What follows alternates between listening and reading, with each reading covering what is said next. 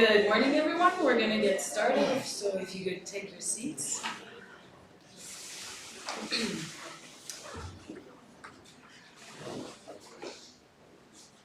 Cool. Welcome to the second day of the Oceantraining conference. My name is Laura. I'm going to be your chair for this morning session. Today we're talking about education and training in the blue economy. I'll start with an announcement of Lost and Found. If anyone is missing this really beautiful sustainable water bottle, it's here if you want to collect it.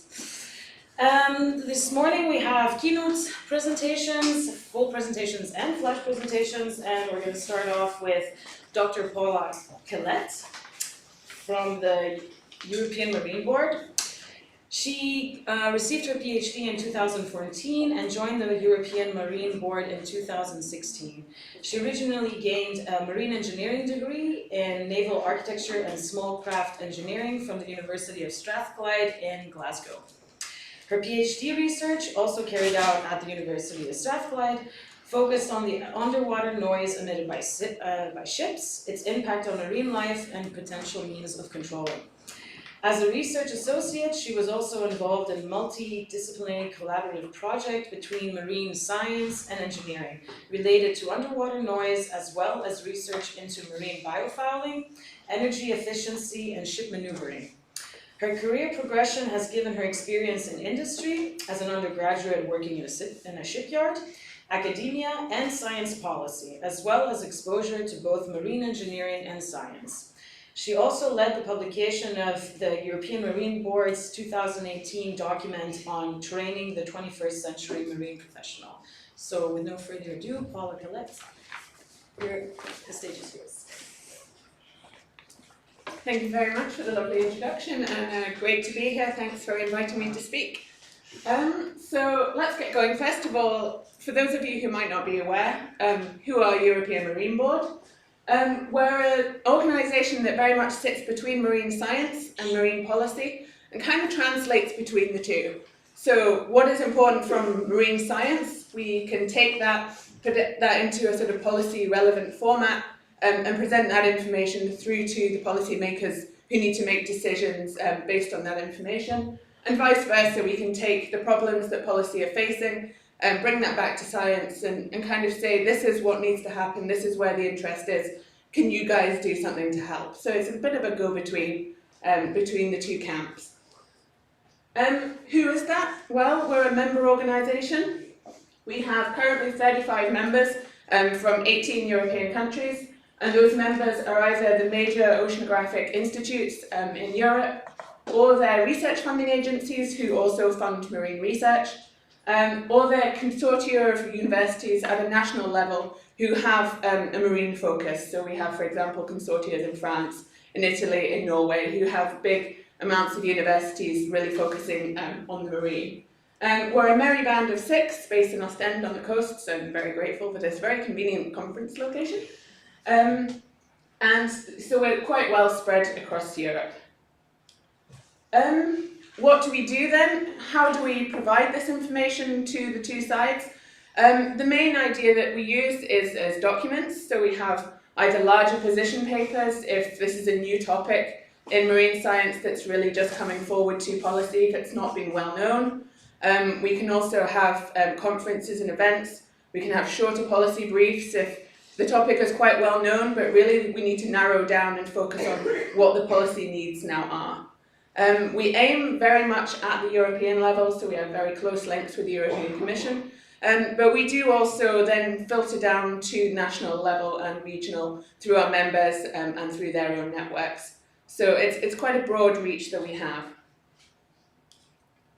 So back in 2018, when we published this marine science training document, at that time, the marine science community that is represented within our membership, and I should say that's not exclusively academia, that's much wider. This is where they saw the challenges. So this is the starting point for where our interest in marine training really came from. They saw that there was a mismatch between what was available in the training and perhaps what was needed to support the blue economy, the blue growth issues and the ongoing societal challenges. That was the perception at that time. It was also seen that it was quite a fragmented landscape There was quite a mix of different types of courses. At that time, not so many joint courses offered. I'm pleased to hear that that's very much changing. We've had some great presentations already about that. But I think something that is still very true is that the programs vary very greatly across Europe. There's very different systems for putting those together. They work very differently. And I don't think all qualifications are necessarily recognised at the same level everywhere, which could be a challenge for transferability and moving around. Something I experienced myself as well, PhDs can be undervalued by industry if they don't understand what this means, what it means that you've gained, what it means that you've studied. And that can be quite a challenge for then people not wanting to take that step, because why would you if you're not going to get the rewards when you go to work? And I think an ongoing challenge, but again, some of the presentations are already looking at this, really a lack of visibility and the importance of marine careers, what that could mean, the wide breadth of opportunities that could offer. So why as EMB are we interested in that specifically? Well, our tagline is advancing seas and ocean science, and it's very difficult to do that without the people to do that. The 6 of us sitting in Ostend are not going to get very far if there's no one to support this. So I think at the bottom line is we need people to be able to advance seas and ocean science. For us specifically, it's important to focus in on those links between science and policy, and some of the points I'll come to later really reflect that. But we also, I think, all recognise that we need to address ocean challenges in a holistic manner. I don't think we're going to get very far by working on our own, in our own country, in our own silo, in our own discipline. And this is something that we can't just pick up, once we've been working for 10 years and then suddenly we go, we'll have a joint project. It doesn't work like that. I think this is something that needs to start from the early training. I think this is something that we need to continue doing throughout our careers, and it takes time, it takes practice, it takes training. And again, that's a point that will come back later. We need to then ensure that there is an appropriate pipeline of appropriately trained graduates continually coming through to deliver those needs. And we also need a diversity of perspectives to give us a diversity of solutions. Not only can we not address the ocean issues alone, one perspective is not going to solve a whole variety of problems. So therefore we need those different perspectives to come together in order to support that. And for us it's also very important that the younger generation is heard. And I'll tell you a bit more about our Young Ambassador programme, which really aims to address this. So a bit of a side note, but a bit of advertising. We have our Young Ambassador programme. We bring 2 PhD or postdocs on board every 2 years. That they operate, for 2 years. They get some funding to support their activities, so they get a grant. But they also get some budget to help disseminate marine science more generally, and also EMB activities. So they very much join the team from wherever they're located. And I think it's a very interesting programme to also make sure that their voices, and they can sort of reflect the voices of early career researchers in EMB board level. The representatives that we have are very much higher level management. It's nice to have that variety of voices, some really great ideas, and really helping us sort of develop what we do as an organisation. So going back to the topic in hand, we had this in 2018, this document on training the 21st century marine professional. These are some of the recommendations that came out of that document. I think some of them are being dealt with. I think some of them are very much in progress, but I think there are some areas here that could still use some development. They're very much relevant. So, for example, the idea of having universal credits across Europe, or even internationally, for example, where the education that you've got, the training that you've got, is recognised more widely than just in a couple of areas where you work together, for example. I think that would be very relevant. And also the bottom one, so establishing long-term and flexible funding instruments that allow training. I think we've heard a lot about the great initiatives that people have to collaborate more widely, to develop programs, but all this requires money, and I don't know if that can always come from the few universities who take on those activities. I think it is quite important that there is also some support from, for example, the European Commission or at an international level that really helps develop that in a more strategic manner and enable these collaborations to happen as well. So I think there's some really important points that are still very valid in that document. I'll now go through some of the other documents that we've published and also pick out just the marine training recommendations that came out of those. Now those documents are written by people from our members, so this is researchers, this is academics, it's a bit of a mix, but this is very much their perspective. I should say that not all of those are educators, so you know, this is their happy place, this is their dream list. It might not work quite how they see it, but these are their recommendations, and I think it's for all of us to take that discussion forward about how does that happen, how do we implement that, how do we support the needs that the marine science community sees having. So the first one I want to talk about is Navigating the Future. That's one of our big foresight documents. So this series really looks at where is marine science going next? What is the next big thing? What are we missing? And in that document, I think sustainability science as a topic itself came through very strongly. So the science of how you achieve sustainability. This is a very big word, we use it a lot, but what does it really mean and how do we do that? I think that was something that really came out of this document that perhaps we hadn't seen before. It goes across a lot of topics, not just ocean topics, but I think that was really a sort of key thing that came out here. And also this discussion again about promoting this dialogues across disciplines and helping to train scientists to have a more holistic vision of the marine ecosystem. I know in my engineering degree, the concept that there might be other things than ships in the sea didn't really come up, not helpful. So I think even in those small situations, just a wider awareness of kind of the context of the studies, where your studies fit in with the wider scale of what's happening both on land and on sea, you know, across the disciplines, so including biology, including law, including social sciences, really understanding the wider context. Perhaps not in any amount of detail.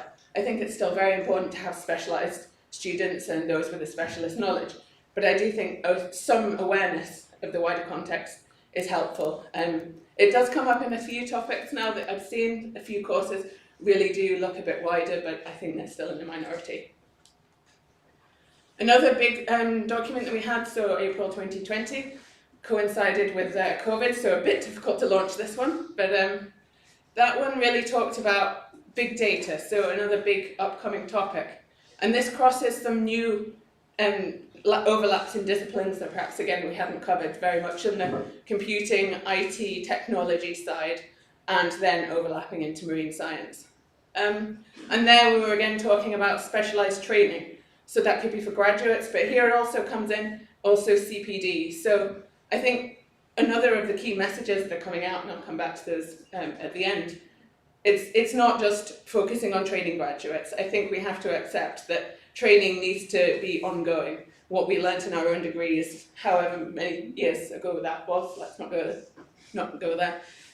But we do need to keep refreshing what's going on. It doesn't have to be long courses, it doesn't have to be in-depth, but I think having accessible kind of refreshers would really help.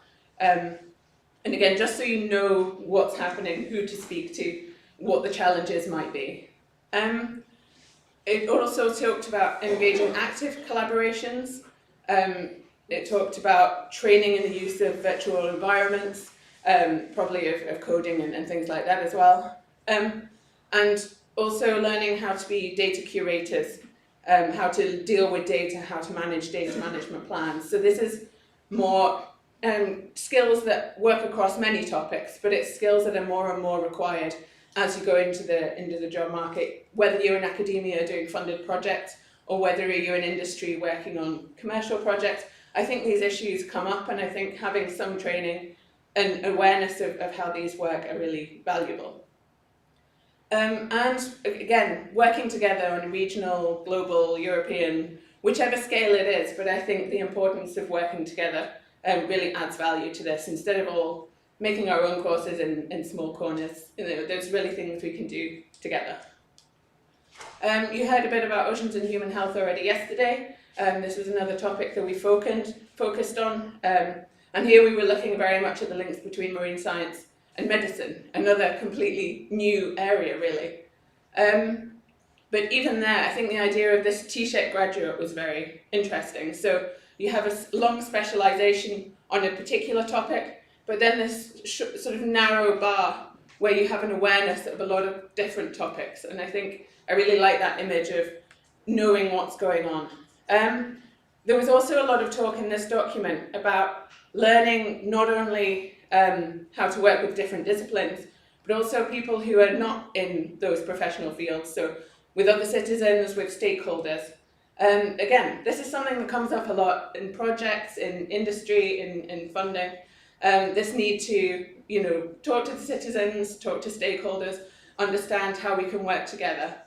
But again, that's not something that just happens. This is not easy to achieve. And I think this is something that we need to understand the best practice for, that we need to train for, and that we need to develop our skills in doing. Some of that is learning the practice of the best practice, but some of that is also the soft skills of how we approach people, how we communicate, and so on. And I think all of those ideas come back in other topics. This is not just an oceans and human health idea, but as you can see, the idea of this training is it's creeping, it's broadening. So that's why I like to reinforce that it doesn't have to be in depth, it doesn't have to be in detail. It has to be an awareness that you can then build on through your career. Just published last summer was a document on marine science communication. And I think, once again, this is one of those very big, important topics that comes up. And from our ambassadors particularly, we hear this a lot, of saying, we're asked to now, as young scientists, also talk about our work, talk about outreach, get involved in different things. How do we do that? We're not trained in how to communicate our science. We're not trained in knowing who to talk to, how to talk to them, in what format to do that. And they would find that very valuable, just understanding a bit more about how that can be done. So this idea of providing toolkits and resources, I think, is also very useful, and I think we've had some ideas of providing resources online in a shared way, so I think there's also scope to do that for communication and training. How do you talk to policymakers? How do you frame your science in a way that is accessible to them? In what situations would you need to do that, and in what situations is it not relevant? Sometimes science for science's sake is equally important, so in that case it doesn't need to be policy relevant, and it maybe doesn't need to be communicated to the public. It's all about understanding what's needed, where and when, and how you would do that. And the final document, so that one's just coming out hopefully beginning of this year, and this is very much a blue economy topic, so offshore renewable energy. And I think we'll hear more about these kind of topics later on as well. But this is, the recommendations here are really about, still looking where the gaps are. So back in 2018, we were already saying the training needs to address the gaps that are in, renewable energy and different blue economy topics. But the problem is these blue economy topics are developing so rapidly and changing so quickly that it's quite hard to keep up. If you redevelop a course, it's very relevant for a couple of years, but then the world has changed again. And how do you ensure that your training continues to keep up with the gaps and the needs and the demands? But here again, it's important to be looking across disciplines. So it could be a technical course, but with some awareness of the natural implications, some awareness of the societal implications. Having a consolidated information on jobs and training and skills, I think, is very important. That was something that came up in 2018, and there we recommended the use of the marine training portal that's organised by the conference organisers, and I think that's still very relevant to have one centralised place where you can find this information, where people can access this.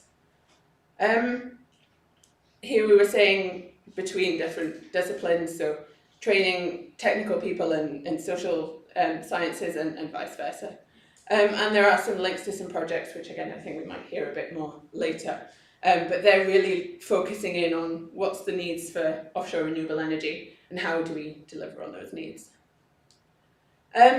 So some of these opportunities that are really coming out here, there could be the opportunity to increase collaboration with, for example, industry, but also policy, and also across disciplines as these courses are developed, as well as collaboration and networking across Europe and internationally to sort of support this need and make sure that it's not too onerous. I realise that developing a course is not easy, it's not straightforward, it's not quick, and adding all these extra requirements might seem hugely daunting, and I think there are opportunities to maybe make that a bit easier. I think this would also help if you can see the job path, you can see where this goes to, and you can see the specific job market needs, the gaps that are addressed by your course. I think that makes it more attractive. Certainly for those people who may not be, they might not have the luxury to study something that they're just interested for the sake of it. Not everyone is in that position, so I think having a clear career path coming out of your course is very attractive. And also marine careers generally might become more attractive if they're seen as having clear career paths. And I think there is a lot of interest, especially among young people now, to do more to help the world, to do their part to support what's going on. And having a green job, I think, also really helps in that story. So in summary, I think what we're saying is that the training offers do need to align in some cases with what's needed in the blue economy, what's needed to address industry issues and societal challenges. However, we also need to continue training in those classical skills. We can't afford to lose the taxonomists, we can't afford to lose the botanists, we can't afford to lose those people who underpin the core science that then can be adapted and aligned to the needs of the blue economy. I think we very much need both, and it's about finding a balance between those. Where possible, we should try and provide transdisciplinary exposure to relevant topics as well as the core subject specialisation that is already part of the course. Bringing in training of some of those soft skills, so the communication, the working with stakeholders, the things like that, that can come in, and learning experiences as well. So this has become more difficult with COVID, but in the 2018 document there was still a focus about, if there are opportunities to take marine sciences on board vessels or to do field work and this kind of practical experience as well as the in-lecture experiences. I realise that's not as easy as it used to be, but I think it is equally useful. And generally helping to make blue careers relevant, attractive, and highlighting the diversity of opportunities to bring in a diversity of people. I think that's also very important. So finally, if you want to keep track of what's coming, especially our new document, you can sign up to our website and so on. And if you want copies of any of the documents I've talked about, the PDFs are available on the website, or if you want a hard copy, I'm more than happy to post copies of those to you. So thank you very much. I'll be around for the rest of the conference, and here's my contact details.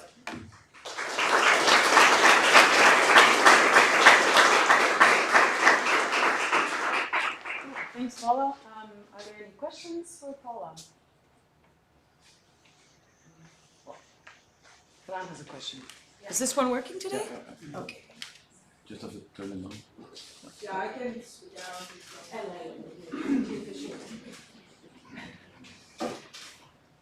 Thank you very much for the talk. It's very interesting. I find a lot of the ideas you have with this transdisciplinary training super important.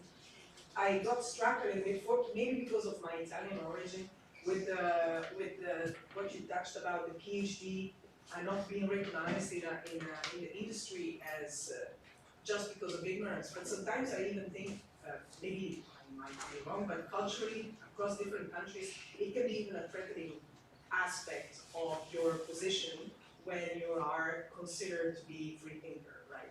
Or somebody who has a bit of a complicated way of approaching things, or, well, I think we have plenty of great values in our PhDs, but often I have felt this, and as well I've been told of this kind of approach. So I wonder if you have something within these points where you actually tackle this ignorance or this idea from the industry towards PhDs. we haven't covered it specifically in the documents, but just as you were speaking, I was thinking about, again, this idea of there being so many gaps in what students can offer to industry. And I think perhaps that's one way of highlighting the value, is when you've got people who have got a very specialised idea, that might have done a very specialised PhD, but that is the topic that really addresses a key problem that industry has in developing and going forward. I think it's about showing value. I don't think we can just go and talk to industry and say, yay, PhDs are important.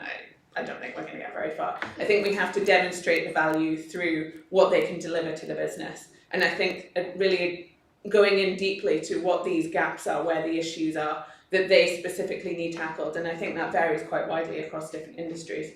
But I think really going in and showing that value is where we can make those gains. And through that, they can then understand perhaps there is something to this PhD. Thank you. Any other questions? Okay, we have one more and then we'll move on. How can you know if the readers of all your documents are coming from the industry or from the academic, and what is the ratio? Because, for example, in the case we are speaking about the PhD, I think having a position paper on what is the PhD, and if the position paper is read by the industry, and if the publication is well done, I think they might understand better. So I was wondering, how do you follow it? It is, of course, hard to know who's reading what. So we have a good track of, which countries people are in that download our documents and so on. But we're also very active in going out to people to speak about our documents, to present them, to put articles in industry journals, to approach organisations separately. For example, when we had on research vessels, we specifically had an organised conference with people in that industry to talk to them directly. So we can't guarantee that they've read the document at the end of that, but we can at least know that they're aware of what we're saying, of what the main messages are and what we're trying to bring across. I think your suggestion is a very valid one. What does a PhD actually mean, and how do we present that? And perhaps that's something we can think about taking on next. Okay, thanks, Paula. We'll move on. We're moving on with full presentations, and we'll start the day off with Dr. Bernardo Patti from the Italian National Research Council.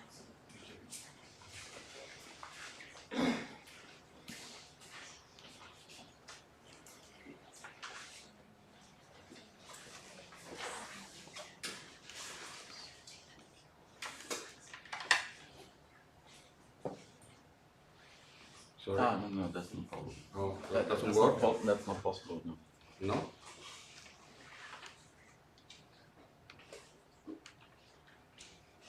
Because I have my notes. Sorry, yeah. Okay. Good morning. Thank you very much for introducing me. Let me say something about myself. Yes, I'm a senior researcher at the National Research Council. My research work is mainly focused on the ecology of fish populations in support of their sustainable exploitation by fisheries. However, I'm also in charge of a task on human capacity building, which is included in the BlueBio R&D COFUND, and this is the reason why I'm here today, because in order to present my experience within this R&D COFUND about BlueBio technologies. And my first slide is an attempt to reply to recommendation we received in the guideline for presenters about the contents of our presentation. And first of all, I would like to say that the main goal of my speech is to present the methodologies and the associated tools that were adopted for facilitating the training and the mobility action related to blue bioeconomy in the context of this BlueBio R&D COFUND and related calls for proposal that were launched by this event. And in addition, more specifically, I could say that the initiative presented here is about the monitoring and the facilitation of the human capacity building action in research projects that were selected for funding by the BlueBio calls for proposals, and also about the genesis of the implementation of a couple of training courses on blue biotechnologies and also on blue on the development of biorefinery tools applied to marine and bioresources. The target audience, I would say, is the staff of universities, public research institutions, and private companies involved in research and development projects. And the ultimate outputs are about the methodology for facilitating the enhancement of human capacity building in research projects. And finally, challenges and opportunities are related to the available tools that can be used in the development of an R&D COFUND proposal. This slide aims at briefly introducing the BlueBio COFUND, which is a coordinated research and funding and development funding scheme funded by the European Commission under Horizon 2020 program, focused on the reinforcement of the European bioeconomy by unlocking the potential of aquatic bioresources. It was launched in December 2018 for a duration of 5 years, and the consortium involves 29 European funding agencies from 16 different countries. And the project is divided into 8 work packages, mainly related to the implementation of a set of co-funded calls for proposals and to the follow-up of the research project that were funded by the calls. As you can see in this slide, 3 calls for proposals were launched within BlueBio so far. The first one in December 2018, the last in June 2021. However, a further additional call has been planned to be launched this year. And so far, a total of 36 research projects have been funded by the BlueBio COFUND in this course.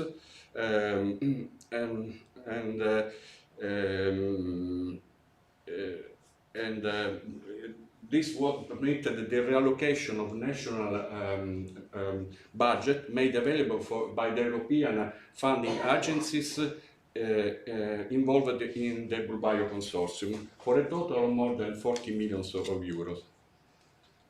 And the first transnational call launched in 2028 has been planned to cover 4 different priority areas based on the value chain that you can see on the right of this slide, from the biomass production and transformation up to the market. And further additional calls were intended as a way to fill the gaps and the needs of the value chain, selecting specific topics that were not covered by the first call. And among the requirements for project proposal to be submitted in reply to the BlueBio calls, there was the compulsory presence in the proposal of a section regarding training and mobility. And in the work plan of the BlueBio project, actually there is a specific task that was dedicated to human and capacity building. As I told you at the beginning of my presentation, I'm in charge of this task, and the main objectives are shown in this slide, that is the facilitation of the training and mobility activities embedded in funded projects, and also the addressing of specific training needs that are relevant to the BlueBio community. Specific milestones were set for the implementation of this BlueBio task, including the development of a guideline on human capacity building and training activities. That is a document embedding recommendation to the coordinators of funded projects about how to implement the human capacity building activities in their work plans. In addition, in support to the monitoring and evaluation of training mobility actions, a specific questionnaire was developed and then distributed online to the coordinators of funded projects using the Google Form tool. Indeed, the analysis of questionnaires on human capacity building distributed to project coordinators has become the main tool for promoting and monitoring the training mobility and activities within BlueBio funded project, starting from the kickoff meeting or the project selected for funding in the first BlueBio call that was held in June 2020. Eventually, more importantly, I would say also that the general final goal of this tool has been to share and possibly also to increase awareness among project coordinators about the role that funded project may have for enhancing human capacity building involved in their partnerships. As an example, I'm going to show you some outcomes that stem from the analysis that was carried out on questionnaires filled out by project coordinators in the first call. And this outcome refers to the comparison between the human capacity building included in project proposal that is corresponding to the one presented at the time of the kickoff meeting and what was already completed at the time of the midterm reporting. For instance, in this slide, we can see that from the analysis of the replying blood embedded in questionnaires that the impact of COVID-19 pandemic on human capacity building in terms of reduced mobility of personnel. Also was possible to investigate on the qualification of the personnel that was actually engaged in human capacity building activities. Another interesting output was about the tools adopted for addressing human capacity building actions. In this case, we noticed a large increase, for example, in scholarships granted to students and in participation to training courses, possibly online in this case, in the situation of the developed pandemic that characterized the last year. And the observed patterns were interpreted actually as a direct effect of COVID-19 pandemic as a compensation for the enforced limitation to mobility. And indeed, the pandemic was also possibly the main reason why the actual use of large-scale facilities was also quite limited compared to the original plans. On the other hand, the questionnaire was also a tool for investigating on some potential concrete human capacity building actions to be implemented by the BlueBio project coordination, in this case, in support to funded projects. So addressing specific training needs that are relevant to the blue bioeconomy. Actually, the first impulse for addressing these specific training needs came from the outcomes of the analysis of a database, including more than 3,000 research projects on fisheries, aquaculture, and biotechnology, whose implementation is and update also is among the BlueBio milestones.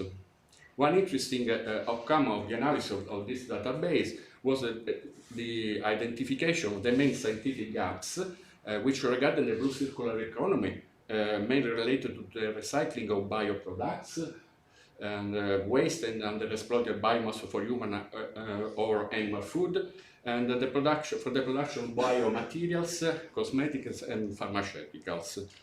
The list of the main scientific gaps was also useful for identifying the corresponding training needs and topics to be included in the agenda of a training course on blue biotechnologies, aquatic products, and blue bioeconomy that was organized in collaboration with the BlueBio Coordination and Support Action.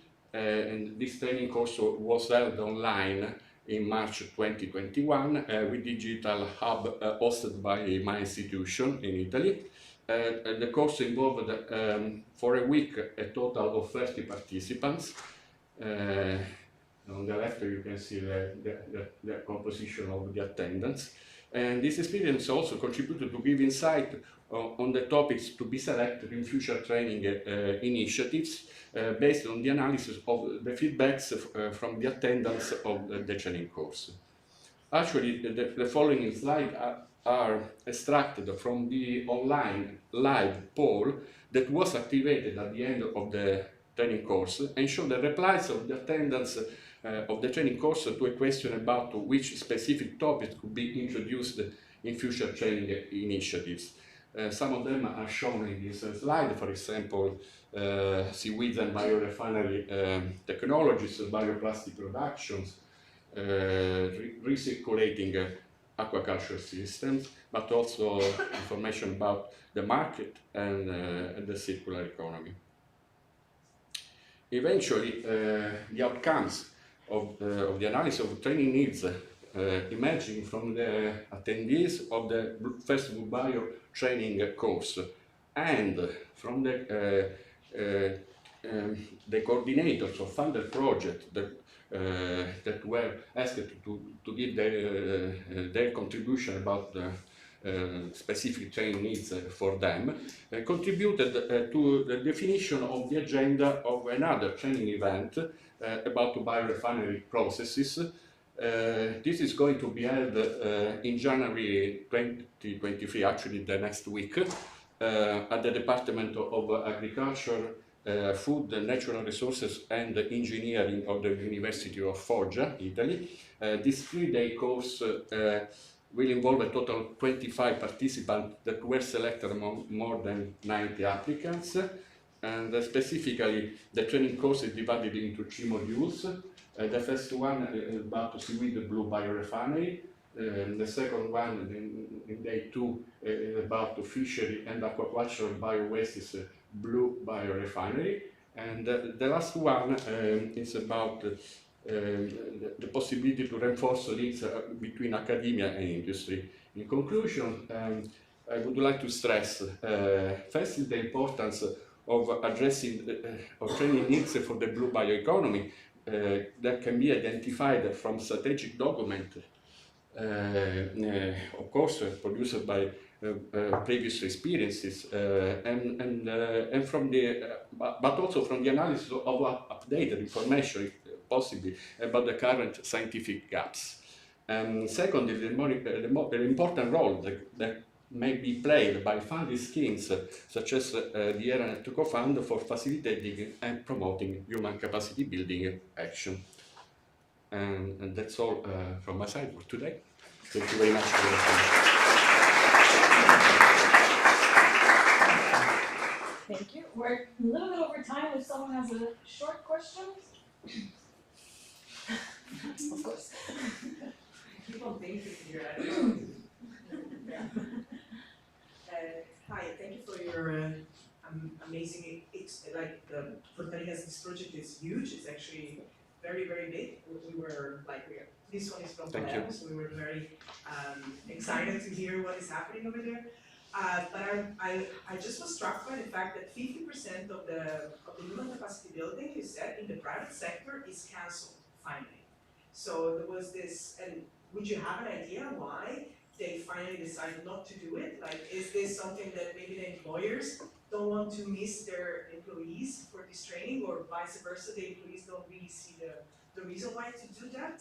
So I just want to know. No. Maybe you refer to the pie charts I showed you before. There was a sentence that okay. said that about HCB trainings are actually cancelled 50% in the private sector, and I was like, wow, that's a lot. Yes, it's, actually, what I can say is a work in progress, because this is what was a result of the midterm report. Project coordinators are asked to complete, to deliver a final report in the following months. I'm speaking about the project coordinators of projects that were funded in the first call, actually. The BlueBio COFUND is going to end the next year, but actually some of the projects funded by the BlueBio initiative will continue their activity over beyond this date.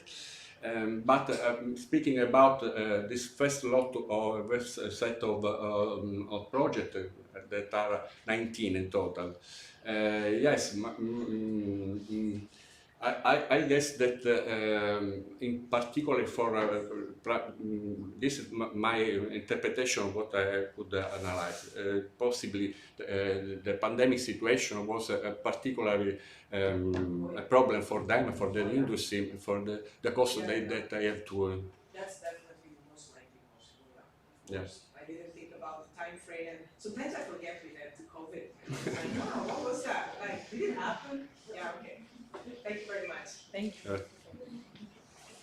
Okay, I think we'll move on then. Thank you. Thank you. Sorry about that. And we're moving on with Dr. Frida Lasram from the University of the Littoral Opal Coast.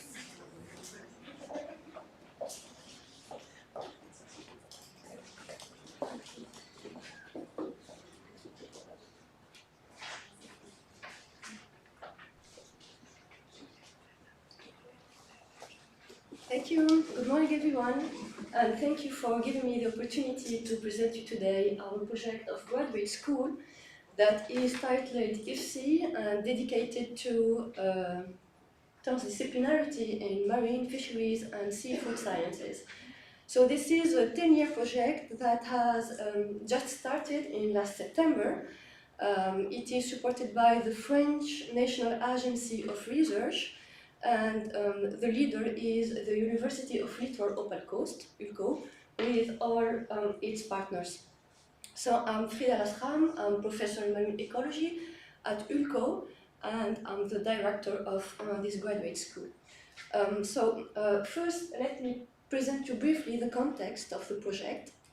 So ULCO is a transdisciplinary and multi-site university located northern France and shared between the cities of Dunkerque, Kellet, Boulogne-sur-Mer and Saint-Omer.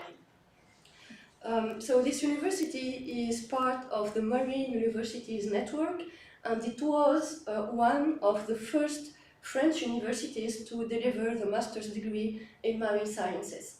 So we have a course called Marine Ecology and Fisheries, and this is one of the flagship masters of ULCO, and it takes place at the city of Boulogne-sur-Mer. So the geographical site of Boulogne-sur-Mer is interesting because it is the first fishing port in France and the first center of seafood processing in Europe. There is an interesting network of research, of excellence, with the French Institute of the Exploitation of the Sea, IFREMER, the Center of Scientific Research, CNRS, and the National Agency of Food Security and Safety, with a special expertise on seafood products at the city of Boulogne-sur-Mer. There are many labs. My lab, LOG, Laboratory of Oceanology and Geosciences, where research activities are dedicated to fisheries, marine ecology, etc. And another lab, bioeconomy, where research activities are dedicated to the quality, the safety, and the processing of seafood products. There is also an innovation maritime cluster, M.A.R.E, and all this is strongly linked to biodiversity conservation issues, because all the area is part of a marine protected park. So as you can see at the city of Boulogne-sur-Mer, the training offer and the research activities are dedicated to marine ecology, fisheries, and seafood products. Besides, at our site of Dunkirk, there are other master courses like the supply chain engineering, the port and maritime management, and the international trade, and this is connected to the activities of the big and huge port of Dunkirk that is well known for the cross-channel transport, and that is at the center of the Paris, London, and Brussels triangle, at the heart of a market of more than 100 million consumers and of potential interest for the trade of seafood products. Moreover, at the University of Artois, which is one of our partners located at the city of Arras, there are also master courses. Again, the supply chain engineering, complex systems optimization, innovation in agri-food. So as you can notice here, research activities and the training offer are not closely related to issues of marine ecology, fisheries, etc. But our colleagues have some experience on seafood products as an object of studies. So, and they expressed an interest to work on seafood products. The processing, the transport, the management, trade, the marketing, etc. This is interesting because in the area of Arras, there is an agri-food technical center that processes also the seafood products. So as University of Artois and ULCO are linked in an alliance, we decided to have a common object of study that is seafood. So seafood products are traded at the international level. They provide direct and indirect employment. They support the economy that will allocate subsidies, for example, for the production systems that are fishing and aquaculture. Fishing and aquaculture will provide the seafood product that need to be transported and that requires logistics. Seafood products are processed in industries and they need to meet standards of safety, quality, etc. And the processing industries need to meet the demand of consumers, and today consumers are increasingly concerned about issues of biodiversity conservation, animal welfare in aquaculture, fishing activities, etc. And moreover, there are many other parameters that will condition the access to the living resources. For example, the implementation of MPAs, marine protected areas, various fisheries management measures, climate change mitigation measures like the implementation of offshore wind farms that will have an impact on the natural ecosystems. So there are strong links between societies and economy and natural ecosystems. And if we make a zoom, for example, on the natural ecosystems and on one activity, for example, fishing, you can see that the fishing activities extract target species of commercial interest from the natural ecosystems. And in the sea, everything is linked into the food web. Big species feed on intermediate species that feed on small species that are supported by plankton, for example. That's what we call the low trophic levels. The low trophic levels are conditioned by the biogeochemical cycles that are under the influence of abiotic variables that will condition the distribution areas of species, and this will condition the coexistence or co-occurrence of species in the food web. So everything is linked. The ecological system is strongly linked to the socio-economic system, and these links are intensified by globalization, and there are many, many feedbacks. So the objective of the IFSEA project is to address sustainability issues of seafood products using a transdisciplinary approach in order to find synergies between food production and biodiversity maintenance. So we have built this project on 4 research themes: the marine ecology and fisheries, the seafood safety and quality, the supply chain engineering, port management and international trade, and the governance and coastal planning policies. The consortium is based on 8 research labs that belong to the partners that I presented just before, and we are 115 researchers and professors working on this project. So this is the research part of the project that is closely linked to the training offer. So the IFSEA project proposes an interactive and transdisciplinary training offer that aims to allow the development of new skills linked to the transdisciplinarity of the seafood sector.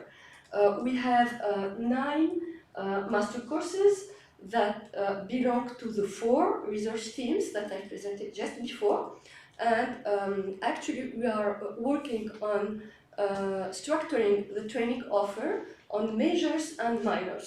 So for example, a student in the master degree marine ecology and fisheries that is interested in the marketing, the trade, the processing of seafood, the law, etc., can choose his minors into the majors and the minors of other disciplines.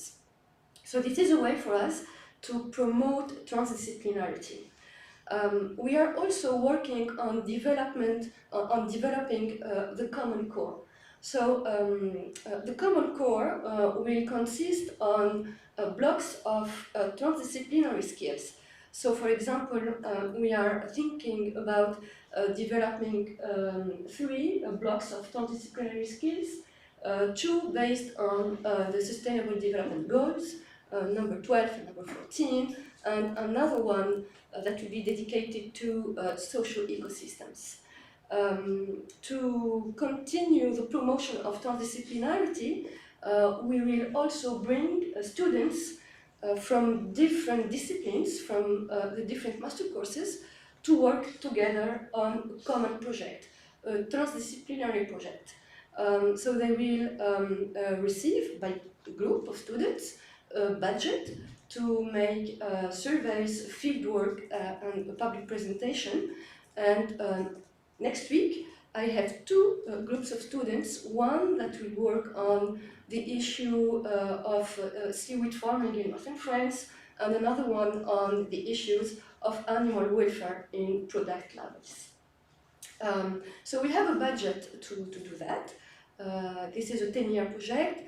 Grants to improve teaching and learning opportunities by completely reform the training offer, by building a new architecture favoring transdisciplinarity, the development of innovative teaching modules in English and available online, grants for transdisciplinary projects, internships, creation of learning labs, and of course, PhD and postdocs contracts, invited international professors, summer schools, workshops, study trips, etc.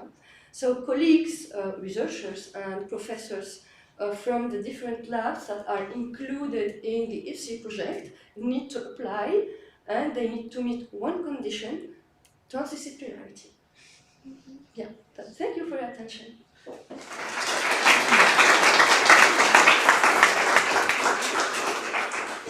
Any questions for Frida?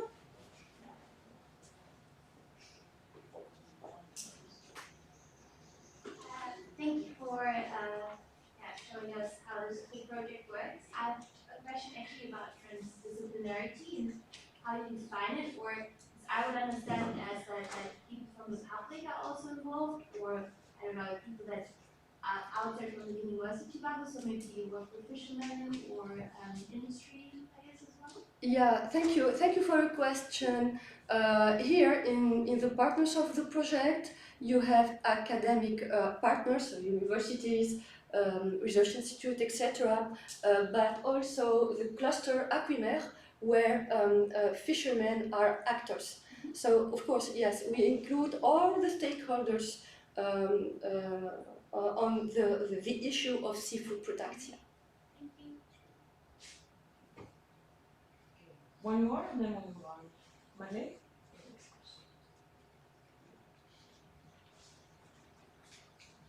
Yes, thank you, Frida. I was wondering what is the balance between the major and minor course?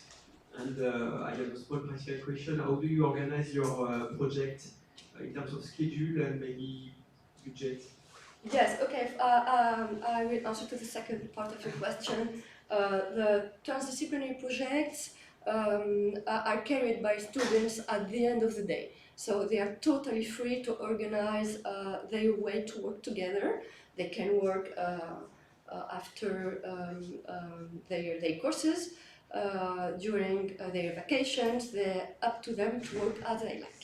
And the first part of the question, the balance between majors and minors, I can give you the ECTS. I think we have, I forgot, I need to check my notes. Everything is on my computer, and I can give you the balance between ECTS. Yeah. Thank you, Danielle. Okay, perfect. Thank you, Dr. Frida. Thank you. We'll move on. Moving on with Oriela Halilaj, if I pronounced that correctly, from the National Institute of Oceanography and Applied Geosciences in Italy.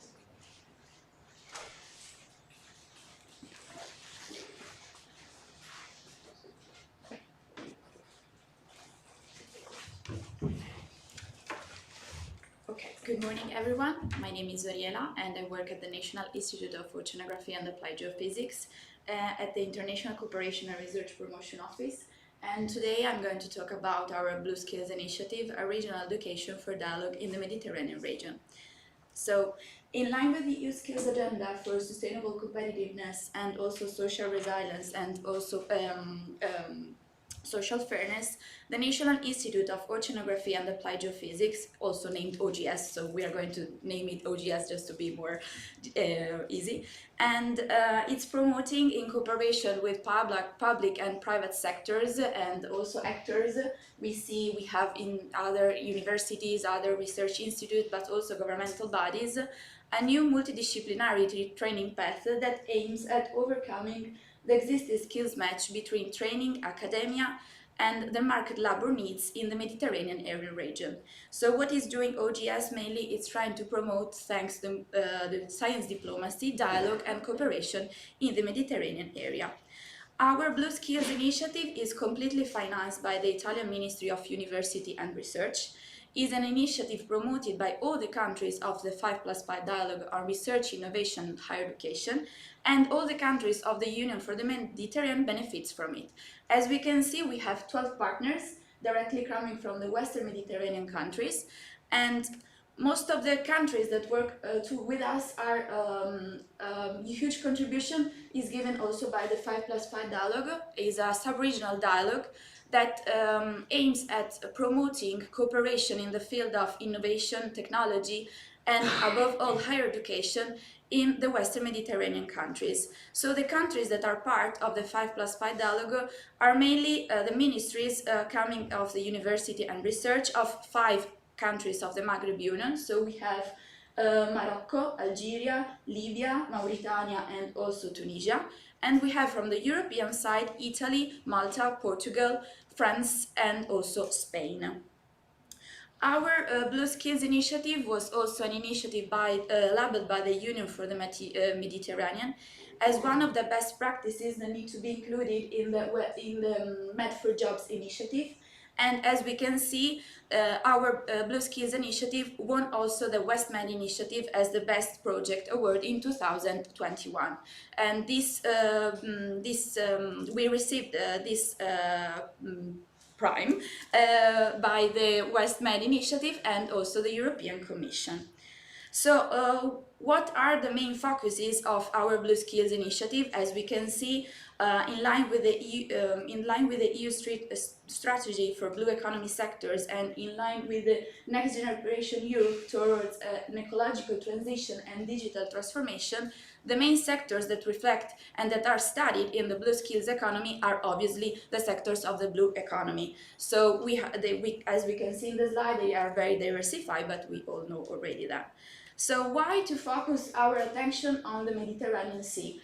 Obviously, not only because it's our sea, but also because it's a sea full of opportunities, especially from an economic point of view. So as we can see, the 30% of trade and transport of oils, as well the 20% of global maritime transportation, goes through the Mediterranean region. So we can see, we can see that the Mediterranean region is a very important and a very strategic region for global trade. In fact, 10% of the total GDP is generating in the Mediterranean region.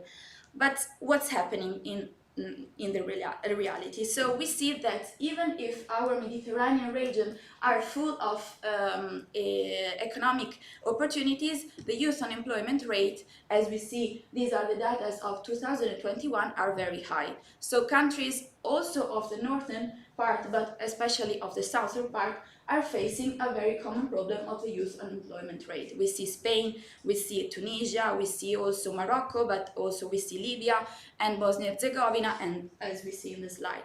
So why this happens? We have noticed that there is a mismatch between the training offer and the market needs. So what is the reality showing is that the training often fails to provide the suite of multidisciplinary expertise that will make highly trained marine graduates more attractive to employers, and obviously to employers outside the academia.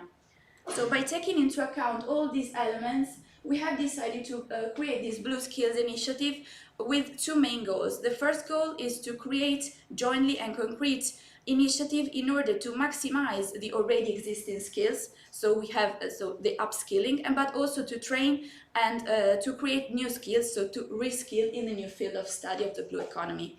And for doing that, we also try to promote the cooperation and the partnership in the Mediterranean Sea in order to bridge the gaps. So the core activities that are implementing in the Blue Skills initiative are mainly an advanced master on sustainable blue economy, a summer school on sustainable blue economy, and we have also the opportunity to promote training activities for young professional and mobility programs. So in detail, our advanced master on sustainable blue economy is composed is a part-time master. So it is organized by OGS in cooperation and collaboration with the University of Trieste. As we can see, we have three main sessions, and the first is in March, the second in June, and the third in September. Each session lasts 2 weeks, so we have 15 days for each session.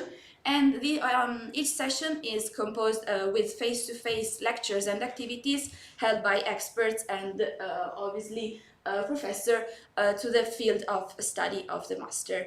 The first session is an online kick-off event. We are going to do it with just in a few days with the 6th edition of our master. And the master concludes with a submission and the discussion of a project work. So every day, every year, what we do a selection from 10 to 25 students. Most of the students are obviously coming from the Mediterranean region, but also from the Black Sea countries. And OGS offers scholarships. So we have a full scholarship for students where OGS pays the registration fee and covers also the travel and accommodation expenses. But at the same time, we also offer partial fellowship, so where OGS in this case cover the registration fees only. All the lectures are held, as already told, in Prezes, where if we can, obviously, and in Trieste.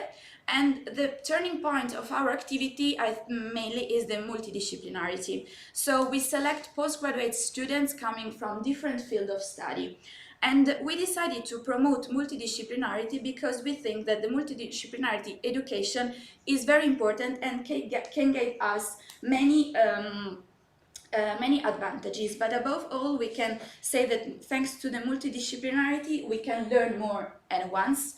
We can develop and create and have a critical thinking. We can diversify our interests and also exchange opportunities and also ideas, and we can be more prepared for new jobs. These are just few numbers of the fourth edition that have already been done, and this is the last edition that just the students are now submitting their project work.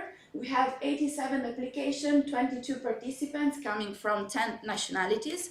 And as we can see, most of the students come from developing countries, especially nearly 80% of them come from the countries of the 5+5 dialogue. As we can see, Algeria is one of the most countries with the high level of participants, Italy as well, Morocco and also Tunisia. If we take in consideration the average rate, we see that most of the students enrolled goes from 29 years old to 33 years old. Most of them have a master's degree, but also we have students with a PhD. And as to underline the fact that our master can be done even if you are employed, the 5th edition we have 22 participants and 17 of them were already employed. With all the activities that are carried out in the Blue Skills Initiative, we have also created a Blue Skills community. We had 100 students that have been already graduated in our advanced master, and we have 300 students that have taken part to our summer school. And this is a picture taken of the alumni day that was made just last summer, and the students that didn't have the possibility to come to follow the lecture face-to-face as the pandemic, had the opportunity to come and to take their diploma in presence.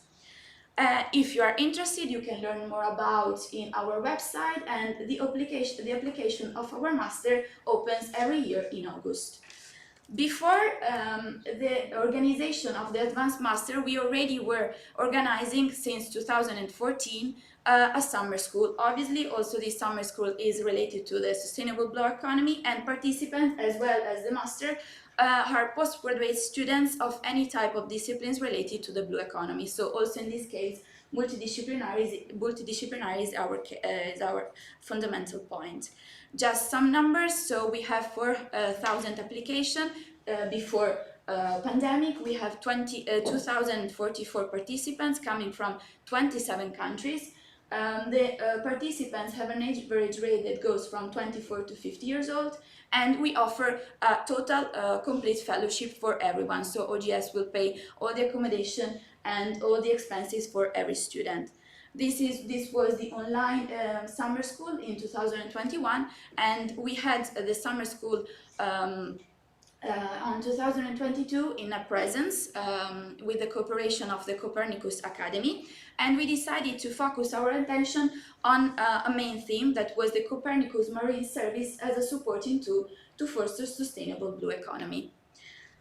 This is another important project that has already finished. It finished in 2021. Is the Deep Blue project that developing education and employment partnership for sustainable blue growth in the Western Mediterranean region. It's a mobility program. It was a mobility program for young researchers, for engineers, for young professionals, and OGS was developing this project in cooperation with other 3 main universities. We have 2 from Tunisia, as we can see, and 1 from Spain. And the main point is that this project was coming directly from a EU contribution. So as we can see, 80% of the overall budget was coming from EU, and the program fund was the European Maritime and Fishery Fund. So if you want to find some challenges and mainly the opportunities coming from the Blue Skills Initiative, we can say that the most important challenges that we face mainly every year is managing the bureaucratic procedures. It's very difficult to work with the Western Mediterranean countries when it comes to face with the bureaucratic procedures and to face with their bureaucratic system. We have seen that there were some cases where students were unable to come to our summer school because of the length of the visas and the embassies. But also the budget can be a problem, because if you want to promote this type of activities, we need funds. So also trying to find funds is very important and could be also difficult. But mainly the opportunities are very important as well, as we can see. So the multidisciplinarity, and as we already mentioned, also the multi-ethnicity of the Blue Skills Initiative can try to reach us a very important goal, that is the multiplicability of the acquired competencies. So this is the network and the partnership of the Trieste system. As we can see, we have a research institute and university that are cooperating with us. And just to conclude, we can say that the triple helix approach can be a very important approach in order to where the juxtaposition between academia, business, and government focuses and interest can create the ideal environment to the transition to a greener, smarter, and a more resilient blue economy. So I would like to thank you for your attention, and if you're interested to learn more about our activities, you can just write us an email, or you can just follow, and I suggest it, to follow us on Facebook and our LinkedIn pages. So thank you.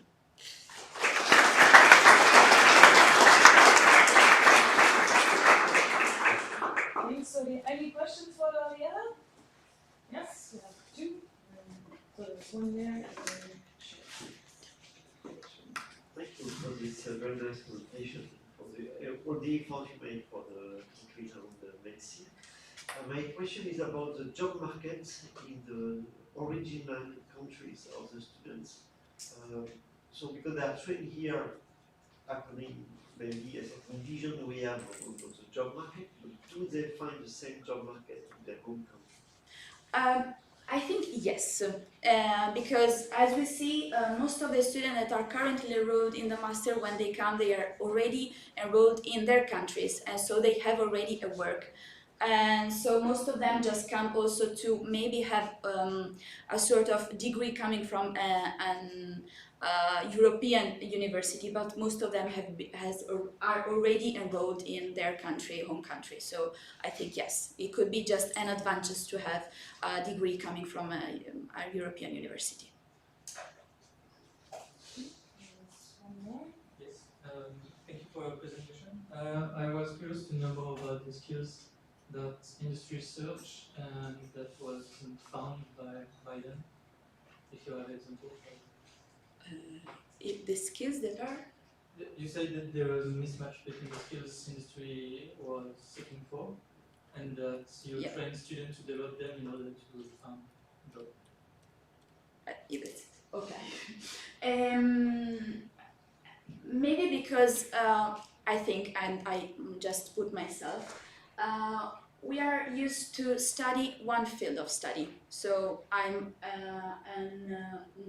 have a master degree in international relations, and it's my first time that I'm here also talking for oceanography and things related to the ocean. So I didn't know nothing about that. So also promoting a new type of education, as the one mentioned before, but maybe also in this case ours, that try us to learn more about different field of study could be an opportunity, because if we just think on our green garden, it will be impossible to open our mind to what is outside. So it's not just about trying to find a job, it's just also to create new skills also for ourselves. So our maybe schools are more reflecting to study one type of topic and just to focus on it.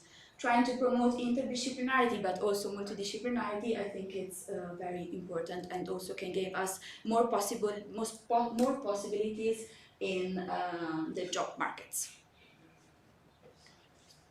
Thank you. Okay, so we'll move on with Dr. Guilia Massolino from the National Institute of Oceanography and Applied Geophysics.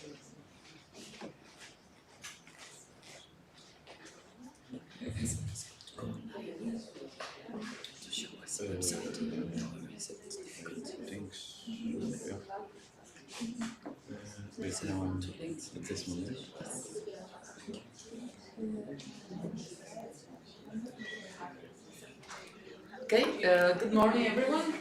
Thanks for the opportunity of presenting some examples of non-formal education activities. Of course, we know that non-formal education activities is a very wide topic and can be almost anything on earth. But today we will talk about games. So please raise your hand if you are familiar with the difference between gamification and game-based learning. Okay, so somebody is, but still I spent some word on it. Yes, basically it's something that is very similar to what we discussed yesterday about the online learning being just an emergency tool or being another way of learning. So I think the key aspect is that game-like in gamification, game-like aspects are adjusted to fit the lesson content. Instead, game-based learning is about having the lesson content adjust to fit the game. So this is the major difference, and it is a big opportunity because it's not just a trick you use to engage students and to make them more engaged in the lesson, but it is actually a different way of learning concepts and acquiring knowledge. So we used, I work at the OGS as my colleague that just presented. We used some game, we developed some game within some European projects or with a self-alone project, let's say, in which the main point it was developing the game. But in this case, the FAIRSEA project was about sustainability in fisheries in the Adriatic region. And it is a complex issue because it includes social aspects, economic aspects, and biological, of course, aspects. And there are it is quite complex to find a balance in this issue. So we developed, apart of course from the scientific content that was developed within the project, we developed also within the work package of communication 2 games. The first one is a discussion game. It is a role-play game. Every person picks up a character and she or he needs to play as the game as from the point of view of the character, so with their interest in the topic. So there might be the person who buys fish and the person who fishes actually. The target is, there is not actually a minimum age to play this game, there is not explicit content in it, but we suggested to play it with young adults, so 16 plus, because in any case it is a complex game that requires also quite a lot of attention for a long time. And the challenges in communicating this topic are also about the respect to the challenges maybe to be able to have a respectful, informed discussion on such a complex issue. And this, I think it is a challenge also for adults actually. And the outputs, so well, the actual deliverable is the game itself, but the outputs of using it is to learn how to debate, to gain knowledge on the topic, to learn how to deal with complexity, and also some citizen science, because actually the results of the discussion game can be uploaded online and joining and let's say having a database about the approach of citizens, of people, of different target audiences on the topic. The challenges of using this game with a target audience is of course time. It takes a lot of time to play this, at least 2 hours, and so it may be difficult to have a target available for such a long time. The facilitation, it's not easy to facilitate this game, so if you want to try, because actually it is a print and play, and I will show for 1 second also the website where you can find it. If you want to play it with your own networks, I suggest you do some tests before, because it's not easy to facilitate, even if there are some instructions. And the space, you just need some tables. It's not a game you can play everywhere, but just a table is enough. The opportunities of using it is that, as I said, it's the engagement, of course, but also the fact that it's free and available wherever you are, since it is a print and play. I will show you briefly the website where you can play, if I manage. Okay. So on this website you can find several games actually on controversial issues. This kind of game works well if there are several points of view and the issue is complex. And this is the one we developed with the story cards, so the characters to be interpreted in the game. There are the info cards which were all fact checked, and the issue cards that instead are some open questions about the issue. At the end, the aim of the game is to reach a consensus of the group on one of the policy position proposed, or to write another one. And as I said before, you can upload online the results of your group, and at the end you can have like a statistical, let's say, sentiment about the issue of different target audiences. You can find several other games in also different languages. If you come here, you can search for topic and language, and then you just print a PDF, you cut the cards and you play. But I would just suggest to be careful about what you download, because some games are not very well developed. So just check it before. In the same project, so fisheries, still fisheries, we developed also a card game. Also in this case there is not a minimum age to play it. Also 8 years old can be okay, but we probably suggest it for 14 plus because it's more engaging, probably more comprehensible, the science between it and the consequences actually of it, but you can play also with kids.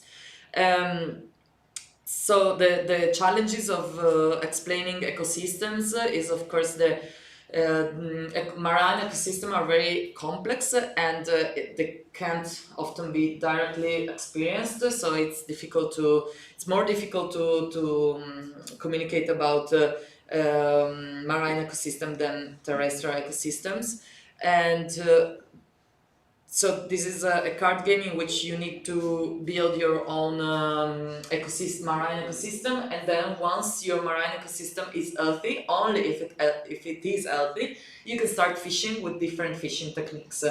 The output is more knowledge about the complexity of marine ecosystem, the impacts of our actions, both in fishing and buying fish. So if you're more aware of what you're buying, how the fish you're buying was fished.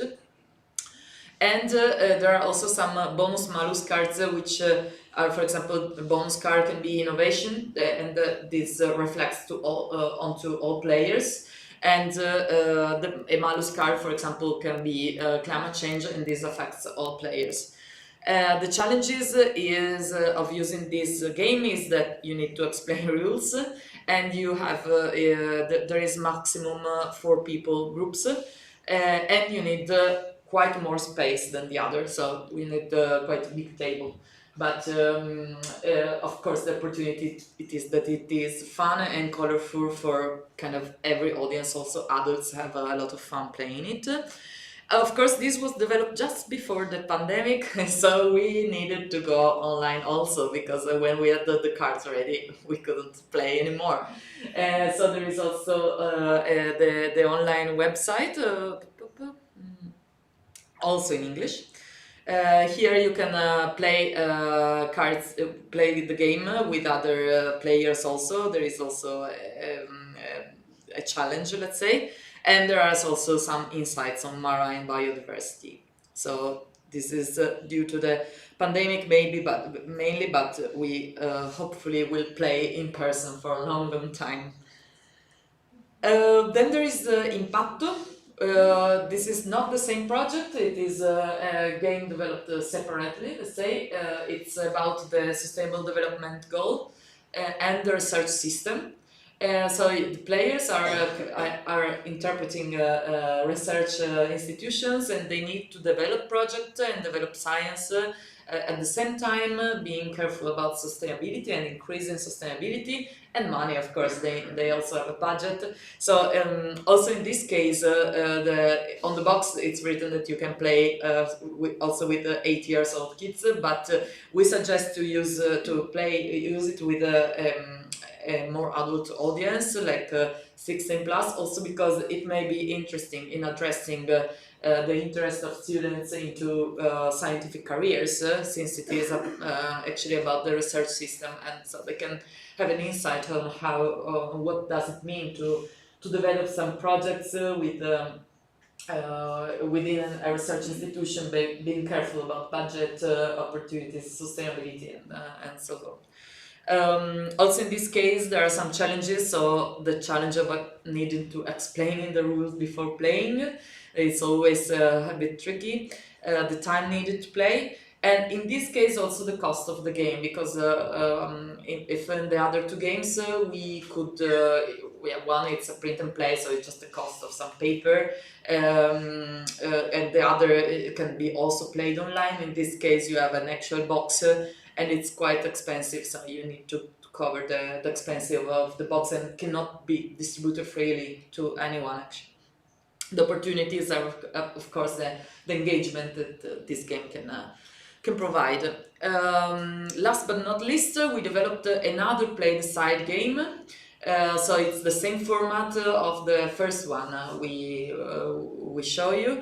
And this is about climate refugees. This is a topic also related to ocean sciences, because of course we know that the first climate migrants will be and are already the little state islands inhabitants.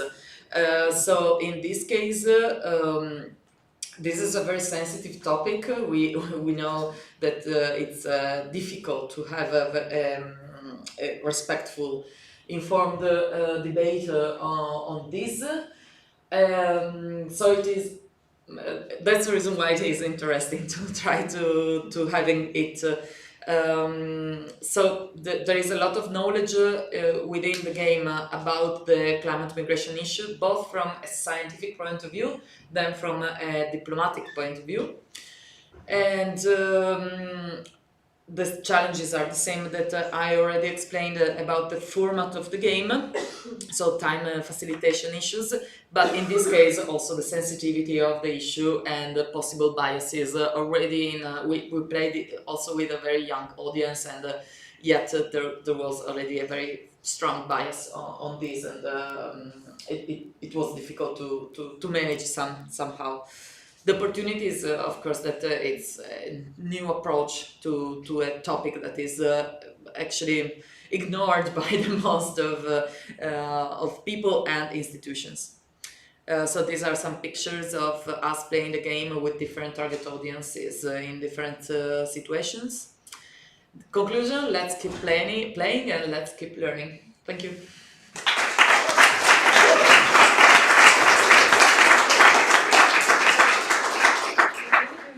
We're a little bit over time, so just one short question. Otherwise, I would encourage you to approach Julia during the coffee break.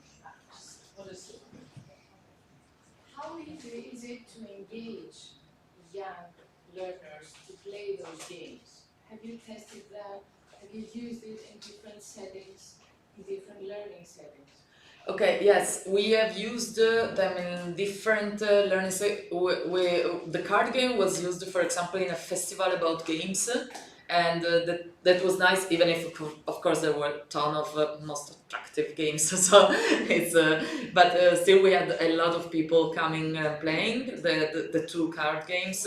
The informed discussion was used mainly in schools during like special activities hours, because you need to have them actually available to play for a while. So this was and actually the informed discussion game was used also with higher audiences like the postgraduate students of the master that we were talking about before. So it's also something that can be used in higher education and not forcing students to play it, actually.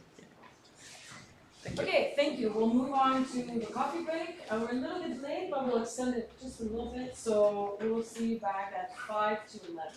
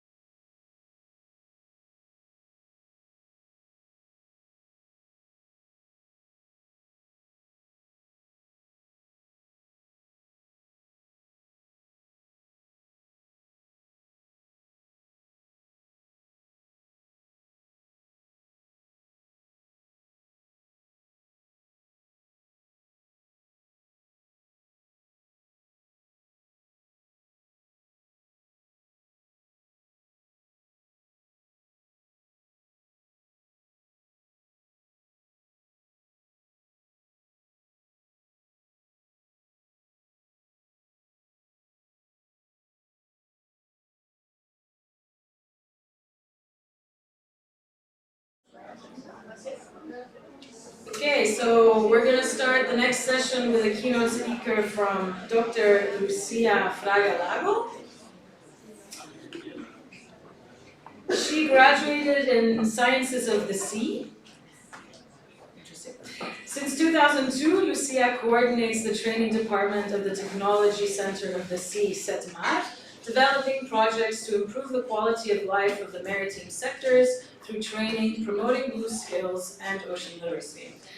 She has been responsible for the management of Exola Training Center since 2004, with the mission to provide learning opportunities and improving the professional skills of maritime fishing workers, being its main quality the adaptation and anticipation to market needs. From 2018 to 2022, she coordinated the MATIS Blueprint project to create a skilling strategy for the shipbuilding and offshore renewable energy sectors.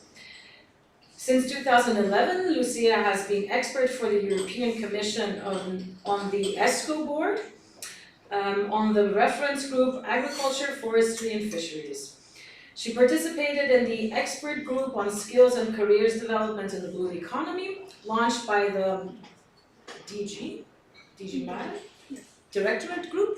It's the General Directorate. General Directorate M.A.R.E in 2017, and at present contributes to the EU for Ocean platform, the Coalition for Ocean Literacy, funded by the European Commission.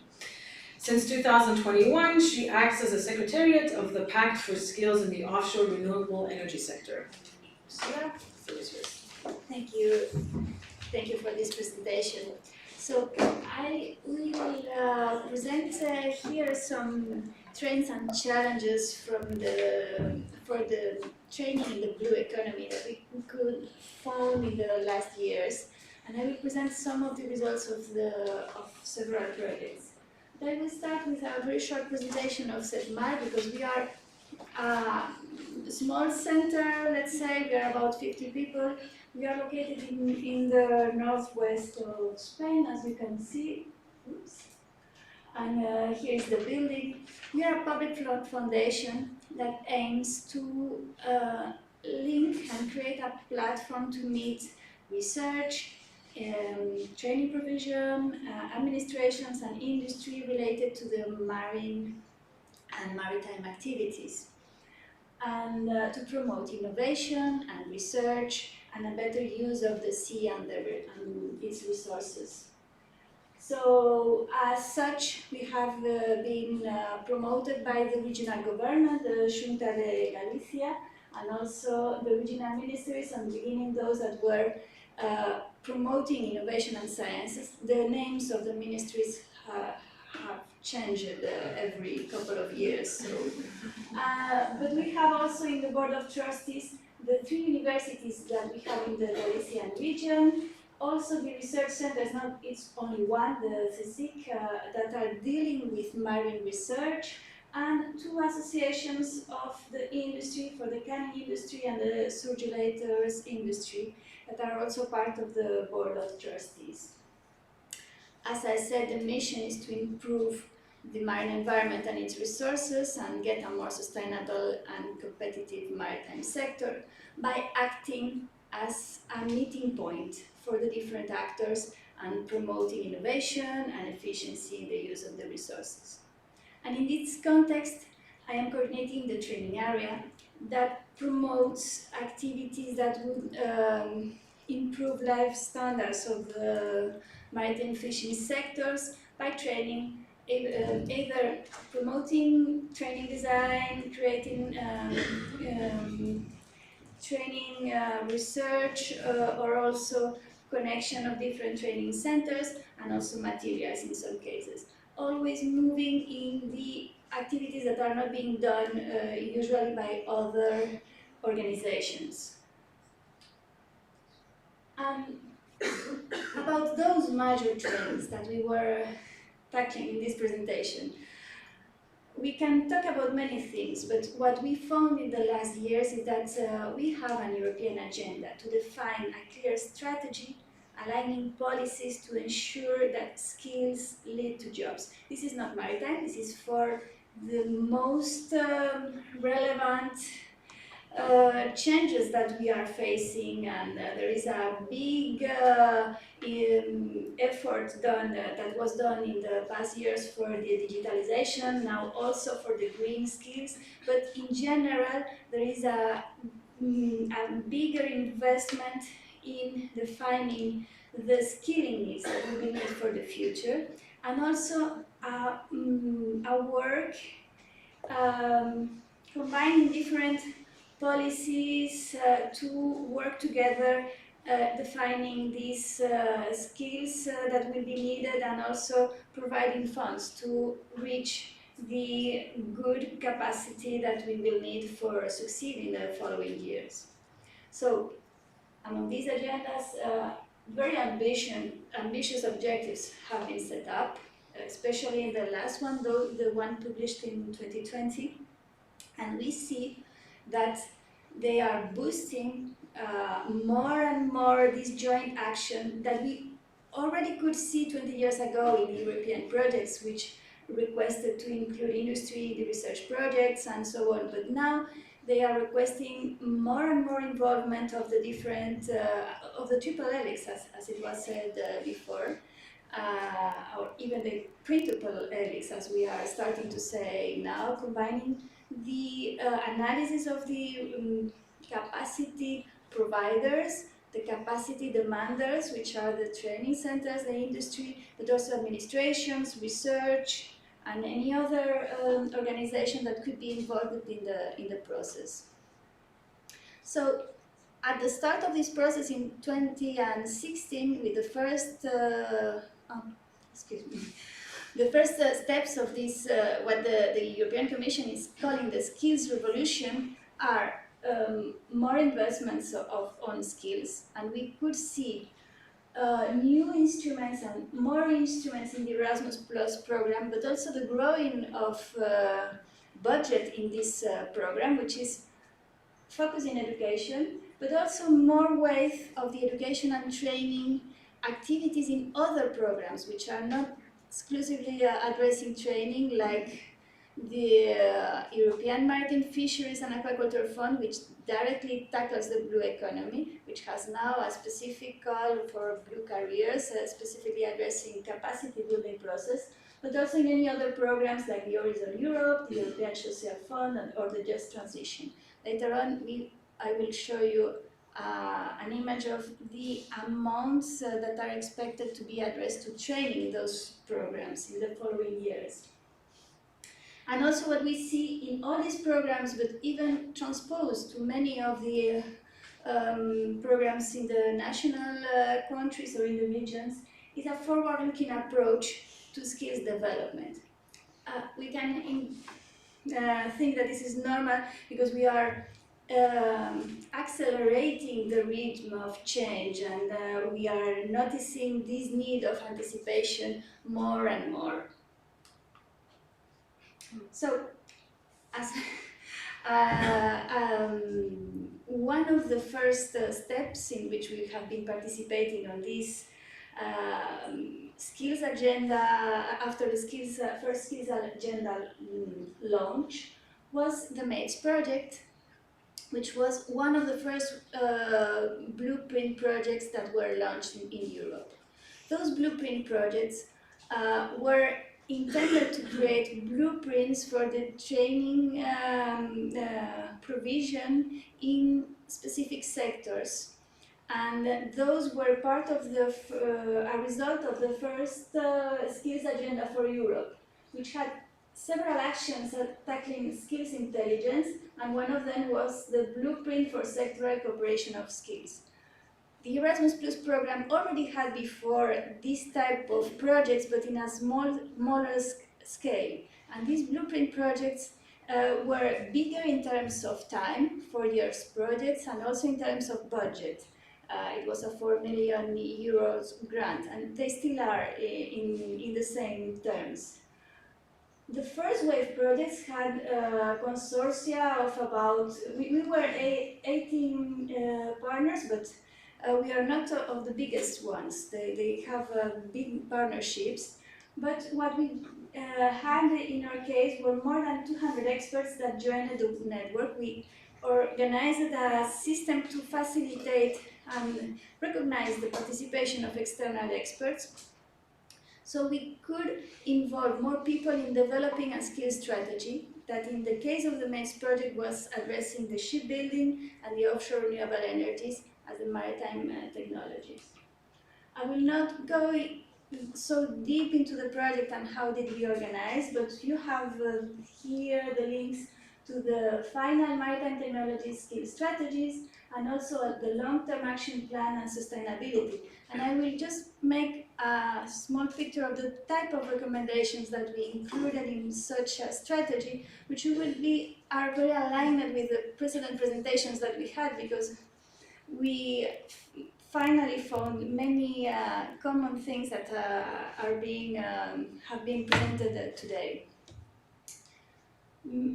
Most of the results done in the research phase, but also in the pilot phase, in which we tested some of possible activities in different contexts, have been transferred to the marine training platform. We have included more than 900 trainings addressing offshore renewable energy and shipbuilding, classified by the European qualification framework level, the country, the language, and all the training materials that were produced to test the recommendations in different contexts are also uploaded in the marine training portal. There is a specific section for the M.A.R.E project, which is linked here. And we also transferred the results, and we discussed the recommendations with the Pact for Skills, which was one of the new instruments that were launched in the Skills Agenda for Europe of 2020, and that I will present later on a little bit. About the impact, some of the most relevant for this audience could be, there is a selection of more than 100 best practice in ocean literacy, specifically tackling the maritime technologies activities. We have more than 30 videos in YouTube. This was the social network we used for posting all the videos. And we also had an impact in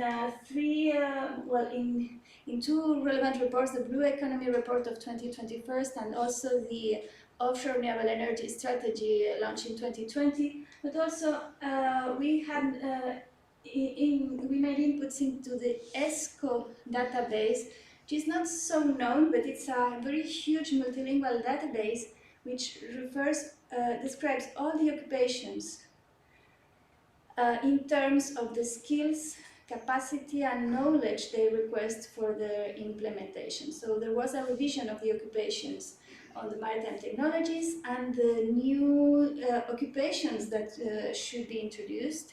We introduced 5 new occupations and 18 new skills related with the maritime technology. About the recommendations, we had about 32 core recommendations that are issued from this process that was addressing the maritime technologies, but that in many, many cases could be applicable to any other maritime sector, because we participate with a common landscape of needs. So we found 4 big groups, recommendations about the cooperation among stakeholders, others related to the need for attracting talent and raising awareness on the ocean in the society, promoting skills intelligence, and improving training offer.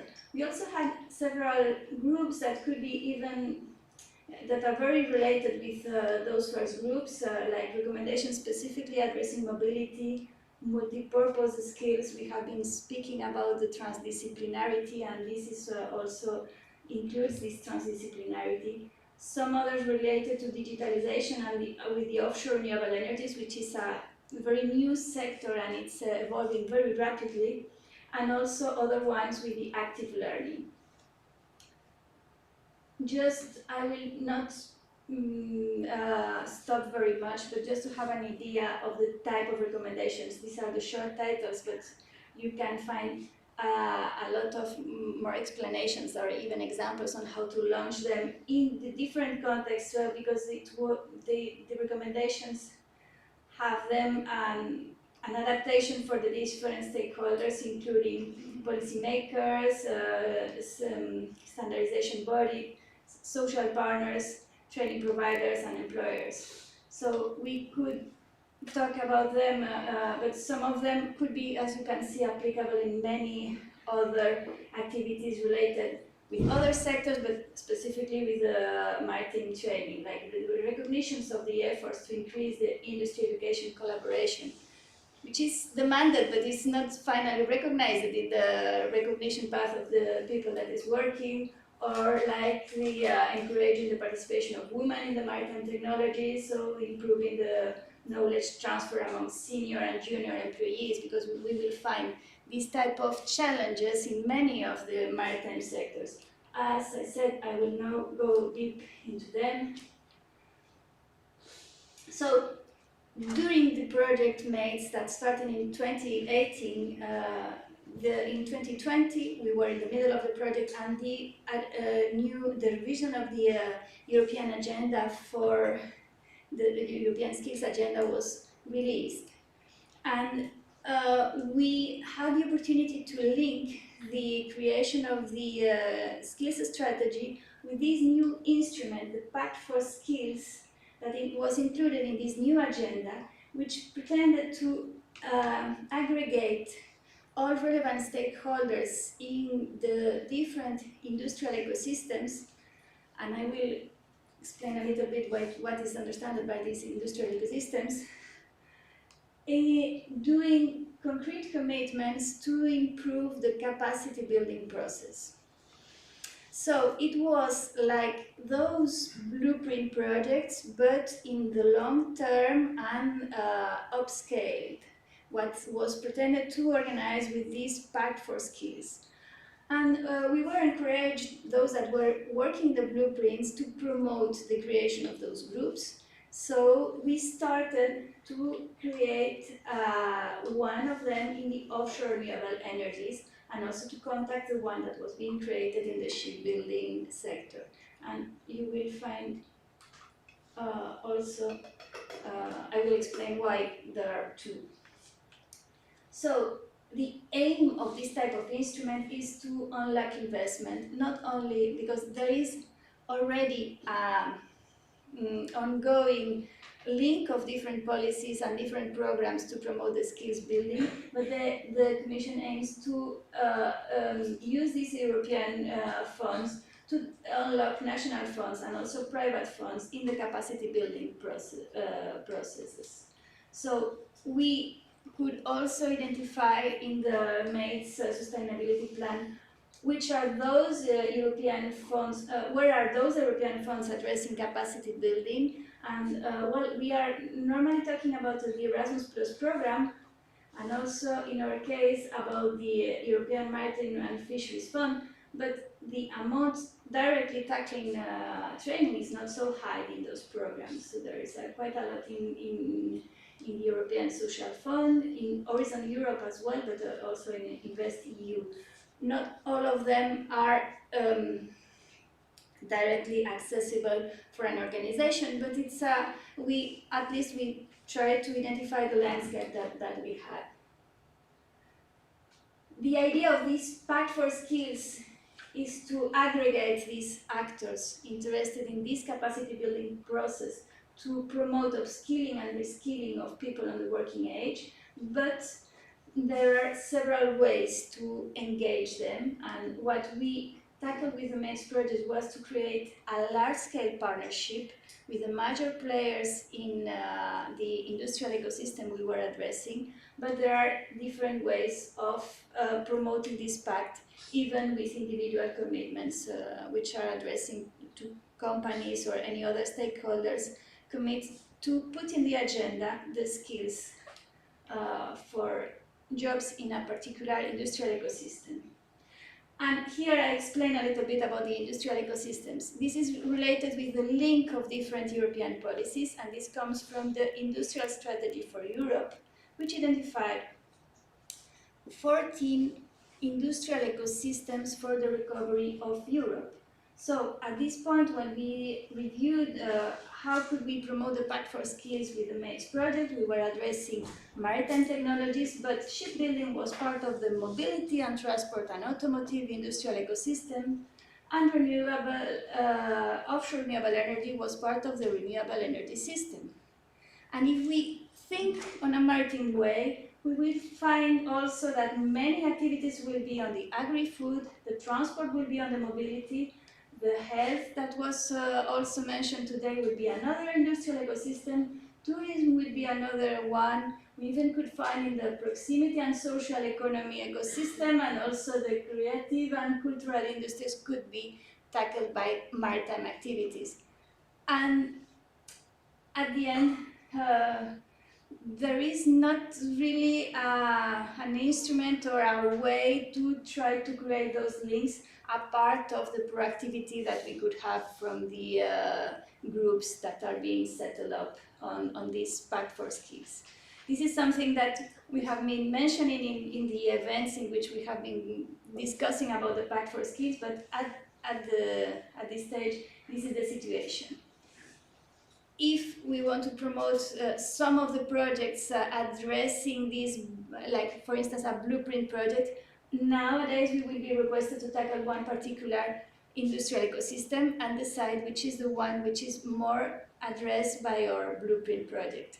It will not happen in all the projects, but in many of them, which are very focused to this skills agenda, we will find that. And to finalize, we are continuing exploiting the information that we gathered with the M.A.R.E project. A new instrument that was issued in the last, in the 2021 Erasmus Plus program was the forward-looking projects, which are have different priorities. Some of them are promoting the support of the Pact for Skills, because the Pact for Skills is a new instrument, but it hasn't any funding behind. So one of the first actions, once we had identified a vision for the capacity building in the offshore, some lines of action, prioritize them, then we dedicated effort to create a first joint proposal to support the internal organization of the group, because this is something that is not funded by now and takes a lot of time and efforts. So we will have the opportunity with the Flores project that has started a couple of weeks ago to continue this work of skills intelligent analysis that we started with M.A.R.E. We made a photo of the needs we identified in 2019. We will make another photo in this year to have the skills needs analysis and the expectations for the future, in this case in the offshore renewables. We will develop also some training curricula and awareness-raising materials that will be adapted in several sea basins to pilot it and test it. On the other hand, there are many projects now also promoting the green skills. The digital skills has been one of the hot points that were tackled in many years, but now with there is a lot of effort dedicated to develop green skills to green the different sectors. So we several blueprint projects that were already ongoing in the automotive, defense, energy, in the additive manufacturing, the maritime activities, and also the batteries, have joined efforts to analyze the information we gathered and get create a set of green skills that would improve the greening of those sectors, with a selection of those occupations that could have a higher impact and which are the skills that could have a higher impact in those occupations to better achieve greening activity in a sooner date. So these are starting, both of them. but we expect to have interesting news from them. So, to conclude about my presentation, we will find more and more opportunities available for the capacity building projects, but the blue economy splits in several sectors if we follow the industrial strategy approach. The collaborative approaches and skills intelligence are more and more requested. Of course, they existed before, but they are more and more relevant.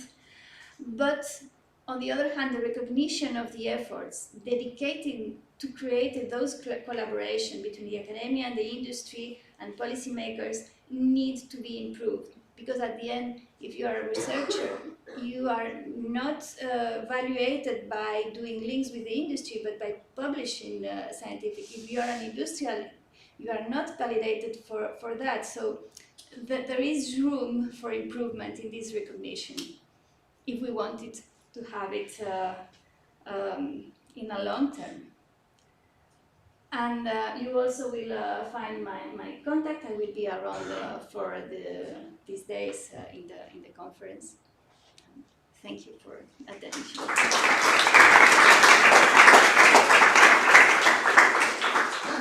Thank you, Lucia. Tiny question if anyone has one? All right, in the absence of hands, we'll save some time. Sorry. How did you manage to involve 200 experts? Because it was a network approach. We were 18 partners, and what we did was some terms of reference to clarify what was expected from the external expert, what could the amount of meetings or activities that could be arising. We had an agenda. We also had a provision of funds in the project specifically addressed to involve external experts, and this was used when we requested them to make some work. For instance, even if it was an online meeting, but that requires us to prepare a presentation or to analyze a document, we had, it was not a big reward, but it was copied from the expert rewarding when the commission works with experts. They have a fee per diem, and we also had funds for traveling for the in-person meetings. There were not a lot of in-person meetings, but for instance in the intermediate conference and in the final conference, we had experts participating and we could pay for their participation. So this was the way we did that. And if you have 10 experts per 18 partners, you have almost 200. But it was an ongoing process because 100 were at the beginning, and then we continued growing during the 4 years. And 4 years is a lot of time. Thank you. Thank you, Lucia. We'll move on with lab presentations and invite to the podium Dr. Francesco Noci from the Atlantic Technological University. Did I say that? No? Yeah. Thank you, and good morning, everyone. So this is a very brief account on a couple of studies that we did in the last few years in Atlantic Technological University. Is a collaboration between a couple of locations along the northwest Atlantic coast of Ireland, in Galway and in Donegal. And we are taking a different angle, which is looking at how Irish consumer knows very little about how fish is processed and the very little exposure that they have to a bigger variety of products. So we wanted to look at what can be done with what is actually very occasionally landed, well, most of the time wasted. So the original idea was to look at using a little bit more raw, and then we incorporated a melt and liver. So we're looking at the agri-food area of educating and looking at the feasibility of developing a diversity of food products and see how the Irish consumer would react to them. Most of the time, the knowledge of seafood products is very limited. The consumption is even more limited. Most of the time, mostly fillets. So, in this context, we developed a different range of food products, in particular from raw. Went for high-end, high added value, along the lines of Sardinian Botaria. And then we looked at something a little bit more aimed at frequent consumption, like pastes, pâtés, trying to promote what is effectively a very favorable nutritional profile for a high content of omega-3 in the ingredients that we're trying to make a better use of. And involved in the process about 400 people plus, taken obviously from our own institute, our own students, staff, the general public. Went a little bit further, went into secondary schools. That wasn't easy during COVID. So we developed a workshop that combined food science and technology and sensory training, together with gathering a bit of understanding of what do they know about how food is produced, how much is wasted, what is actually done with some of the materials that would come to the shore, because most of it is effectively going to fish meal or wasted altogether. So overall, we then took a similar approach, combining local ingredients, maybe using sprats, because also sprat is mostly sold frozen, or also goes to fish meal. There's very little use in an Irish context of this particular fish, so we try to promote the same type of idea. And altogether, what did we achieve? Well, our own students are exposed to studies that introduce this idea that we're not making the best use of the resources that are coming to the shore. So our gastronomic science students, human nutrition students, they get first-hand knowledge about a different approach. We developed this tool that can be reused, adapted to different consumer groups, maybe even consider going into primary schools. And obviously we have created some enthusiastic, highly skilled individuals that now they're into their informal and formal teaching, and they can promote this idea that we need to look at what we're doing with the marine resources that are coming to our shores. Thanks very much.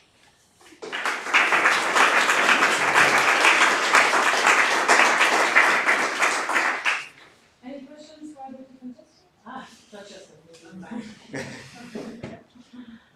Yeah, a very nice initiative. I wonder, because as a biologist, I'm always, and a nematologist as well, I think of parasites. So I'm just wondering, how do you guys tackle the problem of, for instance, parasites, nematodes, and levers?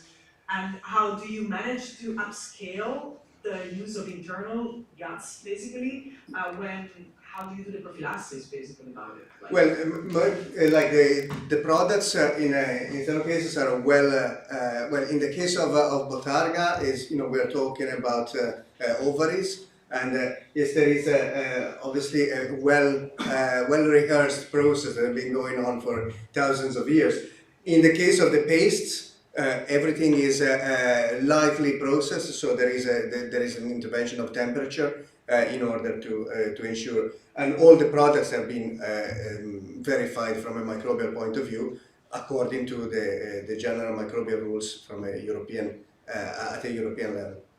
So they're all cooked. That's enough. That's enough. I don't know the specific parasite. I don't know. I just wonder if there are some parasites that can be also temperature resistant depending on the temperature. So it all depends how you process them and what is the outcome. But I guess that's the process you guys do. Yes, and from the point of view of the materials, they would all be frozen first, and then shocks. Yes. Yeah, exactly. Great.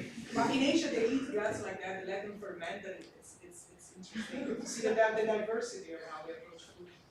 Thank you. Amazing. So one more question in the back, and then we'll go with the next. Oh yeah. Hi. I was just wondering, the products that you made, like, what was the feedback regard, and then were people resistant to like trying them, or? No, well, I wouldn't talk about resistance at all. Now, obviously, the general preference of the Irish consumer is that they're not particularly prone to consume seafood products, and that was the reason why we wanted to promote it in the first place and say, look at, first of all, educating them about the fact that you can do a little bit more with what eventually comes to our shores.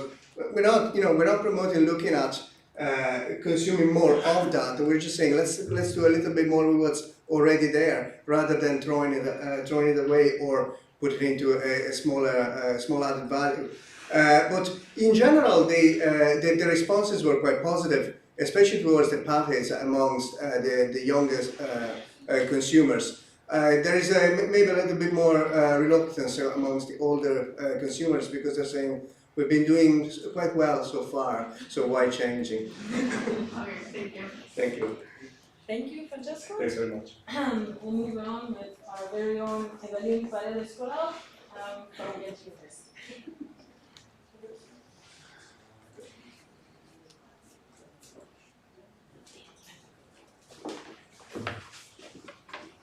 We are all here representing a Blue initiative, and we want it to be effective. Designing effective trainings is particularly challenging for sectors of society with little baseline information, and this is the case for trainings on ocean literacy for the blue economy. Only for Europe, the blue economy represents 4.5 million maritime workers who have most potential to engage in decisions that impact the ocean on a daily basis. My question is why? What is it about certain maritime workers that understand ocean-related topics and act positively towards the ocean? Or in other words, why are some maritime workers more ocean literate than others? If we can understand the factors that contribute to make and shape an ocean literate maritime worker, then we can adapt our training and target our efforts to be able to positively change their behaviors. But to answer that question, I had to first find out what are those factors or dimensions of ocean literacy, and then I have to see the relationships with sociodemographics. Quantifying ocean literacy is not easy and was only focused on one cognitive factor. Together with a multidisciplinary team, we designed and tested a reliable tool to measure ocean literacy in the blue economy, and we call it the Blue Survey. The Blue Survey includes questions aligned with the ocean literacy principles and was translated in 11 languages. It includes the cognitive factor, but also includes factors such as attitudes and behaviors. We shared the Blue Survey through LinkedIn for 8 months and obtained about 600 responses. The Blue Survey was validated and proved to be sensitive to measure 5 dimensions of ocean literacy. We identified that knowledge, attitudes towards ocean sustainability, ocean-friendly behavior, attitudes towards the use of the ocean, and personal interests were factors that contributed to shaping an ocean literate maritime worker, which has never been reported before for this sector. We also found that maritime professionals score higher than technicians and blue collars in questions related to ocean knowledge. We found that maritime workers in Southern Europe show more positive attitudes towards ocean sustainability compared to workers from Western Europe. We also find that older workers reported more ocean-friendly behavior than young workers. But the most exciting part of this study so far has been the success of the Blue Survey. People from several countries have been in contact with me about implementing the Blue Survey in their projects. So, with the validated survey and the identified dimensions and relationships, we can set a benchmark for future Blue initiatives, and this might help researchers and practitioners to better orientate and improve their trainings. Thank you.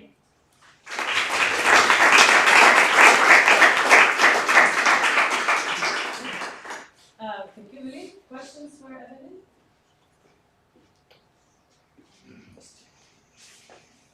Thank you. wondering if the result of your survey are publicly available, and if yes, where?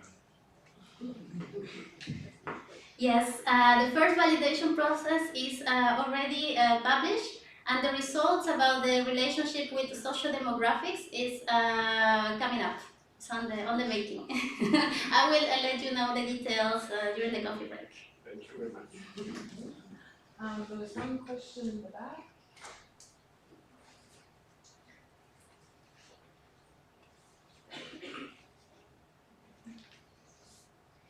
Thanks for the presentation. I was just wondering, do you have an explanation as to why the differences in ocean friendliness between older and younger workers?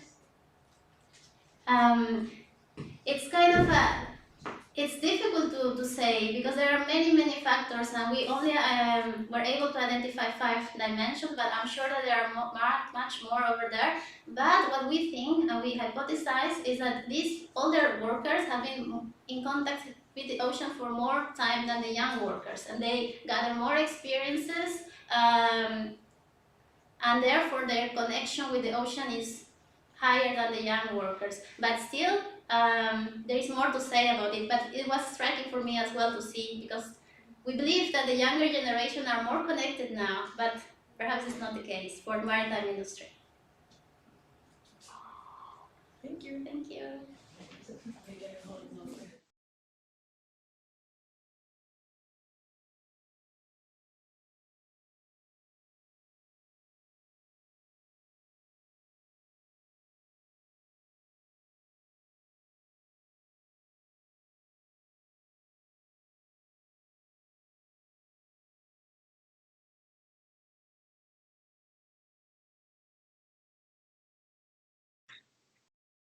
Good morning.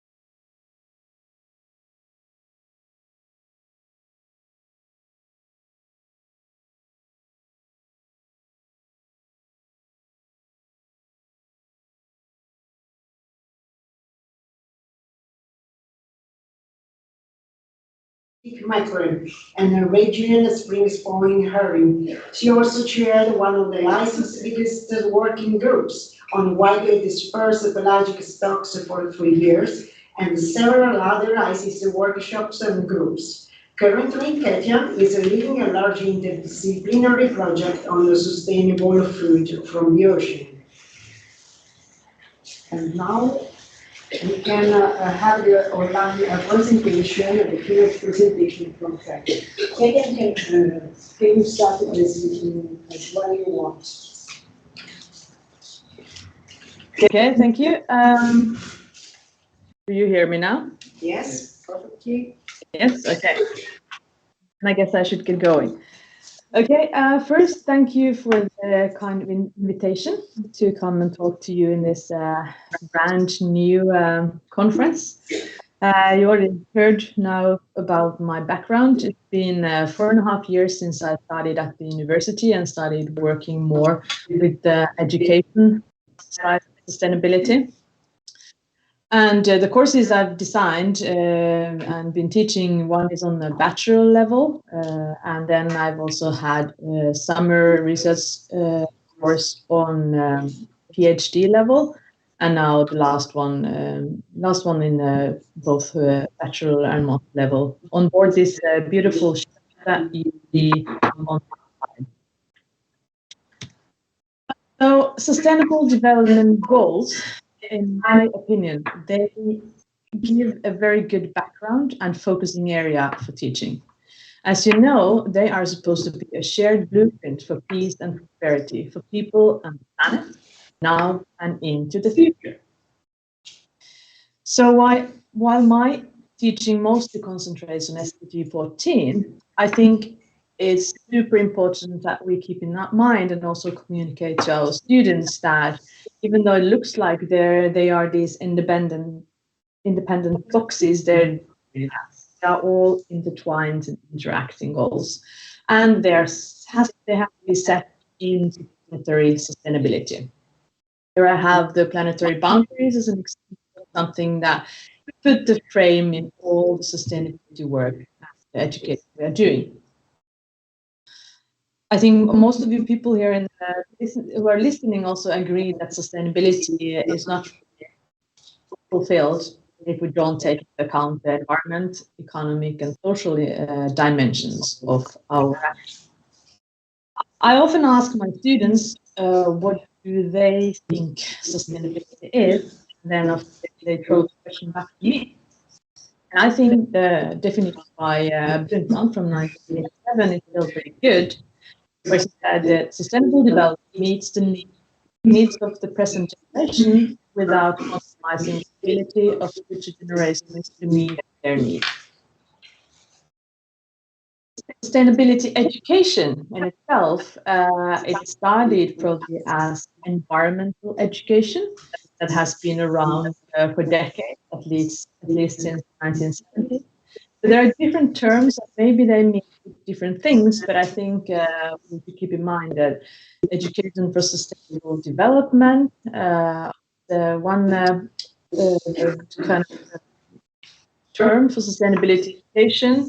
There's also something called eco-justice education, place-based education, and also sometimes sustainability education can be called global citizens education. UNESCO has said that what the education for sustainable development does, it allows every human being to acquire the skills, values, and attitudes that empower them to contribute to sustainable development, take informed decisions and responsible action for environmental integrity, economic viability, and society for present and future generations. So basically built quite a bit on the definition by Brundtland.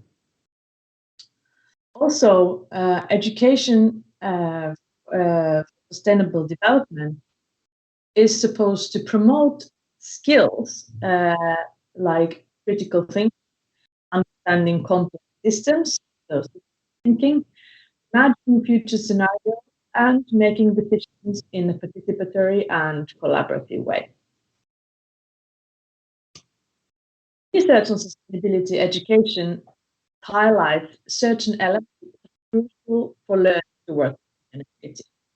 I have incorporated these as part of my teaching and warmly recommend that everyone else does too. The first one is active student-centered learning that I've also heard many others already talk about in their presentation.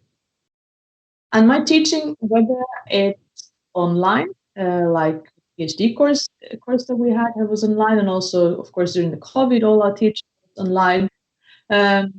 Or whether we are on board a 100-year-old sailing vessel, as in this picture here, or if we are in our fantastic active learning rooms that we have at the University of Bergen, or also if we are on board a modern research vessel, like here, we are on our ocean science course.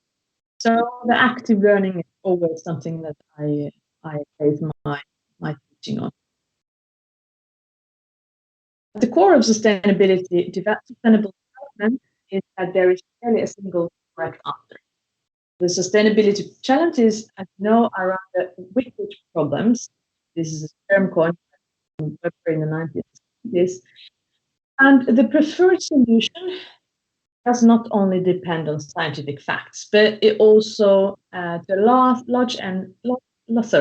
extent, is dependent on values, culture, and opinions. And personally, I have found that for learning to work with wicked problems, for example, having student debates on relevant themes are very useful and help the students to see the problem from different angles, usually if they're forced to do that. So I use debates in my teaching quite often, and we have themes like aquaculture development, harvesting lower trophic levels, everyone become vegan, individual actions more useful for reaching sustainability, governmental actions. And these are themes that we decide together with the students, so they get to influence what kind of themes we will debate. And then the students are assigned either to be for or against the statement, and they find arguments, scientifically grounded arguments to support this. This is really also based on feedback from the students, has a strong learning effect because they can see that we can have different points of view, also back to scientific knowledge. Closely related to this is the skill of critical thinking. Quite surprisingly, many of my students have reported that they have been trained in critical thinking during their university education. The ways we have been training this is on my courses is of course the debate, as I already mentioned, but also, for example, reading science books, like with our course across the Pacific Ocean. The students would be reading popular science books and discussing them in a group, and then also presenting the key messages from the book. And then they also have to think about the connection between science and, for example, in popular science books. So, on these courses that I've been developing, I have certain principles I try to follow. There's also a number of references here on this slide. But I thought it might be useful to share some of these research-based principles that I follow. The first one I already talked about, and that's active learning. One definition for active learning is from Felder and Brent in 2009, and that's called anything course-related that all students in a class session are called upon to do other than simply watching, listening, and taking notes. So anything students actually are actively doing. And it's clear that, from research that even though the students often feel they learn less from active learning, they actually learn more. So here's a paper I guess many of you are familiar with. It's from Freeman and others from 2014. It is a meta-analysis where they compared active learning with less active learning forms.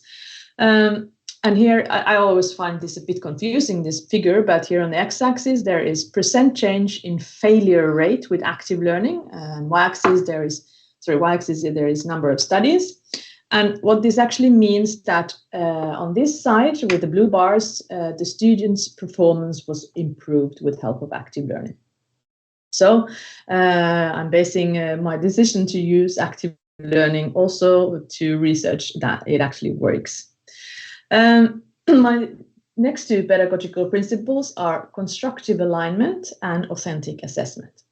The concept of constructive alignment comes from John Biggs, and it means that the learning activities, intended learning outcomes, and assessment are aligned so that they go hand in hand.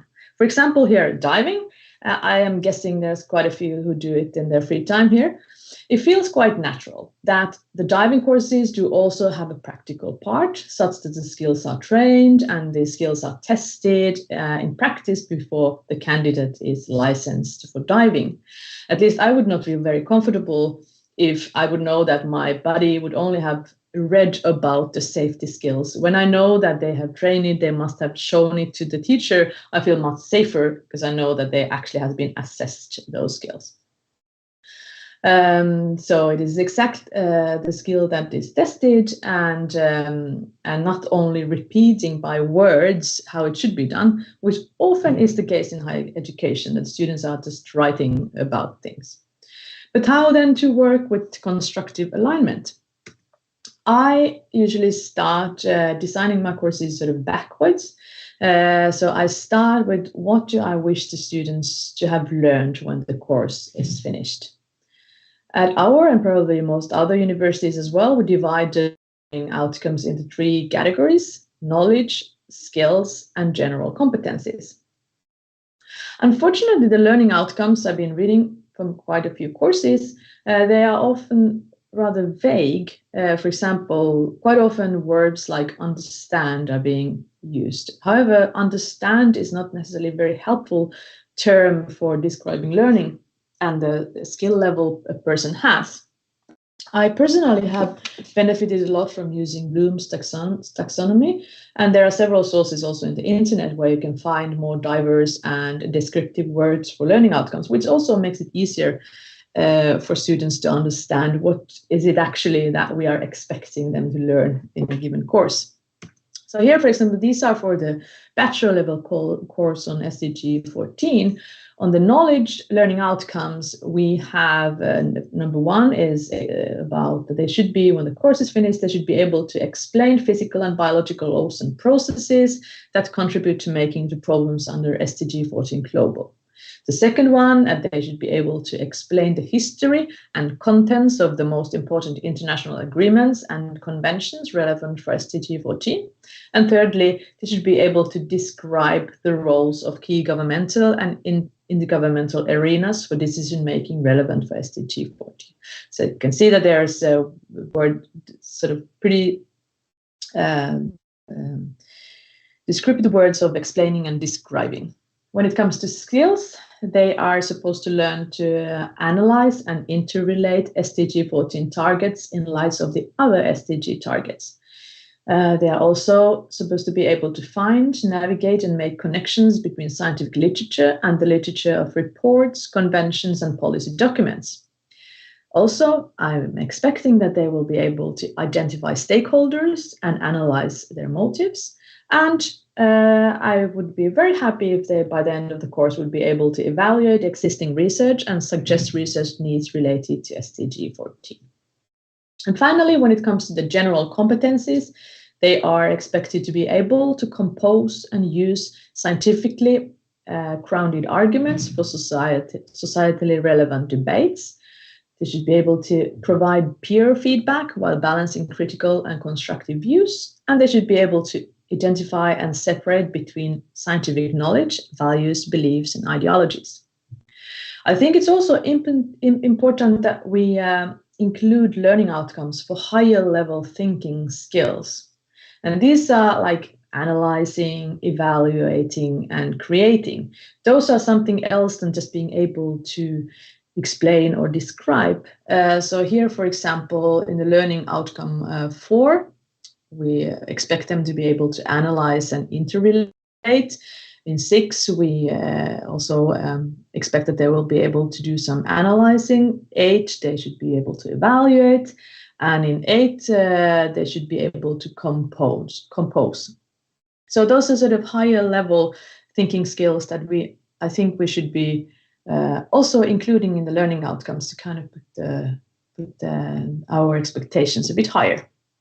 But when I'm happy with these intended learning outcomes, okay, now I have a package that I think would be great if the students learned while they are on my course, then I start thinking how the students will learn and train these skills, and how I will test whether they actually have learned them. And hopefully I would like to use some authentic assessment when assessing that. So here, of securing the constructive alignment, I like to make this table where I have here up as columns now are the learning outcomes from the previous slides. And then here on the rows are the different assignments on this particular course.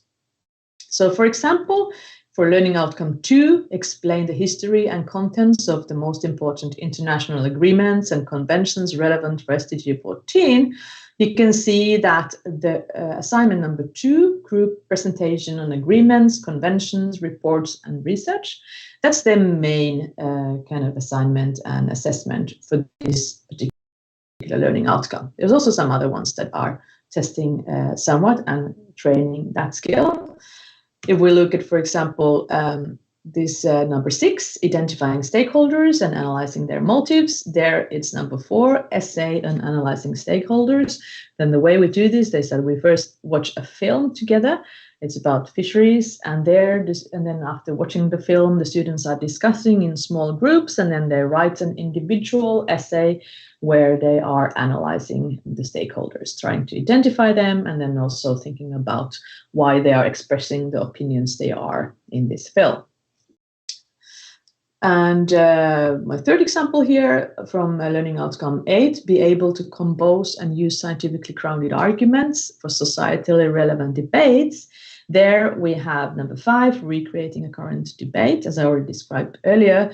So here we basically make a debate, and they are doing the debates among the teams. But you can see that this is also relevant for many other tasks, this particular learning outcome.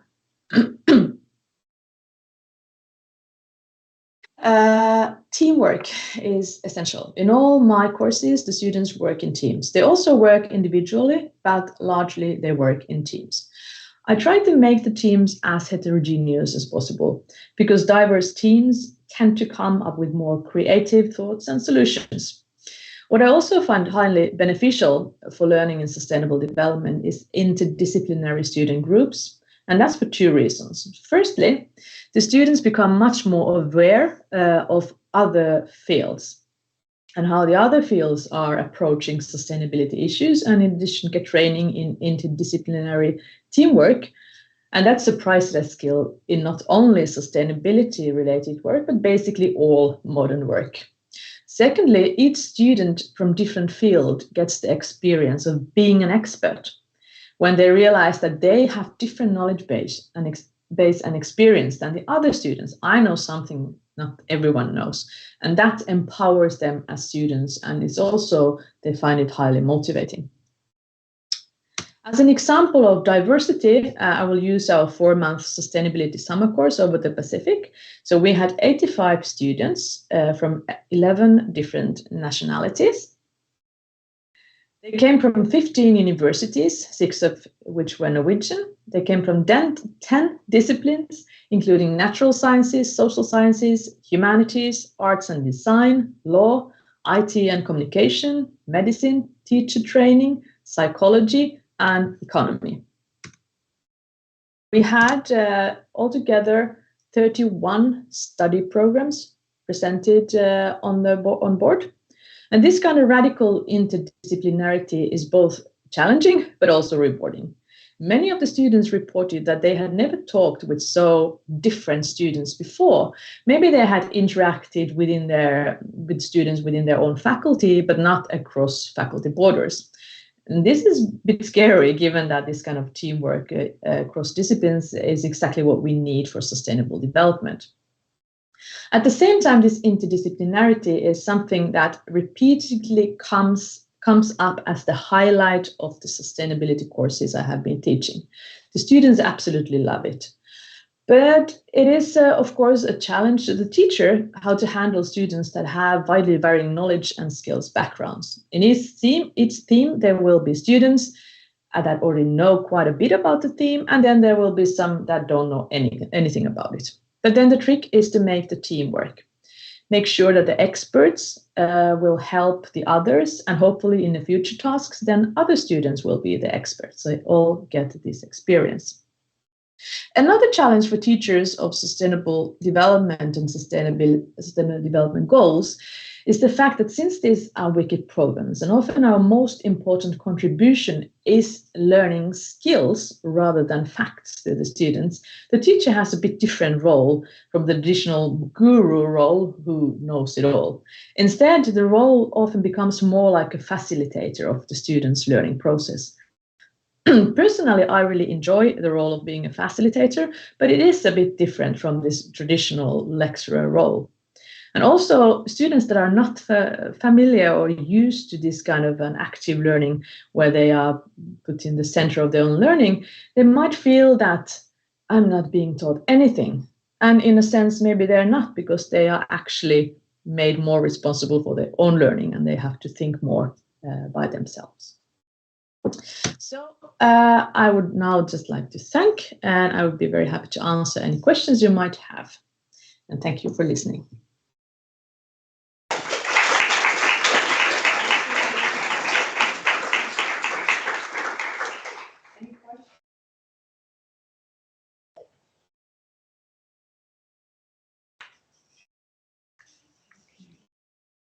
Okay, thank you, Katja, for your interesting presentation. There is one question. Oh, no, there is one question, sorry. Thank you, Katja. I just have one question. You showed a diagram with some of the assignments, the different assignments that you run for these students. And I was just curious if you could discuss briefly one that works really well or something that you have found that works really well with these students from diverse disciplines in the same as working on the same assignments. Thank you. Well, I think I would probably choose the because that's really where people from different disciplines can come up with views. I think that's one that I think works very well for students from different kind of background. Also, we have this they made a poster in that particular course. There's kind of the final product is a poster that we also put online, and there also it's kind of like you can have different kind of skills that contribute positively to the product that the students are making. So some things like learning outcomes, for example, about the oceanography. That's obviously, if you come from economy, will be more challenging than for the biology or oceanography students. So it's kind of, but it's just something that you have to keep in mind and try to also be communicating to the students quite clearly, which I think something that I tend to forget, that I should always tell people that if you don't know all about this theme, it's not a problem. You are here to learn, and it's not expected, even though some other students, because most of the kind of programs that the students are following now, they're quite streamlined, and everyone has the same knowledge base when they go to a course. So it's sort of something that also would be good to communicate to the students explicitly. Okay, thank you. And the next presentation is by Katja O'Buer from Atlantic Technological University.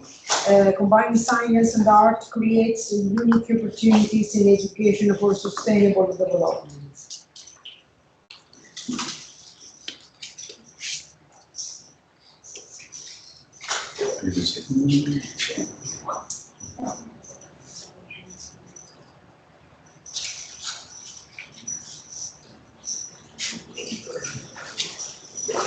Great, so hello everyone and thanks for your attention.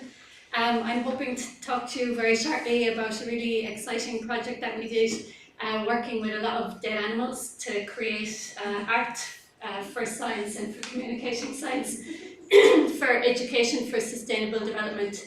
And I'll start talking about that shortly, but very briefly first, I just wanted to let you know what my role was in the Oceantraining project, which is really the project that has led us all here today for this week for the Oceantraining conference. And the work package that I've been responsible for coordinating is the base work package focused on developing 6 fundamental marine science courses. They're the courses that you can see listed here. They were provided fully online, and there have been 2 cohorts of students that have taken the courses as part of the IMBRC Joint Masters Programme. And I think myself or Mario, who was also involved in coordinating it with me, we'd be very happy to talk to anybody who would like to discuss the project further. We don't have a separate presentation about it, but we'd be happy to talk about our experience of working on this with an international group of staff and postgraduate students to develop the resources and realise the courses. So moving back to education for sustainable development, then Katja provided a really nice introduction for us. And I think what I want to emphasise here is based on our experiences, what we've been discussing so far in the meeting, and also on the UNESCO roadmap for education for sustainable development, it's clear that really what we need is a transformation for society. And from all of our presentations, we see that the climate and biodiversity crises are further emphasising this need for education for sustainable development. We are all already converted, I think, to some of the priority actions, which include empowering young people, transforming learning environments, and I'll be talking a bit about those. And then also some of the key competencies such as systems thinking, collaboration and integrated problem solving are really to the fore in sustainable development problems. So I'll be focusing on those as well. Still from the UNESCO roadmap here, it's showing societal transformation. Here, and to achieve this societal transformation, we need to define very clear learning outcomes, as Katja has discussed already. We want to then design learning content that really brings together sustainability issues to address the learning outcomes that we have identified. And then where and how we teach is really important to engage learners and ensure that they're ideally motivated to act for change for sustainability. So I hope that later I can convince you how our project helps to address these challenges. And moving to the science and art part, what we're doing, bringing science and art together, is really not new at all. It's been done for centuries, even millennia. And here I'm taking some examples to share that with you. So here you can see cave art from millennia ago, where we are learning information about human behavior and species distributions.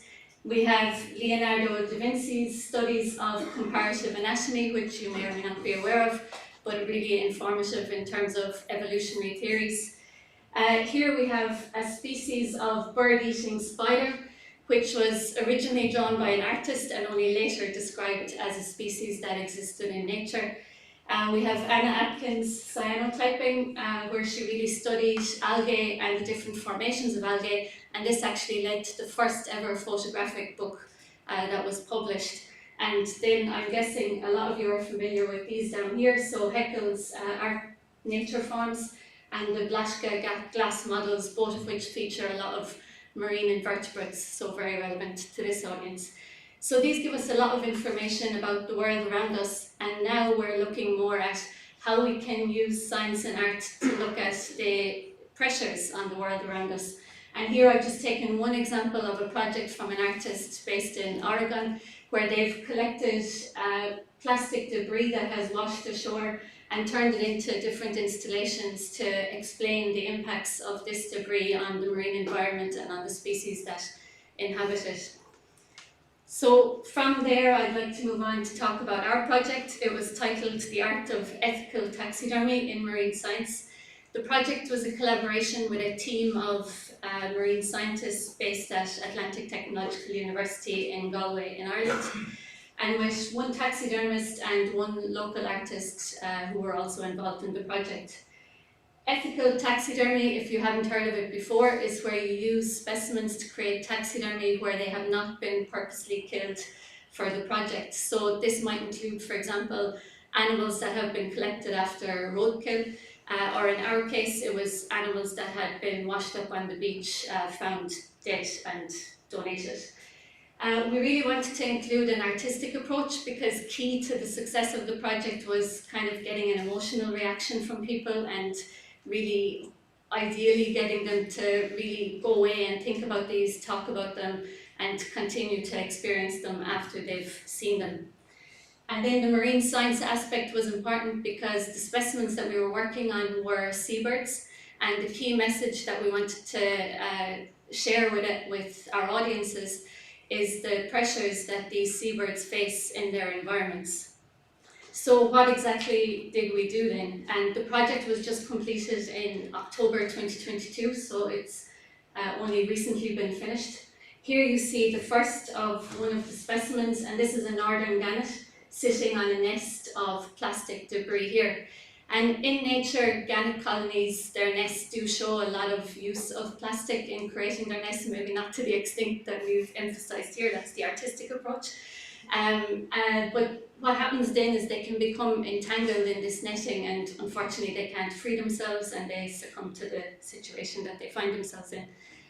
The next specimen here is an Atlantic puffin. The puffins generally feed on sand eels,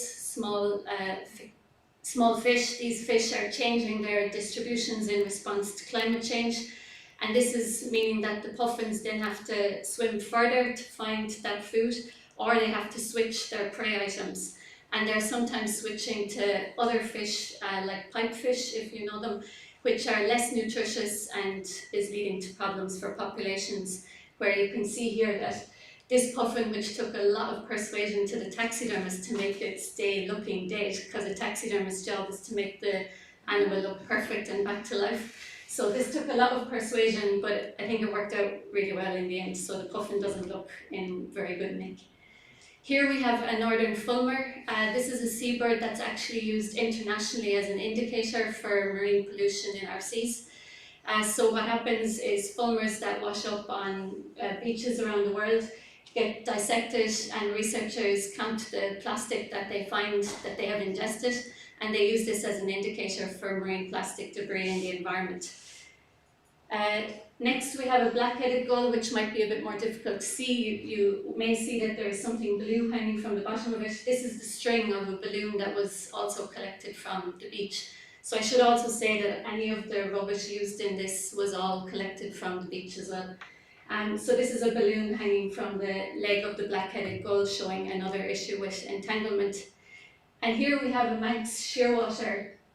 And maybe some of you will already guess, but the Manx shearwater is stuck in the middle of a main road. And these birds are really influenced by light pollution. They become completely disoriented and they land on land, and their anatomy really isn't built to be on land. They can kind of crash around on the ground, but they can't easily take off. So they're built for being on the water, they get grounded, and then they're exposed to predation, roadkill, etc.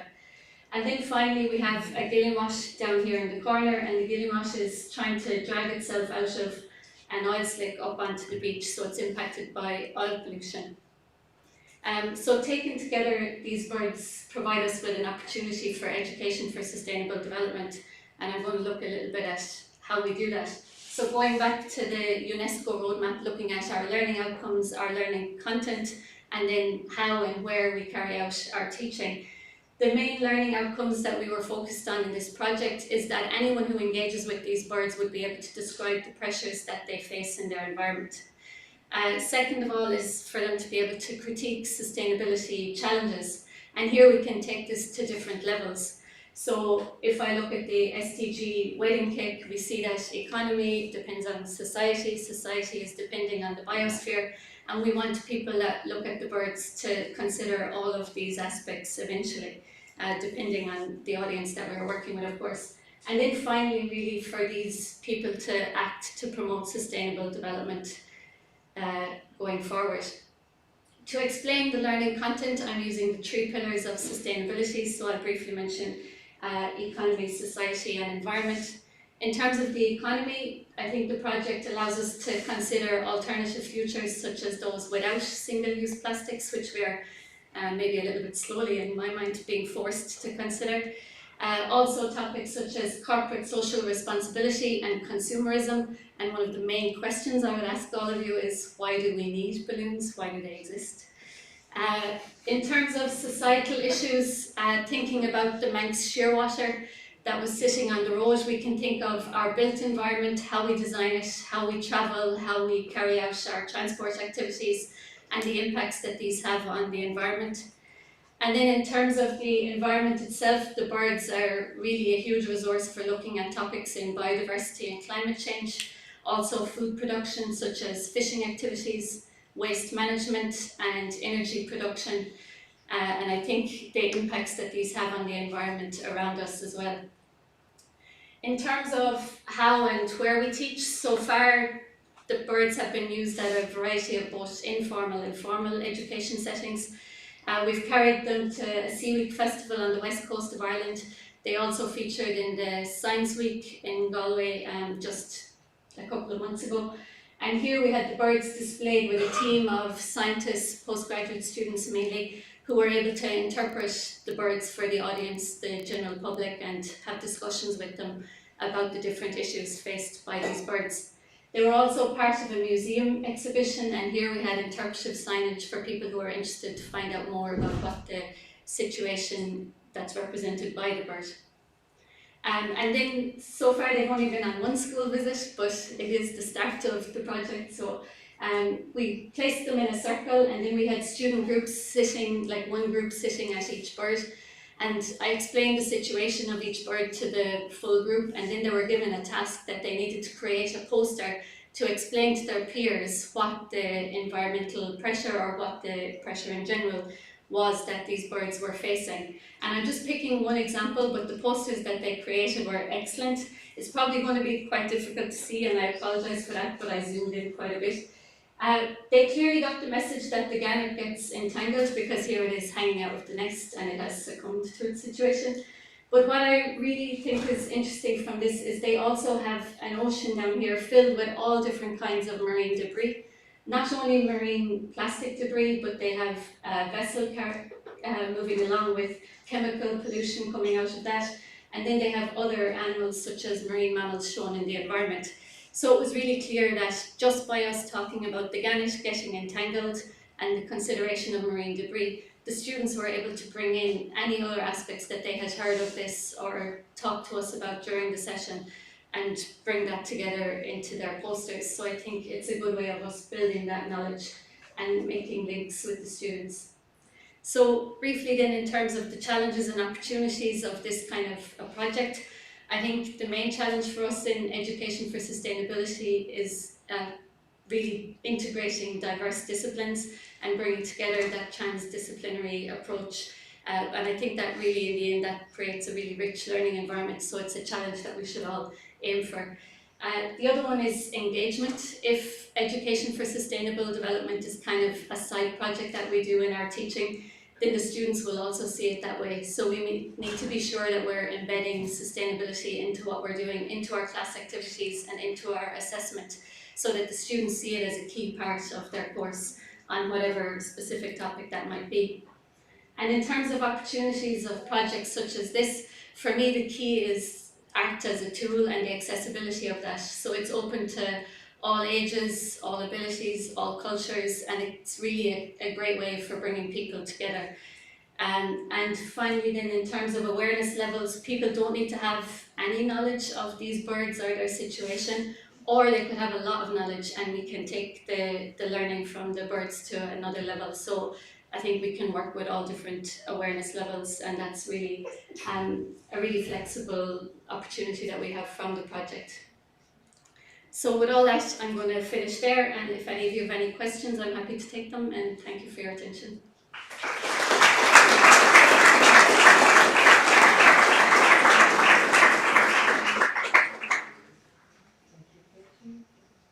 You said it's the start of the project. What do you do next? Yeah, so it's the start and end of the Seabird project. But what I can tell you is that we already have funding and we're starting a project on hedgehogs and slug pellets. So the slug pellets start put in the garden, then the hedgehogs take them in and they eventually die of blood loss.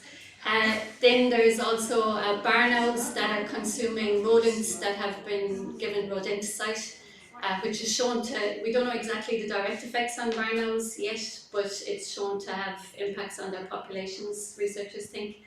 And then the third one may be a bit controversial, but cats, domestic cats predating on wild birds. So they're the next 3 planned installations, and we hope there'll be many, many more. The project will next be actually visiting the Natural History Museum in Dublin, maybe for about 6 months. So if anyone does get to visit Ireland, they should be there later this year. Just a quick one, do you have a way of measuring the impact of the installations as well as the wider discussion? Excellent question, and definitely a project that I'm really, really keen on. Actually, at the last conference I presented this once before, and we did have a call out for any social scientists who'd be interested in working with us in designing a tool that we can use to gauge the interest of the audience. So if anybody is interested, I'm happy to talk to you about that too. Thank you. No more questions. Thank you very much, Peter.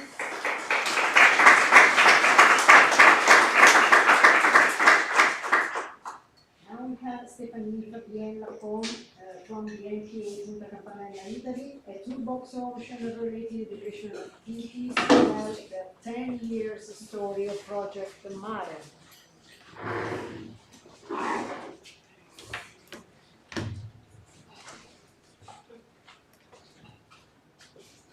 Hello everyone, I'm Stephanie and I'm a former volunteer of M.A.R.E project. Yeah, hi everybody, I'm Olivier and I'm a current volunteer of the M.A.R.E project. So we are here on behalf of the coordinator of the project, Domenico Sgambati, who unfortunately couldn't make it here today, and on behalf also of Lucio Cacace, president of the Marine Protected Area of Punta Campanella, which is among us today. So, first of all, we would like to thank the organizer to give us the opportunity to be among us, because this year is a special year for Project M.A.R.E, as it is our 10th anniversary. On this occasion, we decided to realize a survey to propose to the former volunteer and to start thinking a bit about what are the particularities of our project and what are the particularities of its educational framework in order to be able to share it with you today. So let's go with it already, and what is Project M.A.R.E? So M.A.R.E, which means sea in Italian, stands for Marine Adventures Respecting the Environment, and is a European project funded by Erasmus Plus funding. It's hosted by the Marine Protected Area of Punta Campanella in southern Italy, close to Naples, and since 10 years has been hosting around 90 European volunteers from European Union and partner countries. Those are aged between 18 and 30 years and come from various disciplinary backgrounds. The Marine Protected Area of Punta Campanella is a marine park working for the conservation of the local environment, is doing marine monitoring of the biodiversity, and also working a lot in communication in an area that is partly also threatened by some kind of mass tourism and a high boat frequentation, because it's a very beautiful area also. The aim of M.A.R.E project is to support the park in the park activities throughout like long volunteer engagements that are lasting around 10 months every year. So the Bay of Gelato that you can see on the screen is one of the key points of the Marine Protected Area of Punta Campanella, because it has a wide population of Posidonia oceanica. It has a wide variety of habitats, as well as a flourishing coralligenous community. During the summer, the volunteers of Project M.A.R.E go to the bay and work there toward two main objectives. The first one is a monitoring one. It's to prevent the illegal anchoring of boats entering the bay. The second one is an educational one. We try to promote ecotourism through a variety of activities such as snorkeling exploration, kayak excursion, biology labs, etc. So to realize this work efficiently, the volunteers need to go through a formation phase, which... So we developed like a theoretical framework to present it to you, how this educational phase is structured to empower people that don't necessarily study the sea to become ocean educators within this project duration. It's based basically on a training phase and a working phase as an ocean educator, which is encompassed by like a studying, rather theoretical phase and a discovering practical phase. These interact and they are not completely separated, they kind of need to be entrenched together. The training phase involves certain types of activities that we're going to present later on that range like from the indoor to the more outdoorsy ones, and then lead to a working phase that is also based on indoor and outdoorsy programs. We're going to go into detail in a second. Very important about this is that it's not only, like this could seem rather conventional if you consider modern environmental education, but we want to emphasize in this presentation that the emotional foundation of it is super essential to make the project long-lasting and actually working. But what does the training phase entail? So, the training phase, as Stephanie told you, is particularly important because our team usually doesn't contain only marine biologists. So most of us, we have to go through a training phase to be able to acquire this knowledge in order to be able to share it afterward with the local, with tourists, etc. So this training phase consists in theoretical as well as practical activity. such as courses that we follow that are given generally by our coordinator, which is an oceanographer. We also follow, well, those courses are about, for example, marine ecology, species identification, ecosystemic features of the Bay of Levanto, which is our place of work. But we also take part in field activities such as snorkeling, organism sampling, and do practical activities such as labs. So all of this is done under the supervision of our different coordinators, able to allow us to gain the knowledge to be able to enter into the working phase smoothly afterward.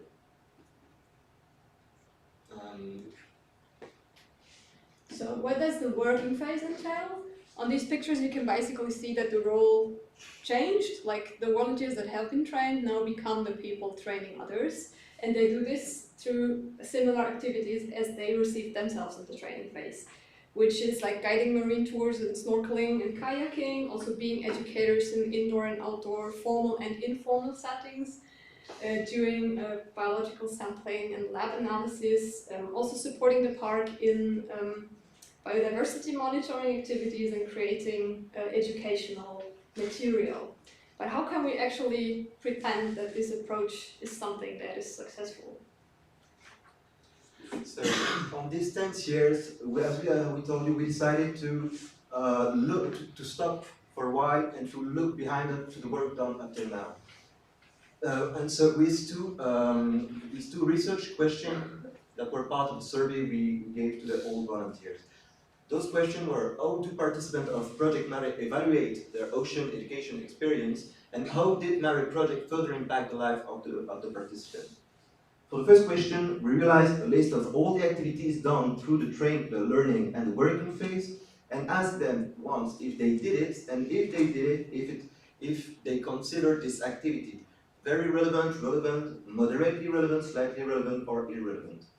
So, as you can see here, all the percentage of the answer given for all type of activity, going from self-learning to on-field training, to speaking at conference, to guiding a marine tour in kayak or snorkeling. For all of those answers, the lowest result is 80% of people considering they have been relevant or very relevant, and with an average above 90%. So most of the volunteers, even 10 years after the project, still consider that this program had been at least relevant in their ocean education process. But the most interesting results are not from this question, but from the qualitative one. That's what we focused on in the second part of the survey, asking people like rather open-ended questions about the impact the project had in their lives. And yeah, myself, I've done this 10 years ago, and I'm here today because I still kept some kind of very strong connection to the project coordinators and the project in itself and the place.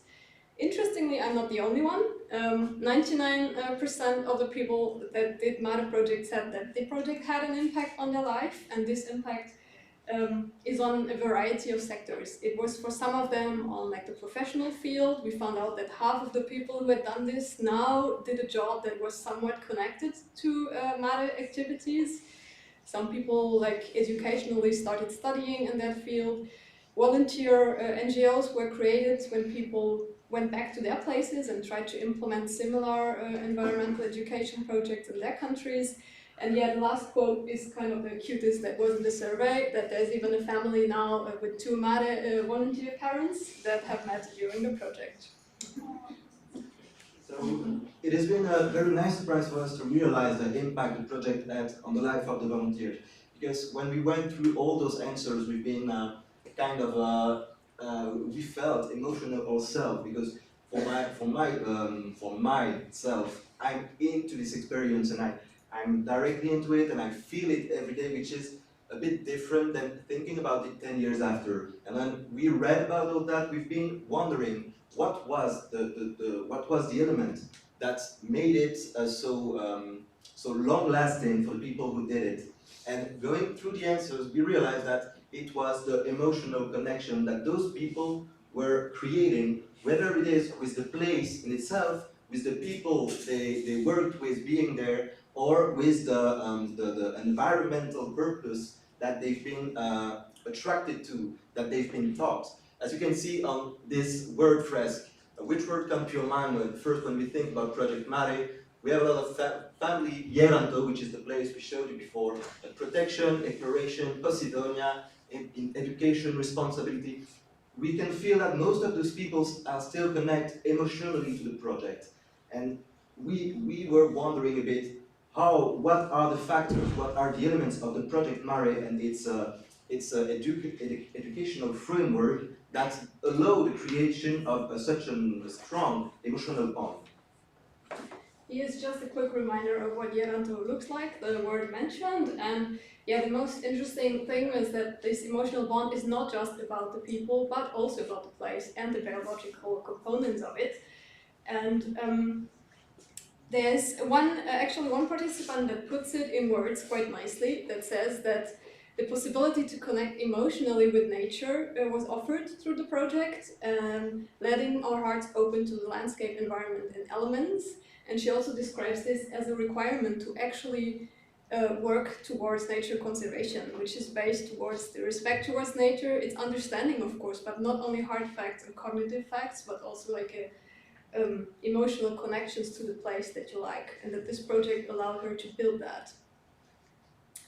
We then went through like numerous answers that were really interesting to read and kind of tried to cluster them to identify which were these elements that for the people made their ocean education journeys so long-lasting and emotionally involving. And we came up with like 3 main elements that seem to be kind of successful to foster such an environment, making this possible.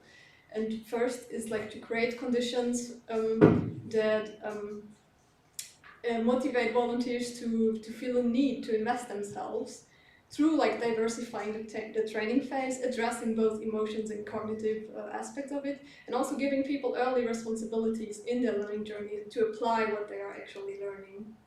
Yeah, giving those responsibilities right when we start the learning.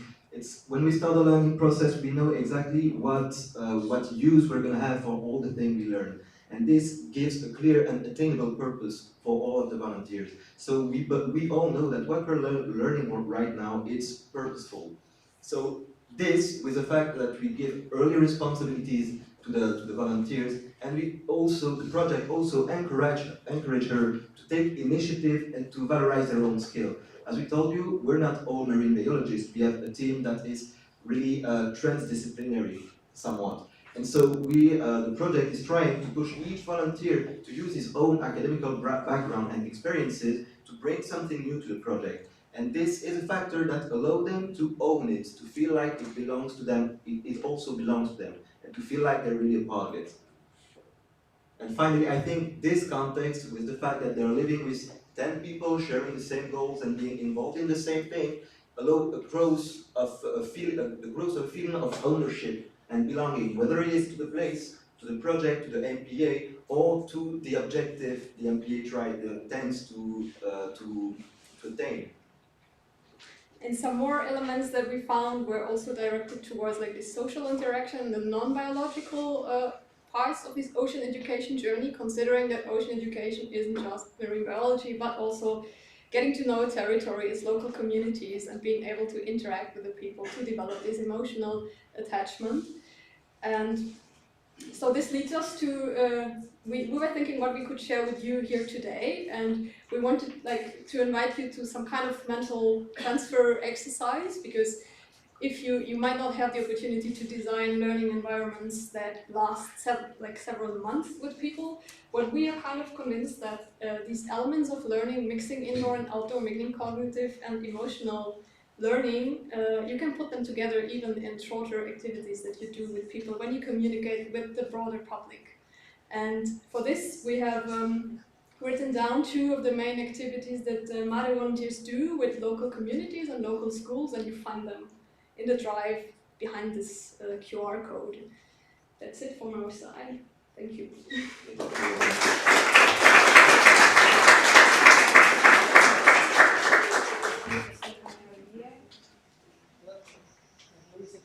Maybe I have time for question.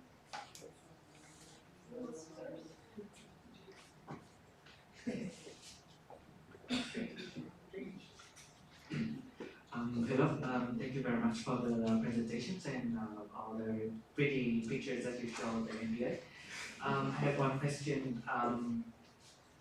Is there any local community living inside the MPA at the site of the project? And if yes, is there any benefits or impact of the project to the local communities? Thank you very much.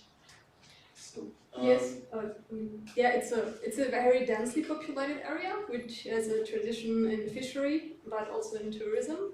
So there is a lot of interests in using the sea, and I think I cannot talk from the park, but I think the park is in a constant renegotiation process with the local communities to establish its goals. And concerning the local community impact, we haven't done like a official study yet. It's a project that we have in mind, but the project coordinator has gathered data on this, and there are, especially when they work with local schools and local kids, this has been proven to be very efficient to raise awareness among the local population and also improve how the park is seen and like bringing interests together. So there is a lot of interaction in this regard. Yeah. Another very quick, I hope, question.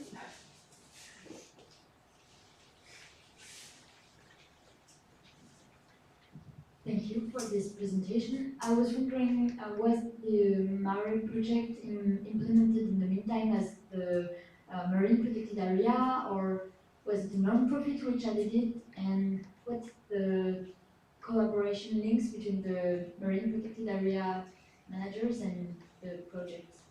So the project has been created 20 years after the marine protected area, and it's been created by an employee of the marine protected area.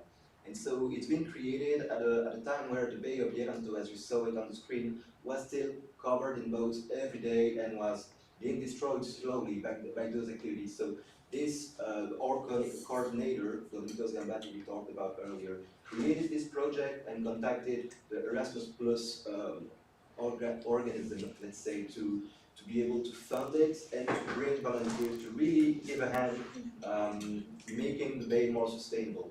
So yeah, there's a really close coordination between the two because he's a worker of the park. Yeah. Thank you very much. Next presentation is from Ed Stockdale, Advancing Scientific Dive Training and its role in marine higher education.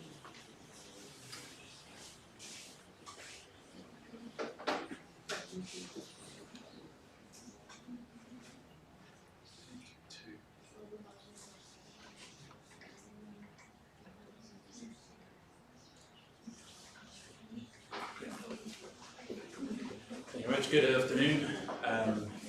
My name is Ed Stockdale. I'm going to change up a slightly different angle on ocean education and more predominantly training. I represent the Finnish Scientific Diving Academy, which was formed in 2021 at the University of Helsinki, to address the need for trained scientific divers in Finland itself after the training disappeared around 2009. There just wasn't a drive for it anymore. And then a group or consortium of institutes within the country decided to get some funding together, and then for some strange reason they employed an Australian to move to Finland to run it, because Australia is well known for its cold water research. So the goal is to create a leading cold water research dive training facility, which we're in the process of doing. And the big thing is the modernisation of scientific dive training by integrating techniques from other areas and developing training options for advanced technologies in line with some of the European goals of the Assemble Plus program. So first up, the usual slide I go through is what is scientific diving and why is it actually important to research these days when we have all these other technologies. Scientific diving basically comes down to one thing, it's to get data from underwater, whether that's through documentation, observation or experimental manipulations. It's to collect those data without interfering with the actual data that you are collecting yourself. And it's actually really, really important because you can make direct observations as a scientist on site. If we're using remote operation systems like ROVs or AUVs, you don't have the same range or scope that you can get by sending a trained diver down to do the work itself. And two examples of this would be On one side here, and this is probably the first time that we've actually talked about underwater heritage being part of ocean education as well during this conference, and because I work in the Baltic Sea, we have a lot of it because it's well preserved due to the lack of shipworm. This is a 17th century wreck that I'm working on a project, and I was taking cores off the cargo hold, which is still preserved when it went down somewhere around 1690, and it sits in 92 meters of water. That would not be possible unless you actually had a manned diver going down and collecting those samples. On the other side, more in line with the biodiversity and the coastal climate change, you can make direct observations, whereas if you put a grab down or something like that, you wouldn't actually be able to tell whether you're in a sedimented area or a non-sedimented area, whether you're actually on a site because you've got very, very heterogeneous environments under the water itself. And again, having a manned scientist or a diver present to check out or do the sampling or the modelling itself is quite important to that. And there is a lot of literature related to this subject within a very, very small field that scientific diving is. Now, one of the big things with scientific diving and the training itself and the discussion that we're having here is where does it sit? So diving, we have the classical sport diving. I'm sure many of you in this room are recreational or sport divers or do it as a pastime. Then you have commercial, which is your sort of classical oil field construction component, and there's a scientific diving component which actually sits separately. I haven't included media diving into this because it is a very, very small niche area, but all those disciplines actually overlap and interrelate, both in regulations, legislation, and technique. And when they actually all overlap in the same area, you can gather actual techniques from the different areas, which they don't usually communicate with one another. And that's one of the sort of important messages that we bring across into our new programs that we're operating. Now, this is all linked into the higher education role, and I'm going to go through some of the different, very, very briefly. I could talk about this all day because it's very close to my heart. But actually within the higher education system internationally, there are different structures and different ways that scientific diving is taught, from not at all to very integrated into the systems. So the AAUS, the American Academy of Underwater Science, and their Canadian equivalent, have got very, very well established systems through all their institutes because they all teach the same standards, and they teach all the way from undergraduate level through to graduate programs at the same standard across all the different institutions, and it gives them a very, very powerful tool to allow them to do maritime research. European models, on the other hand, can vary according to the country you're in. There's a very diverse array of nationalities represented here from the European area, and some of those countries have no legislation whatsoever, all the way through to, if we're talking to any of the Norwegians, they basically 2 years ago broke down in tears because their entire regulations were changed to match with the oil field industry. So the actual education present in the different universities is very diverse. One example here is the Plymouth model with the Plymouth Marine Labs.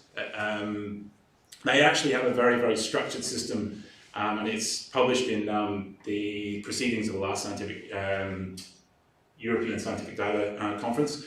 They have basically an undergraduate entry level, and then when they go up to a master's level, they can build on that experience and they have a high level of training, and then if they go to a doctoral level study, they can build it up there again. So all their marine biology students at the bachelor's level have the opportunity to train. It's actually a very, very well defined system, and if anyone's looking for a new job, they're looking for a new trainer to work for them. There's developing training facilities that are attached to different universities. So CCMR and M.A.R.E, for example, they have the scientific dive training. We have facilities like mine that have just begun.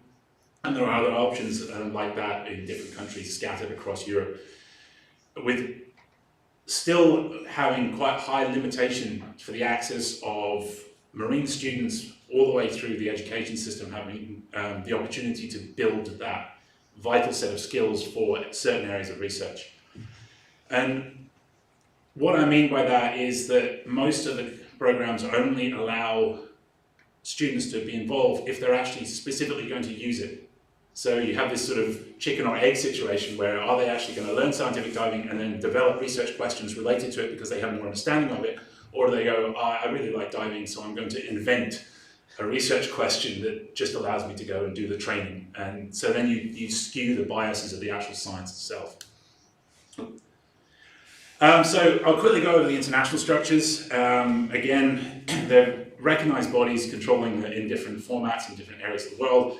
The two ones I mentioned already, the American Academy of Underwater Science and the Canadian equivalent, they were formed very, very early on. They made a very, very sensible decision to take scientific diving and put it to its own discipline back in the 80s and removed it from the occupational health and safety that's required by other commercial operations.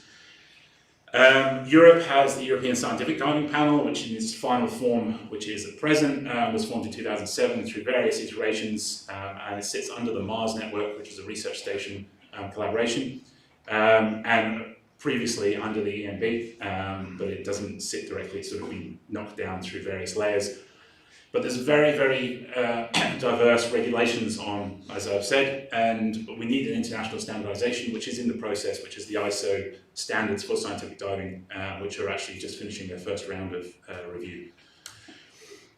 So, what I wanted to talk about more as a quick insight there is into the advancements in scientific diving and using the Finnish Scientific Diving Academy as a model and the sort of diversity of what we have in our training. So these are the range of courses that we're actually offering at the moment. Last year was the first course run because previous to that there was this pandemic thing that sort of happened and closed down the world for a while. So we actually had our inaugural course in August last year with 3 nationalities represented on it and 8 students. It's a 6-week, this is the full occupational scientific diver program, which is the equivalent to an advanced European scientific diver level competency training. It's a 6-week full-time intensive program where they live at the research station, which you'll see later on, and basically live, like, and breathe scientific diving for 6 weeks straight, and it's followed by a 3-day examination process. At the end of it, they're very, very competent, very, very highly skilled scientific divers, but they also learn risk management, risk mitigation, how to deal with occupational management, boating, navigation, and also more advanced technologies which are not standardly used or are being developed at this time. Other options that we have is the Foundations, which is an entry-level program to allow students to actually learn to dive, but in a structure of a scientific diving mentality, not a high-five, let's go on holiday sort of classic diving mentality. And then that sets them up to enter the further programs itself. And we've raised a whole series of scholarships for these to allow Finnish students at this time, and soon to hopefully international students to attend to get that training. My big success last year was I managed to get the scientific diving back into the bachelor's curriculum. So it's now an optional course within the ECGS curriculum within the BSc by faculty. And it's also offered as a basic scientific diver course for people that just want to develop basic skills in a shorter program. So they learn the techniques of how to sample and different areas of that, but they don't actually learn the overall management of a scientific diving operation. That goes on to the occupational, which I've already explained, with the full 6-week intensive program. And then the big drive here is actually advancing the technology. Scientific diving worldwide has stagnated quite heavily. We've used the same techniques and we've used them again and again and again over the last 10 years, and we don't develop or advance them in any form. And there are a lot of technologies that are coming through, developed in other areas that could be applicable to gathering better data, which again is the most important part of scientific diving, is to gather good data. Otherwise it's just diving. And some of these technologies I'm quite happy to talk about. We have underwater GPS navigation systems that are being used. We've got different camera systems, photogrammetry systems, various other techniques and technologies that are applied. Not only that, we've got diving technologies. So we're actually this year beginning a rebreather-based program, scientific diver program, so that we can operate rebreather training to allow deeper and more extended ranges. And if anyone's interested in talking about that, I can again talk about that all day, because that's one of my personal projects and the few papers and projects I've worked on over the years.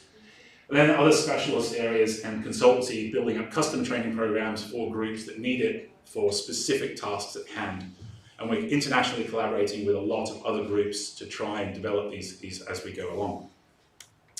Now, some of the big factors that we're really concentrating on is not only the diving itself, but also the human factors, the non-technical skills, the crew resource management, whatever nomenclature you wish to use for it, but actually learning how to interact as a team, develop teamwork, be able to communicate with people outside of your specific discipline and field.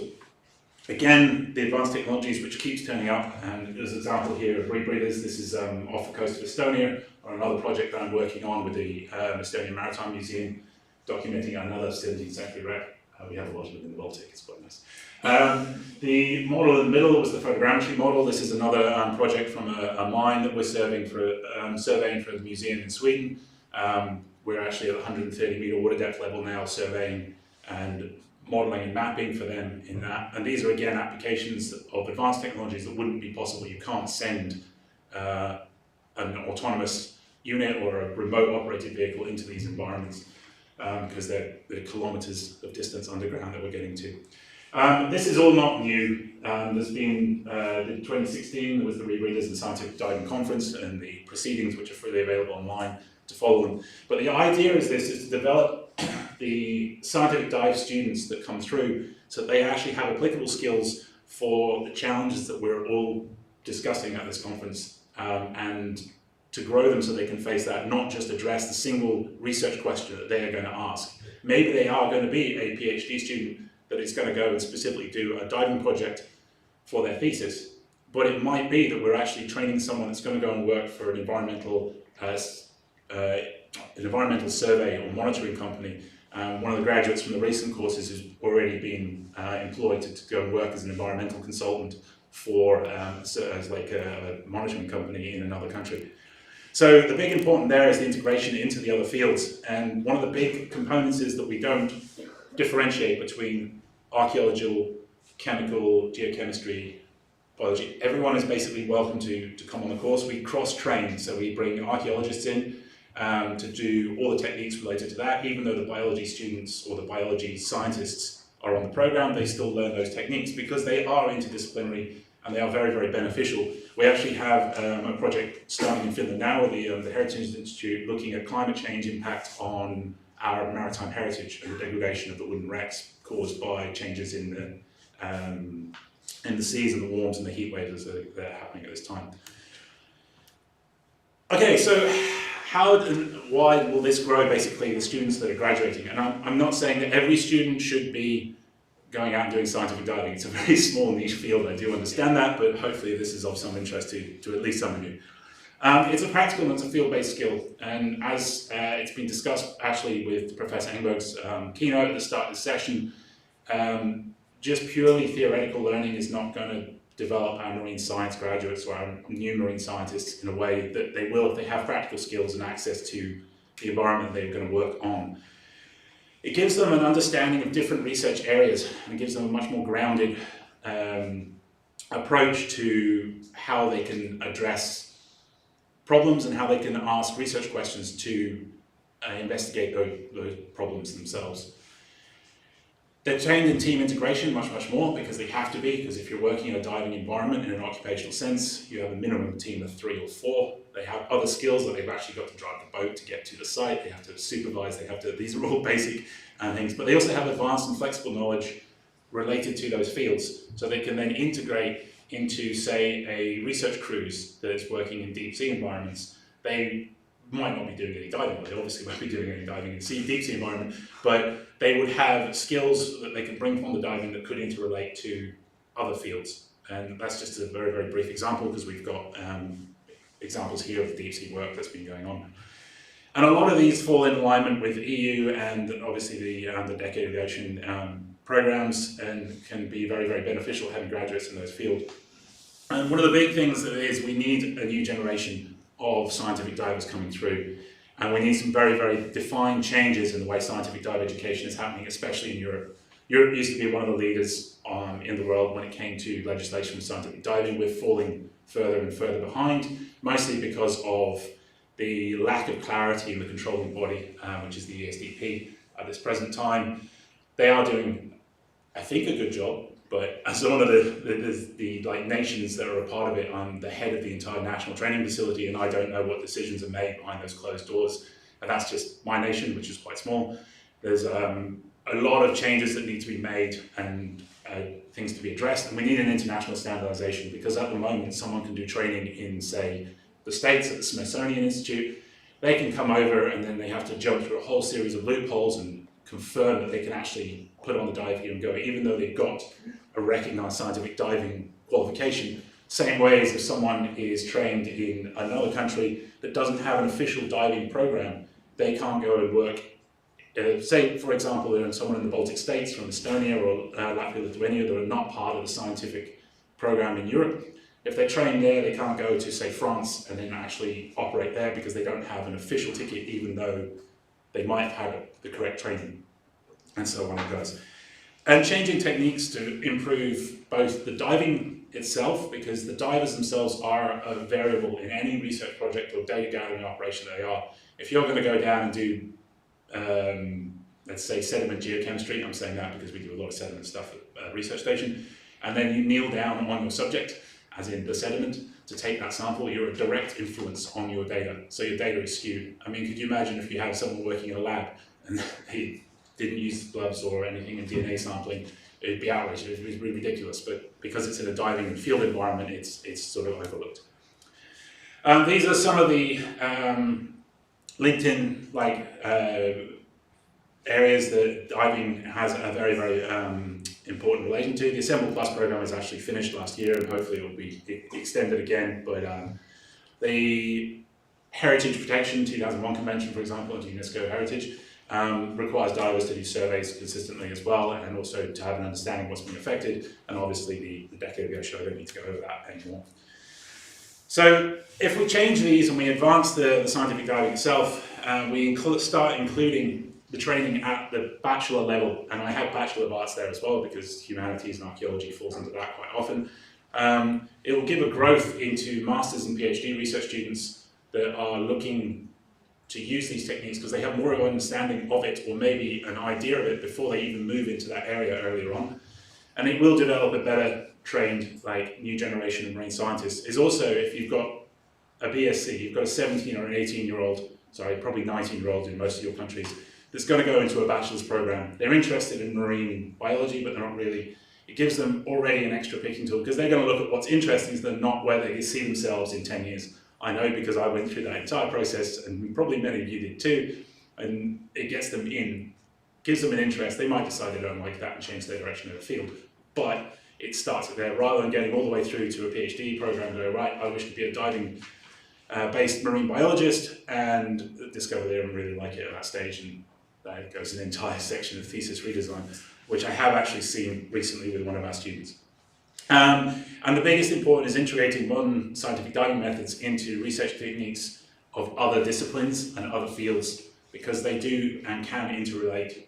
We have a project going on at the moment at our research station that is coastal climate ecology, and we're doing everything from benthic geochemistry all the way through to atmospheric flux variations to look at VOC release from the biodiversity changes in the system itself.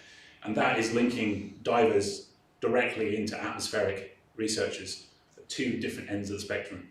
Okay. So in summary, scientific diving is vital for marine research, whether it be biological or archaeological, and if they can't get the data from under the water, you can't actually implement any policy because you have very little understanding of it. I don't think I need to explain that in any detail to a room of the calibre that's here. It's lacking a presence in a lot of higher education systems, and it needs to move back into that system if we're going to develop those areas.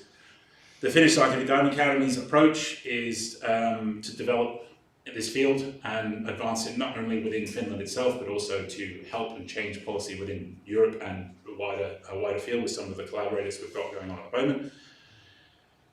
I think the growth will be beneficial to graduate programs, and integration of scientific diving into those programs will be overall beneficial to education, and it will definitely link people more into marine-based careers if they have practical skill sets that can be applied in those areas, and interrelate them into other marine careers. For example, a commercial diver and a scientific diver, they can interact more because they both have occupational understanding and overlap.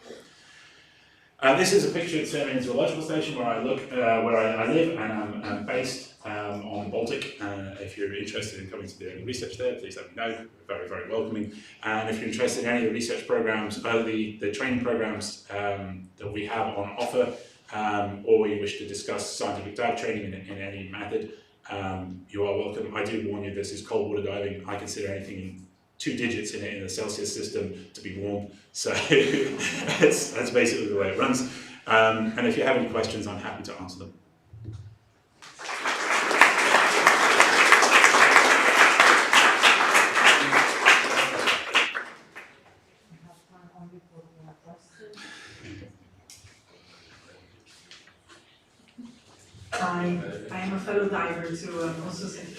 advanced trained here in Belgium, which we actually go to Corsica, which is 2 digits but I dive in Antarctica too, so I understand your very distinct distinction of the two temperatures.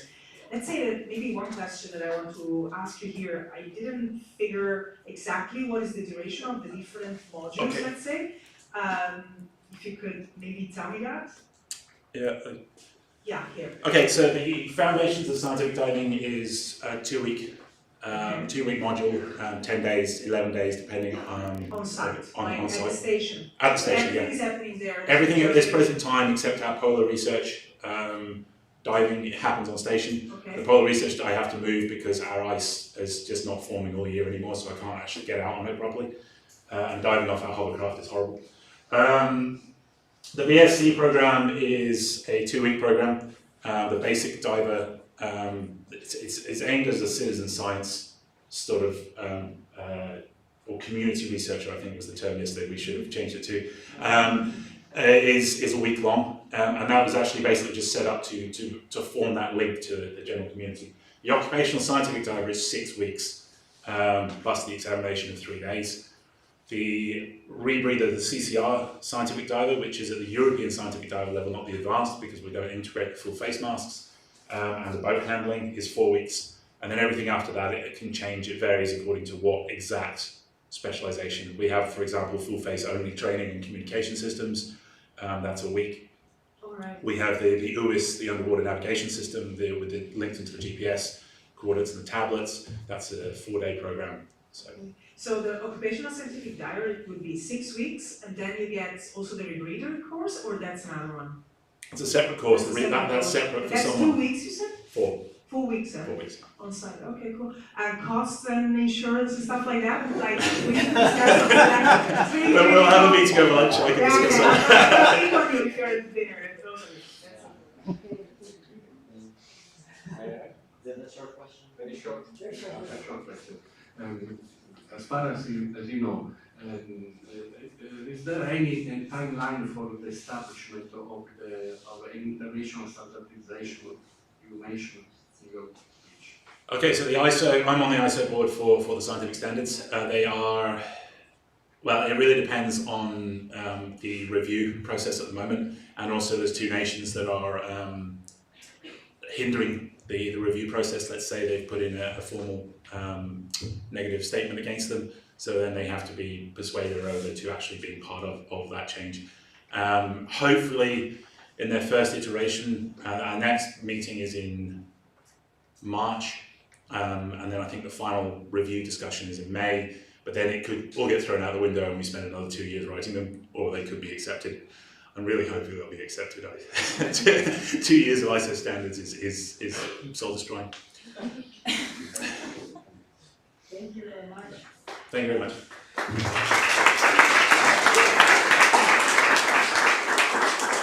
I'm sorry with Danielle, but next we have to move next presentation after lunch. And so now we have lunch, it's lunchtime, and Mario will be... Yeah, I'm sorry, Daniel, we didn't have time to notify you, but as we are running a bit behind the schedule, we made some changes. So we have the last full presentation after lunch, and then I'm assuming that most of you may have forgotten your lunch choice. That's not a problem, I have a list of what you chose. So this is how it's gonna work. So the lunch is at the end, where the coffee normally is. So you will have, there is option of juice or water, so you just tell the person that is going to be there which drink you want to have. And then you come to me, and then I look for your name, and then we give you the lunch, and then we ask you to move so that we can speed things up. Thank you very much.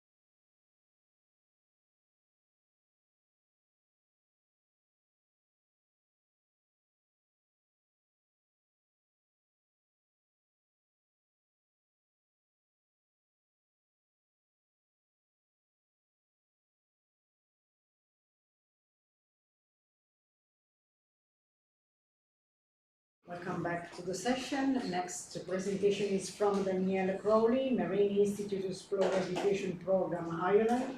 Meaningful Ocean Education, create educational resources that promote ocean literacy, cross-curricular learning, and collaborative relationships.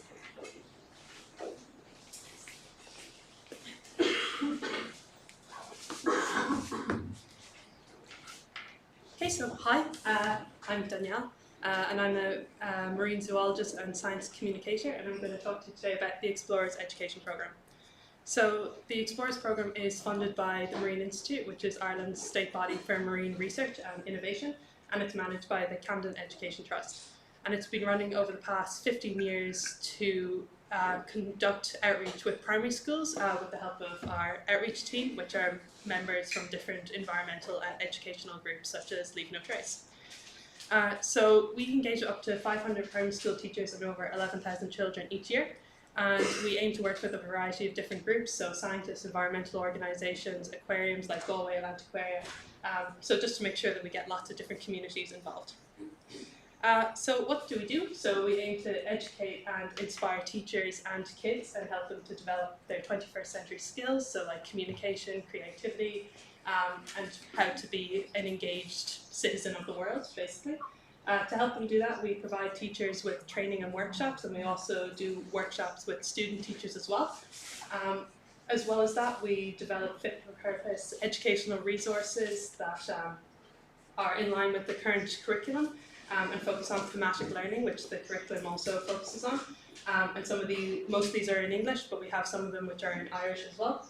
And then we would also do outreach at different events, so like Seafest or Galway Science Festival, just to let the public know who we are and what we do. So in recent years, people have realised that a healthy ocean is sort of important, which is great, especially if you like eating or breathing. And primary school children are a really good audience for this because a lot of them are already interested in this anyway, or if you put a dead animal in front of them, they lose their little minds. And research has shown that parents and other adults are more likely to make changes that are better for the environment if their kids are telling them to do so. So I did a Montessori outreach event, and there is this 5-year-old who apparently then went to her parents later on and started telling them like all about turtles and Irish marine life, and ran around the house like sorting all the rubbish out so it could be recycled properly, which is better that she did it, because if I did it they would have been like, why is this weirdo sorting through my rubbish, like get out of my house. So that was great. But what are some of the barriers to teaching ocean literacy? So Kushla, who's the manager of the Explorers Programme, did a master's on this a few years ago. So she found that a lot of teachers didn't have the essential knowledge about the ocean that they needed. The curriculum was overloaded and there were no resources. So in speaking to them, they said that they were just too busy, there was no resources that were ready to go, so they had to go and like look at stuff that was just not geared for primary schools and try to adapt that, and they just didn't have the time. So to help with that, we do some teacher training programs. So these are all in line with Department of Education guidelines, and we basically during the summer, we run these courses for about a week, and we show teachers all the content, we help them go through it, and also we would test run any new content to make sure that it's fit for purpose. So these are some photos from when I ran a course in Bantry in West Cork, and I think what really stood out to me was that the teachers were really engaged and they really wanted to learn and wanted to bring the ocean into the classroom.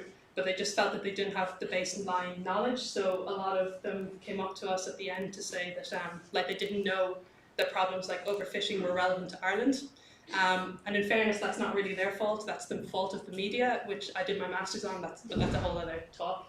And then me and Shazia, who is my co-worker, so we did something different. So we had really nice weather, so after all the workshops we would go snorkeling to film and photograph the wildlife that was basically on the teachers' doorsteps.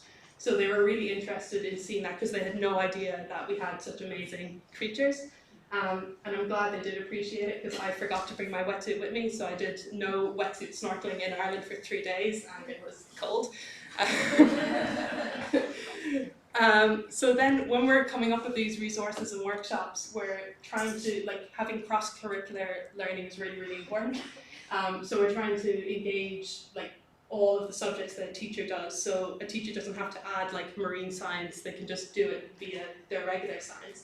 And for me, I think it's really important that we look at other subjects because not everyone is into science and that's okay. I think a lot of marine education just focuses on marine science, but it can really, you heard about archaeology, so you can incorporate history, you can incorporate maths, and even things like PE and art and drama. So that allows teachers to do what they're most comfortable, and you get to engage with more kids.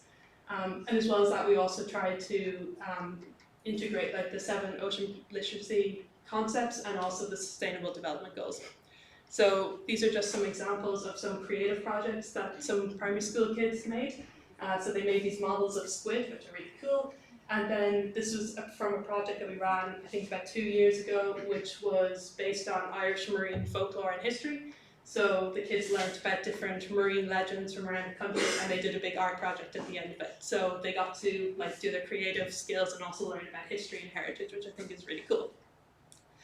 And then as well, we're really focusing on those 21st century skills, just to make sure that they're able to handle all the challenges that they're going to face when they get older. And one of those that we're really focusing on is being an active member of the community. So we have the Ocean Champions Awards. So it's basically the outreach officers go to teachers and help them get a project started that incorporates the whole school and also the outside community. So they get to learn about how everyone in the community can do something for a healthy ocean, that you don't have to be a marine scientist or work in the marine realm to do this. So these are some of the winning projects. So the first one, we had some of the older kids, they're about 12, and they learned a lot about leatherback turtles and plastic pollution in Ireland. And then they taught the younger classes, and I think they're working on a ban of single-use plastics in the school, so that's really good. The one in the middle is from Donegal, so they were the overall winner, and they engaged with members of the community who were involved in traditional boat building skills. And these boats had been in storage for years, so this is the first time they were out of storage in I think 5 or 6 years. So for the community that was really important because now there's, the people who were originally involved are getting older, and now there's a whole new generation of kids who are more interested in it. And then finally, we have a school in Sligo that did a survey of their local beach. So they looked at litter and they also looked at biodiversity. And then with the help of the county council, they made these signs to go on the billboard next to the beach. So it's just about taking your litter home and not disturbing wildlife. So that was really cool. And then we're working, this is the other new content that we're working on. So this is all kind of relatively recent stuff. Again, we're trying to keep the core themes of 21st century skills and cross-curricular learning, but through stuff that we think kids will be interested in, so deep sea species or squid or turtles, and all of them are available online, but we also print some physical copies, so they look quite cool.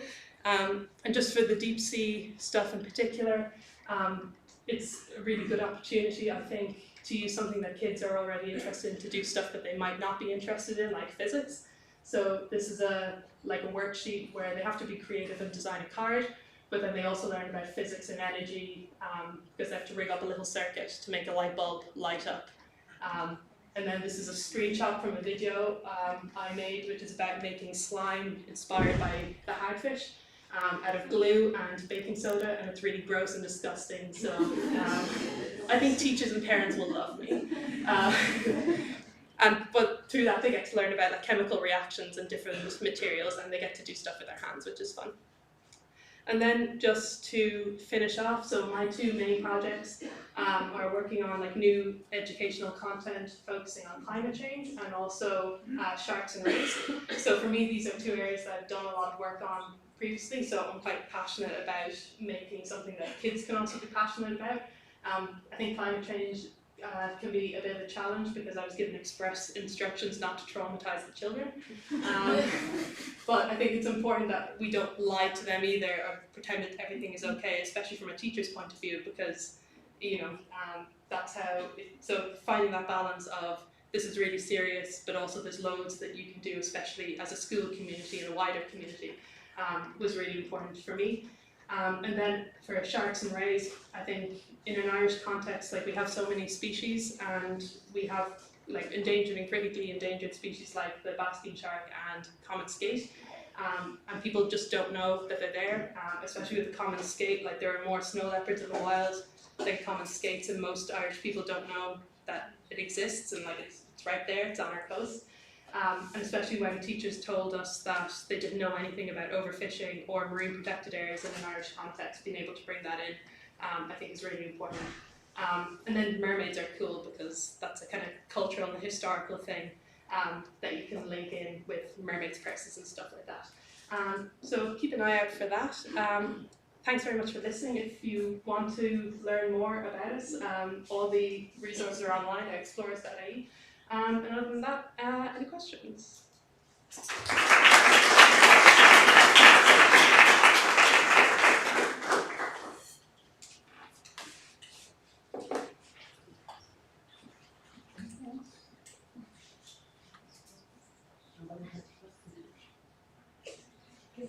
Thanks, Danielle. That's really interesting.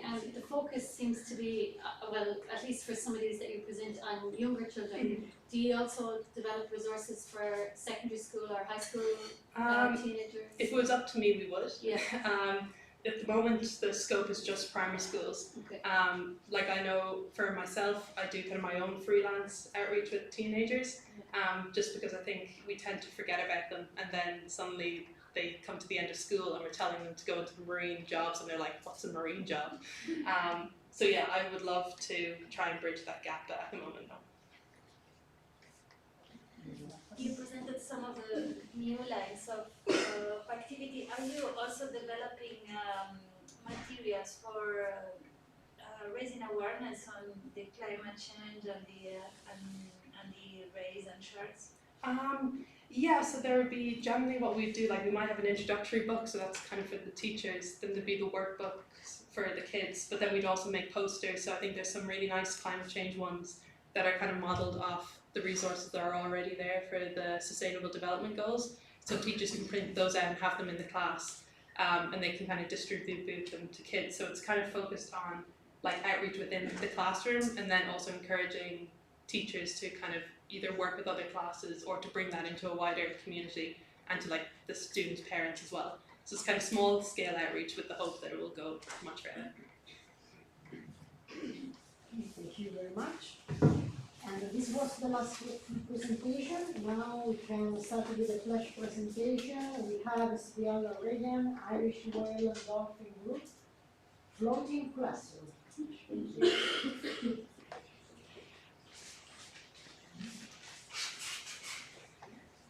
So thank you. My name is Shugaya Regan. I'm a marine mammal biologist and science communicator working in Ireland with the NGO and the Irish Whale and Dolphin Group. So I'm going to tell you a little bit about our initiative, the Floating Classroom. And the Floating Classroom is a unique approach to ocean education and also marine mammal surveying using the Irish Whale and Dolphin Group's flagship research vessel, Celtic Mist. So the Celtic Mist is our research vessel. It can have 8 people sleeping on board, and basically the group always used this solely for dedicated research. So we would go out and do line transact surveys for marine mammals. We would also bring citizen scientists or community scientists on board with us to teach them how to survey for whales and dolphins.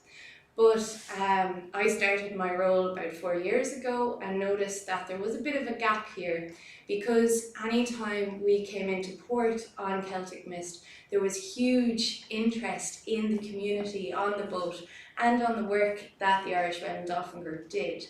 So we weren't really engaging with that aspect. So we came up with this idea of the Floating Classroom, where we would use Celtic Mist for 2 weeks of the year to sail around to different coastal communities in Ireland and give workshops in the local communities, mainly in local primary schools. So the rough programme format is that we would sail to the coastal communities. We would give about 4 to 6 workshops per day in various schools in the area. And then we would give an interactive tour of the boat as well. So kids from local primary schools could come down to the port, the harbour, come on board Celtic Mist, explore the boat, see how marine biologists like myself actually survey for whales and dolphins. So we would show them binoculars, cameras, different equipment that we would use on board.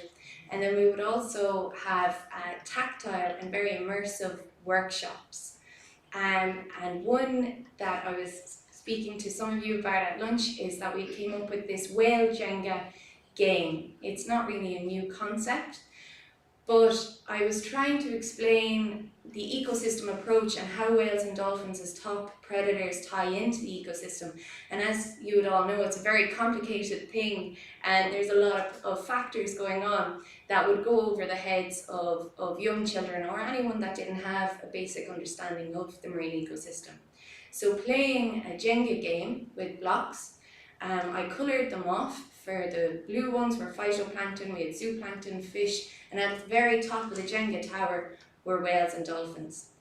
And I made card games. So on some of the cards there was threats that are very relevant to Ireland and to the coastal communities. And if the kids picked out a threat card, they had to remove a Jenga block. And the Jenga block that they would remove was relevant to the threat. So if it was an oil spill, for example, that affects the whole ecosystem, so they had to remove a block from each layer of the Jenga tower. And if it was overfishing, they had to remove just the fish's blocks. And then we had conservation cards that the Irish Whale and Dolphin Group are working on actively in Ireland, as well as other organisations. And if they got a conservation block, they were able to put back in the Jenga piece. So by the end of the game, we had loads of kids really involved, being like, we have to save the whales, because you know, if you get 2 or 3 threats in a row and no conservation, the tower becomes very unstable. And it becomes a really conceptual thing that allows the kids to see what's going on. We also have an amazing whalebone collection in the Irish Whale and Dolphin Group, and I bring this collection with me that the kids can touch and really see. We've got whale eyes, whalebone ears, and different vertebrae, skulls. So these are specimens that kids are allowed to touch and really see and interact with. And we use that to talk about whale and dolphin biology and anatomy. And then we also have a continued learning with the floating classroom. So during the program started in 2019, and then of course COVID hit and we shut down. So we weren't able to sail around Ireland and go into schools anymore. So I wrote a book. It's called Ireland's Blubber Book, and it's a comprehensive guide basically to the marine ecosystem and whales and dolphins in an Irish context. And this book was fully funded by our sponsors, Inish, Energy of the Sea, and we're now able to give it freely to all of the schools. So that's great. There's different colouring exercises and art exercises in it that relate to the book as well. And then, so this is the accessible and adaptive learning module of floating classrooms. So the workshops are tailored to suit the needs of each school. Schools in Ireland are quite unique because some of the areas are very remote. There might be only 50 students in a school. Or you could go to a school in a very populated area where there's a couple of hundred kids in a school. So we like to tailor the workshops to suit the individual needs of the schools. So factors that are considered are the age range of the participants. Sometimes a teacher in Ireland could be teaching 3 different classes, let's say 3rd, 4th and 5th class, or even 3rd, 4th, 5th and 6th class. So you have a huge age range there. And the size of the class, and also learning difficulties like dyslexia, or maybe some kids might be on the autistic spectrum. So this book was actually designed with really fun colours and cartoons that appeal to people on ASD, and also we've broken down and sounded out for some very hard words like cetacean, for example, is the collective name of whales, dolphins and porpoises. I myself am hugely dyslexic, so as a young child, if I saw big words, I would instantly freeze up and become afraid. So this book hopefully will take that kind of constraint out of it. And then also the prior knowledge of ocean literacy. So the Jenga game can be adapted depending on the learner's or original knowledge. So let's say if we were in an area and the kids knew a lot about whales and dolphins or the marine ecosystem already, we would add a political element to the game. So now we would give some kids the responsibility to be marine experts. They are experts in marine protected areas, or they are renewable energy experts, they're engineers. And we give them that conservation card, so they have to monitor the Jenga tower and see when it is becoming unstable and when they feel they should intervene. But there's a catch here, because if they think they have monitored enough and the Jenga tower is unstable enough that they need to intervene, they have to be voted in by the rest of the class. So they have to pitch their case of why they need to intervene, which can be also really fun to see. And those are just some pictures of kids playing the Jenga tower game, and also some young people on the bow of the boat as well. So this brings me to my final slide, which again is the continued resources. So on Floating Classroom, we sail around giving these workshops. Then each school for free is giving a copy of Ireland's Blubber Book. But also this year we've created dedicated lesson plans with an interested primary school teacher.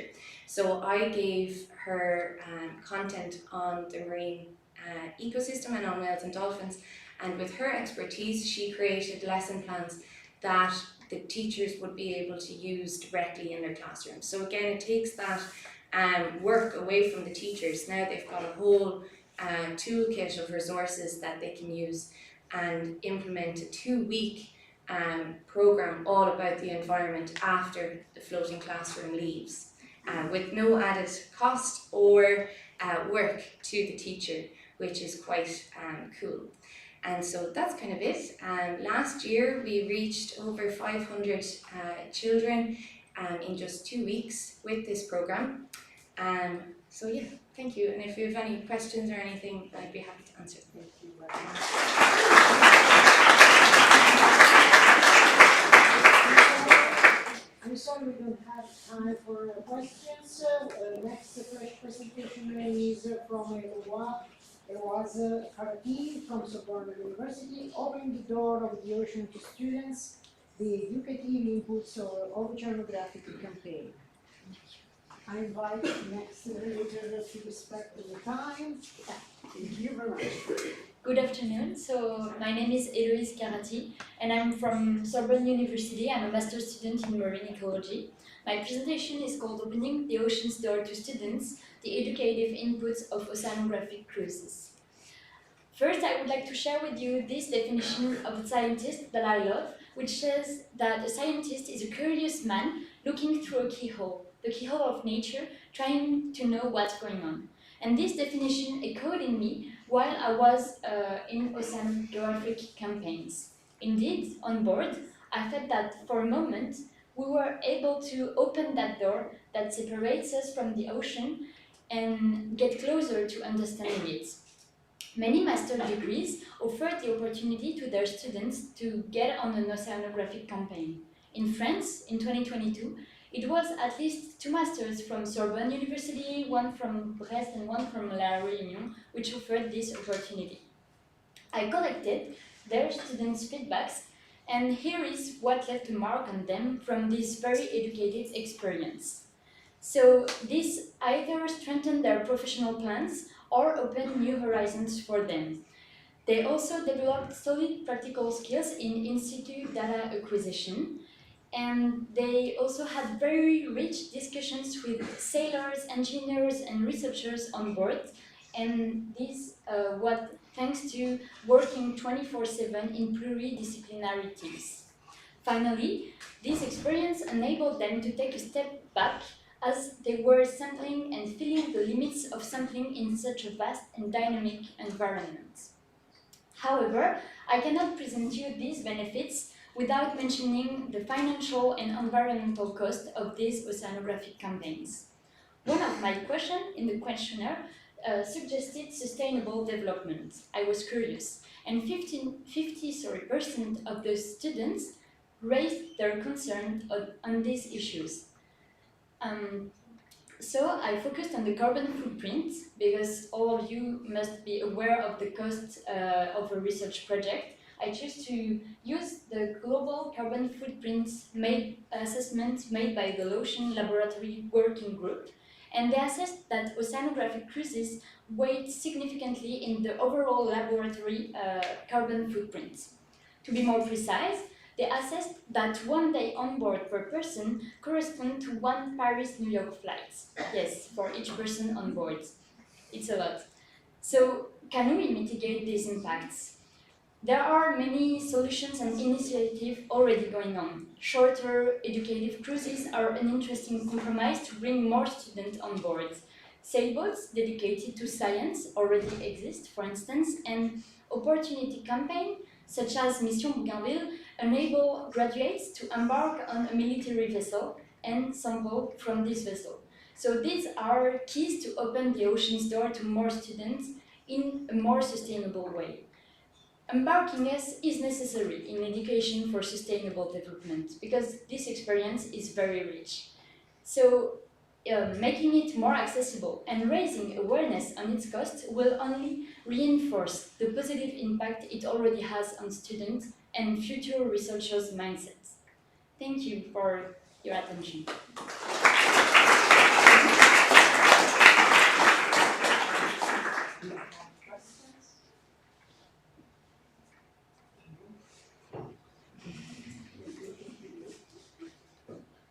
I always have a question eventually, you know. No, more than a question is a statement, like because I totally agree with the fact that indeed some cruises may have a very strong impact in terms of how much CO2 is put.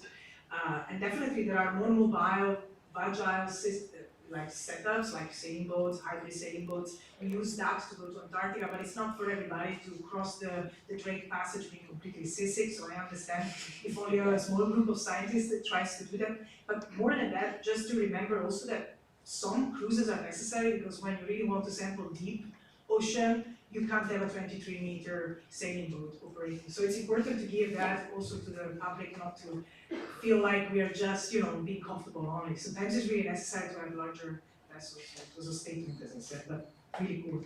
I love it. Definitely. Thank you for this addition. Of course, we cannot use every instrument on every boat, so some big boats are necessary. And it's research, so I'm not saying that we should reduce research campaigns at all. Thank you very much. Next presentation is from Baptiste Ozanam from the Sorbonne University. Floating universities, a high and valuable experience for marine science students.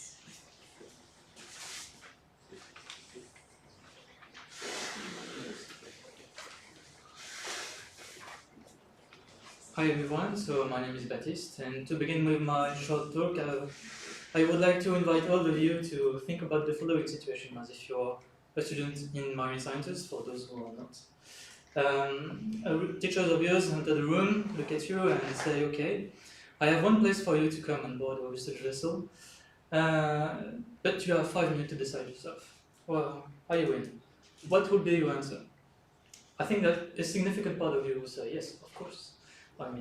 And I know you will be absolutely right, because I had the opportunity in last October to take part to the Indian Ocean mission led by Monaco Explorations. So alongside 29 other students coming from very different countries, I had the opportunity to take part to floating universities between Réunion Islands and the Seychelles. And it was an eye-opening experience for all of us, and so today I would like to present you the 3 main benefits we retained from it in order to try to advocate for a development of such kind of initiative. So the first main benefit we experienced on board is that floating university helped to bring concrete knowledge and skills. So, for example, in our case, we learned to use the Pentoscope, all new instruments. This is this one on this side of the photo.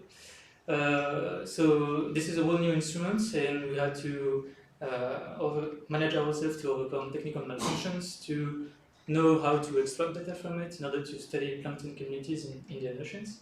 And so it led us to think that it's the prolonged confrontation between the complex field's reality and the theory, our theoretical background, that allowed the development of a new level of expertise. And when talking about expertise, I'm not talking about only in one areas.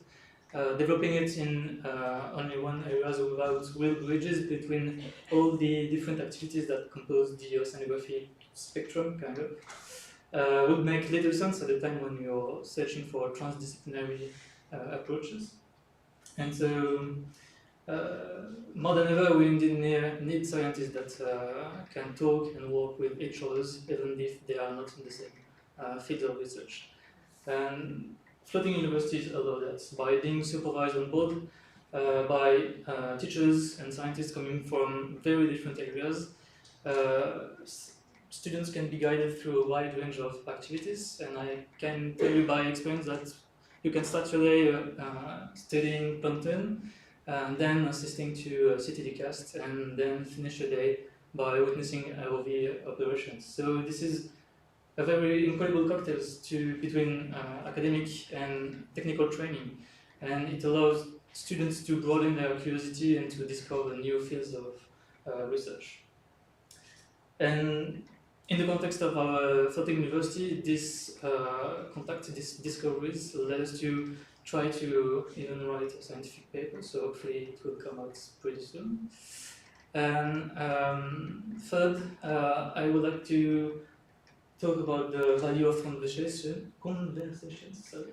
the importance of emerging relationships, and more globally the fact that we live a real adventure on board those ships, and it has a strong meanings for everyone on board, especially to choose our career path.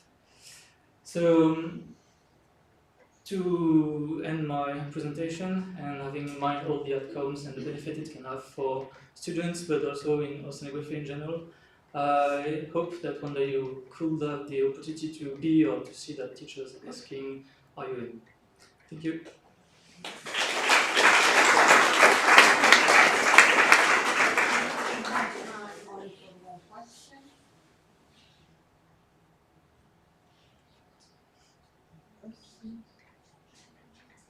Thank you very much. And the next presentation is from Yohanna Yared, University of Bristol. I can see the senior. Blue Health has improved the well-being of communities from a medical student perspective.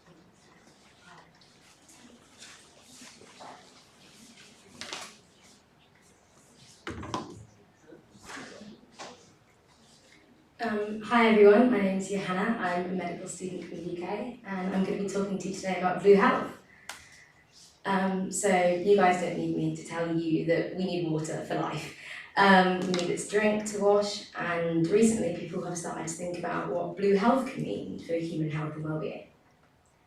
Blue health can roughly be defined as any intervention that we as human beings can do in or even around water to improve our health and well-being.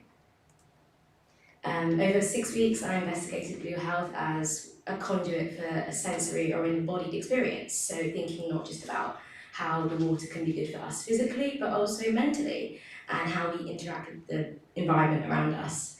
In short, there are lots of relevant disciplines such as medicine, ecology, art, and quite a big lived experience aspect. So in short, this is what I did. I had the opportunity to sail for 10 days in the IFSEA with the Jubilee Sailing Trust. This is a charity that runs fully adapted ships, and these ships mean that the crew can be people with abilities, but also people with disabilities. So this was a fantastic experience for me, and I was really privileged to meet this group of people. So what does blue health actually mean in practice? So one of the groups that I met was a group of young women from the UK who were swimming, doing open water swimming every single week.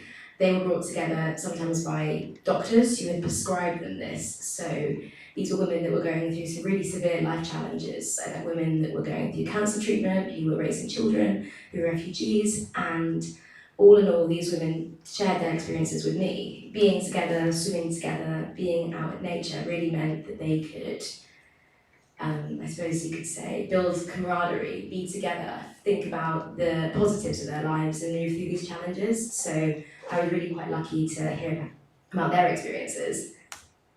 Not only that, but aboard the tall ship Tenacious, I met many disabled sailors who crafted a very different relationship with the water. One gentleman that I met was completely blind. He'd never seen, he was born without sight, and he spoke to me about the way that it was specifically the spray of the water, the sound of the waves that really, for him, brought together the experience on board. He gave me a fantastic quote. He said, "One day my dad took me to the beach. We sat there for just a minute as the tide was coming in. Something in my brain just switched. Wow, that's amazing." He shared a lot with me about his experiences on board and how, as a blind person, it was so different to mine. For him, water was a really big therapeutic outlet. So what comes next with Blue Health? We are now forming a new special interest group in Bristol, if anyone is interested, and we hope to be casting a wider net. So if you have any questions, please let me know. Thank you.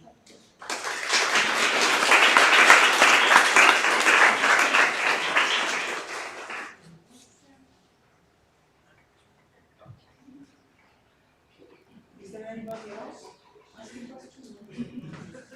Yeah, I just have a question, like with this blind sailor, it just struck me, right? Because for me, seeing is super important, especially at sea, but so what does it mean? Like a blind sailor, I mean that this person is really boating? Or is it? Is boating? Yeah, so aboard the ship, it's a tall ship, so there were about 50 of us on board, but the ship is completely adapted. So, for example, on all of the handrails, there are arrows pointing to the front and the back of the ship. He has someone with him at all times to make sure that he is able to move around the ship independently, but it's also, we've got plenty of handrails and it's accessible, so he doesn't actually need someone with him all the time. He's able to, if instructed, pull ropes, he climbed the mast, like, he was able to have a full experience as much as anyone else. Like, it was fantastic. Amazing, amazing, and beautiful, really. Thank you. Hello. I wanted to ask, do you have any quantitative methods to measure the blue health? Because I work in a sailing school with kids with special needs, so I would be very interested to measure this blue health. Yeah, I personally haven't done any research, that's kind of my next step, but I have done a literature review into the field. There is some data out there, and there has been a systematic review done on kind of the Blue Cares Blue Health system. There is evidence to suggest that physical interventions, so sailing, paddleboarding, surfing can be fantastic, but also in hospitals, things like patients just having images of the sea, soundscapes, like recordings of the ocean sounds can actually be really beneficial for people. But I would say that more needs to be done to establish some concrete evidence that's high-powered, as I struggled in my own experience to find high-powered research that clinicians can actually use. The next step is we want doctors to be able to prescribe this for people, but we need the evidence base. Thank you very much. Thank you. The next presentation is from François Lallier from the Sorbonne University. The French Marine University Network, bridging marine higher education in France, Europe and abroad.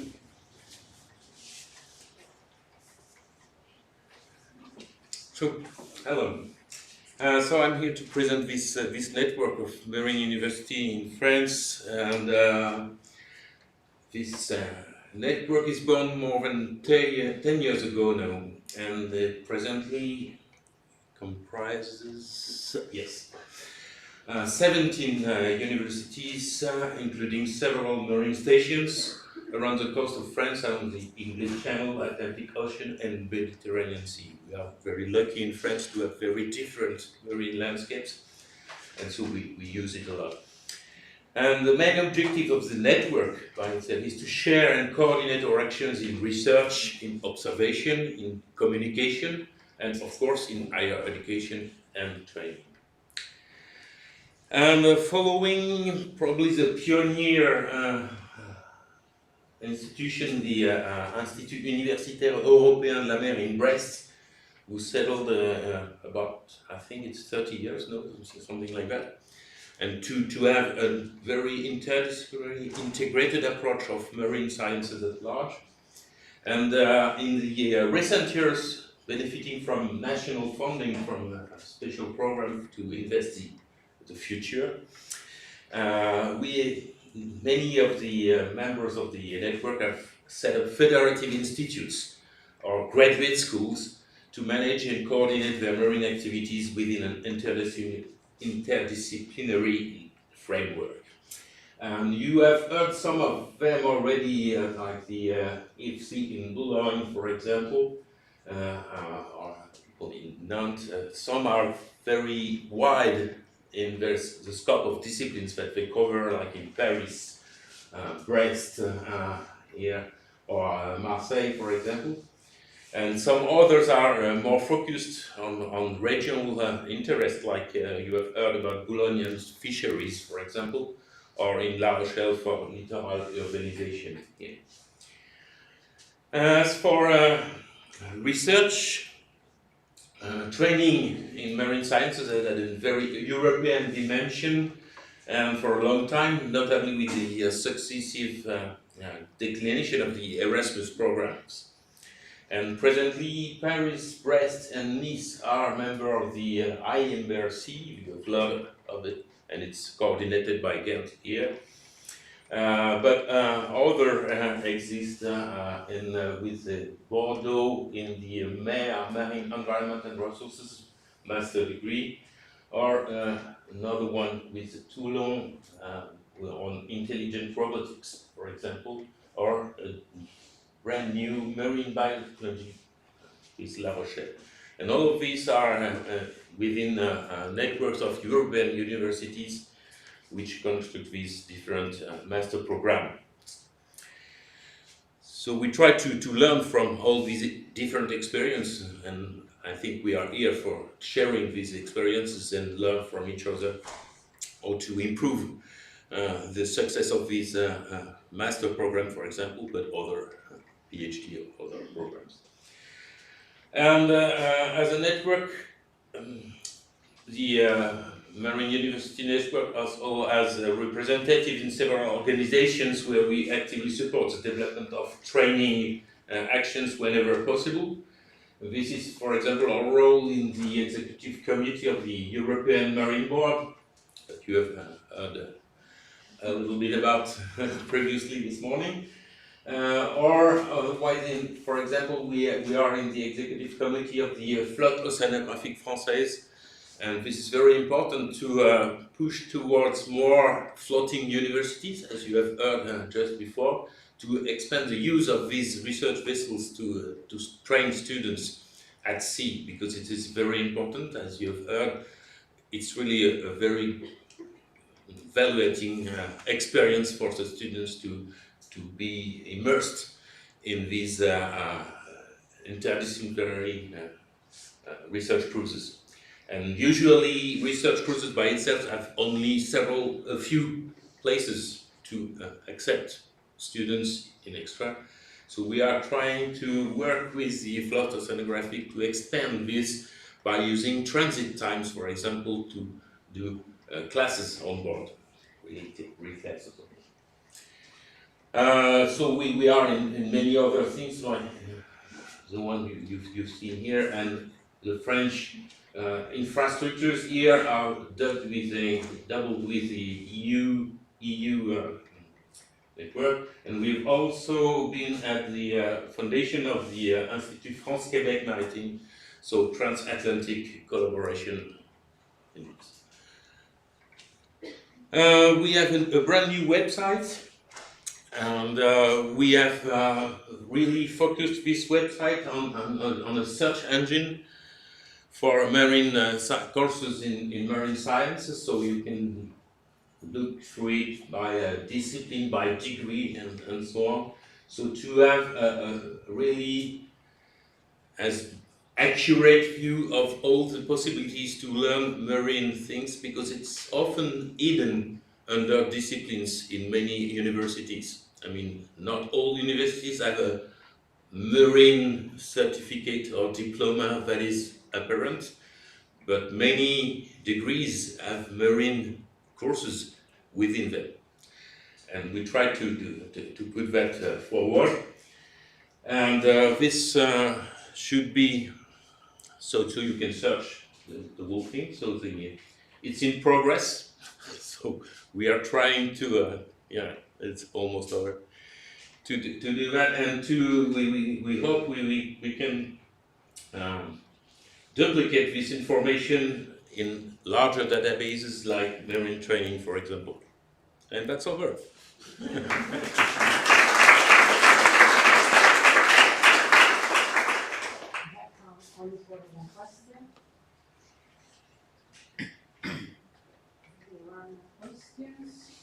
the next presentation is from Francesca Passotti from Ghent University, Cambodia, Marine Science, a sea of opportunities and needs.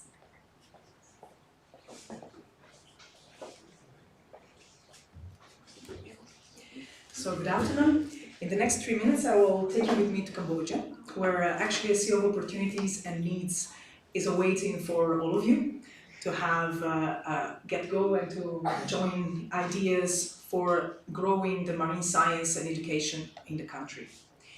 The country today is still rebalancing and is still rebuilding its educational system and academic offer after the losses during the Khmer Rouge regimes, which took place less than 50 years ago, really.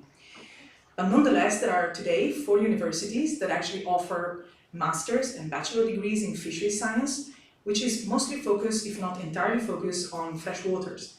Today, there's no marine biology curriculum at neither bachelor or master level.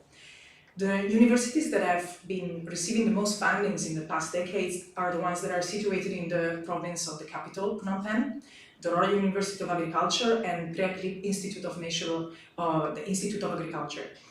And since 2005, thanks to the collaboration with an NGO, Fun and Flora International, which is a British flag, there's actually the first master degree in biodiversity and conservation, but nothing specifically marine. On top of the university in Cambodia, you have the fisheries administration, which is actually under the Ministry of Agriculture. So they normally direct the fundings and decide somehow where the research go and how the capacity building will be achieved.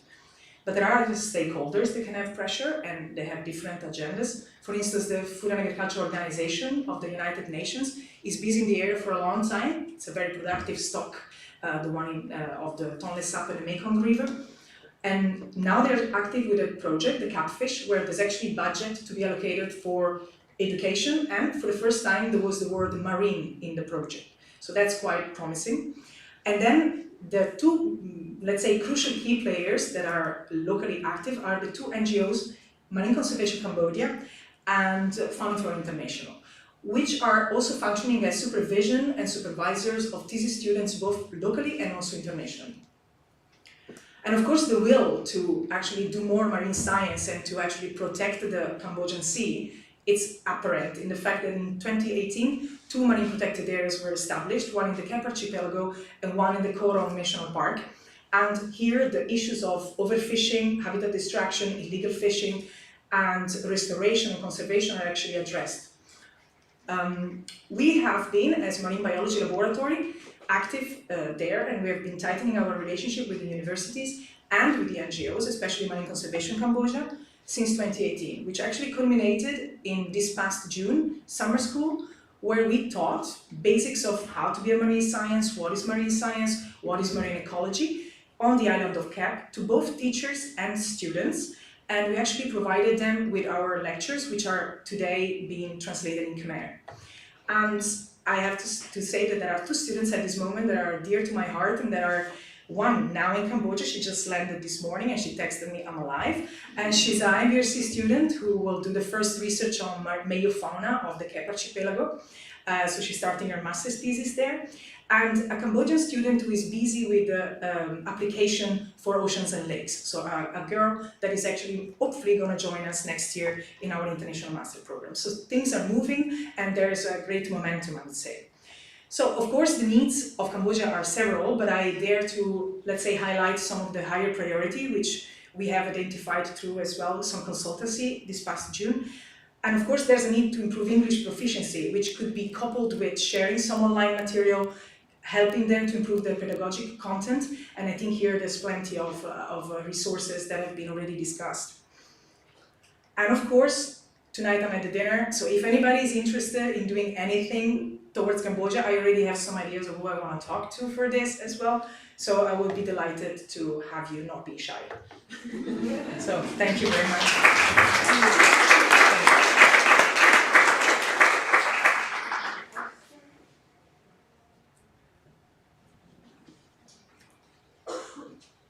How much interaction do you have with conservation NGOs? Because there's quite a few present, like Project Seahorse and operations like that, working off the coast of Cambodia. Do they overlap at all with the laboratory and the work that you're doing there, or are they just completely separate?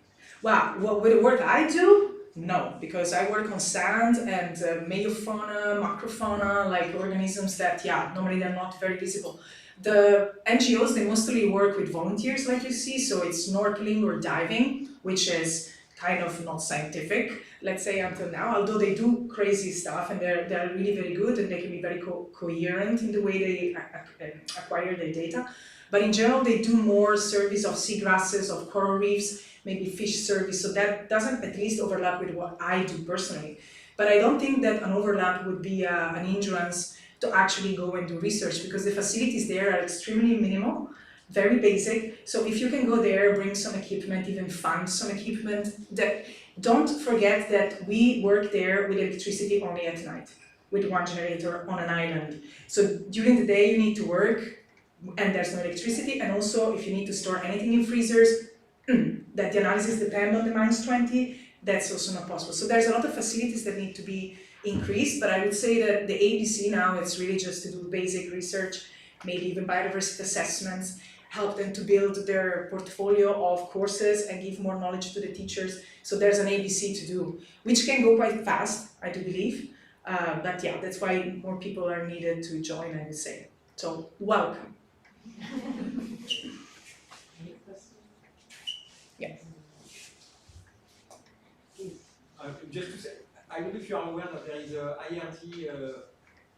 IRT, which is the French Institute for Overseas Research, and they have just checked that they have office in Cambodia, so that might be a good way if you want to have French scientists involved. Yeah, and I'm sure that they are under this catfish capture project, because it's definitely, there was like an institute, and I think it's probably this institute that is managing. So it was a tender that was won by the French, I know about that. I mean, the French, they have a long lasting after the protectorate and everything, and we know the story. I mean, I do know the history, I had to study. But yeah, so definitely there may be connections like that. So happy if you have some names that I can go directly to. It's always nice, that's why we're here, networking. So, thanks. Thank you very much. Evelyn Parades-Coral from German Oceanography Foundation, developing green skills in nautical tourism.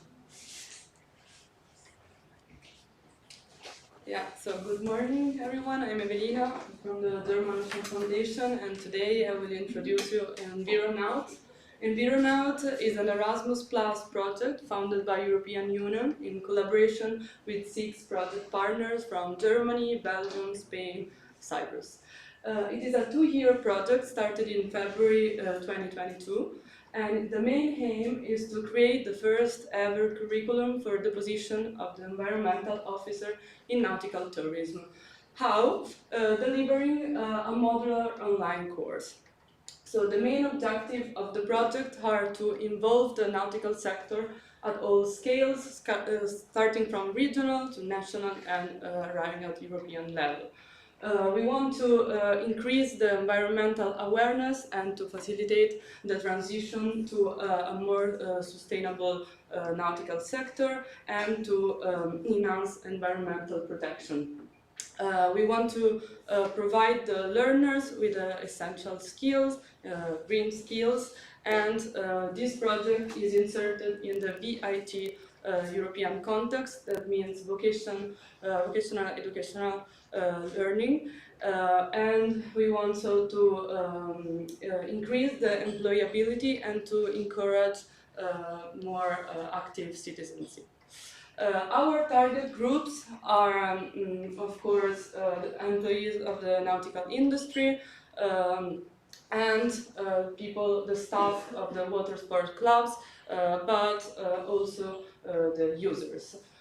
We want to reach also the policymakers to implement some poor regulations and the chambers.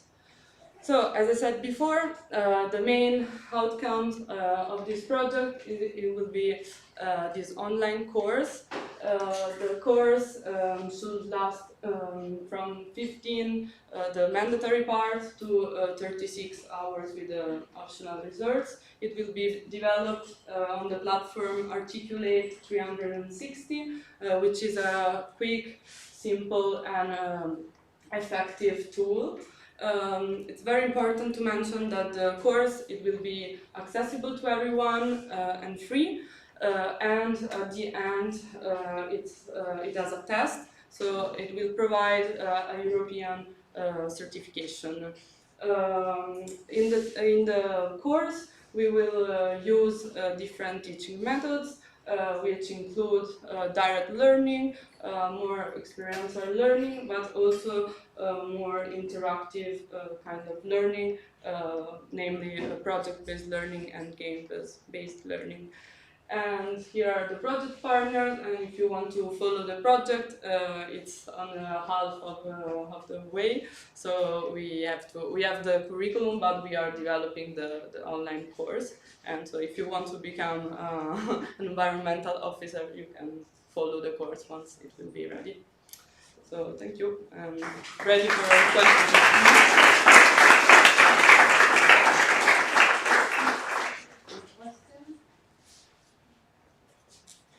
Yeah, I'm interested in, so it's a 2-year project and then you develop the course, but will the course still be available after the project finishes, and how will that be supported? Yeah.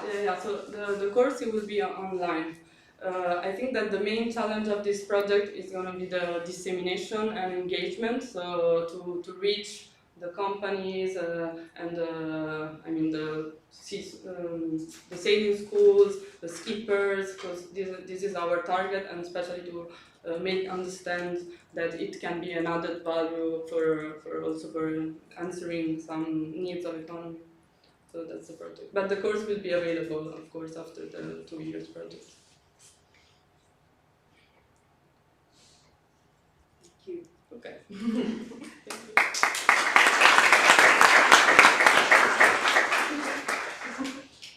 Thank you, everyone. So we're gonna have a shorter coffee break. We come at 3, well, until 3:10, and then at 3:10 we will start calling out the groups, so you can go downstairs. All of the workshop rooms are the ground floor level in the reception, basically. And then, yeah, I guess you may not remember the workshops as well. But they are written, well, they're for sure in your email, or they are written in the paper we gave you yesterday as well. Yeah, so if not, you can come to me, of course, and then I will help.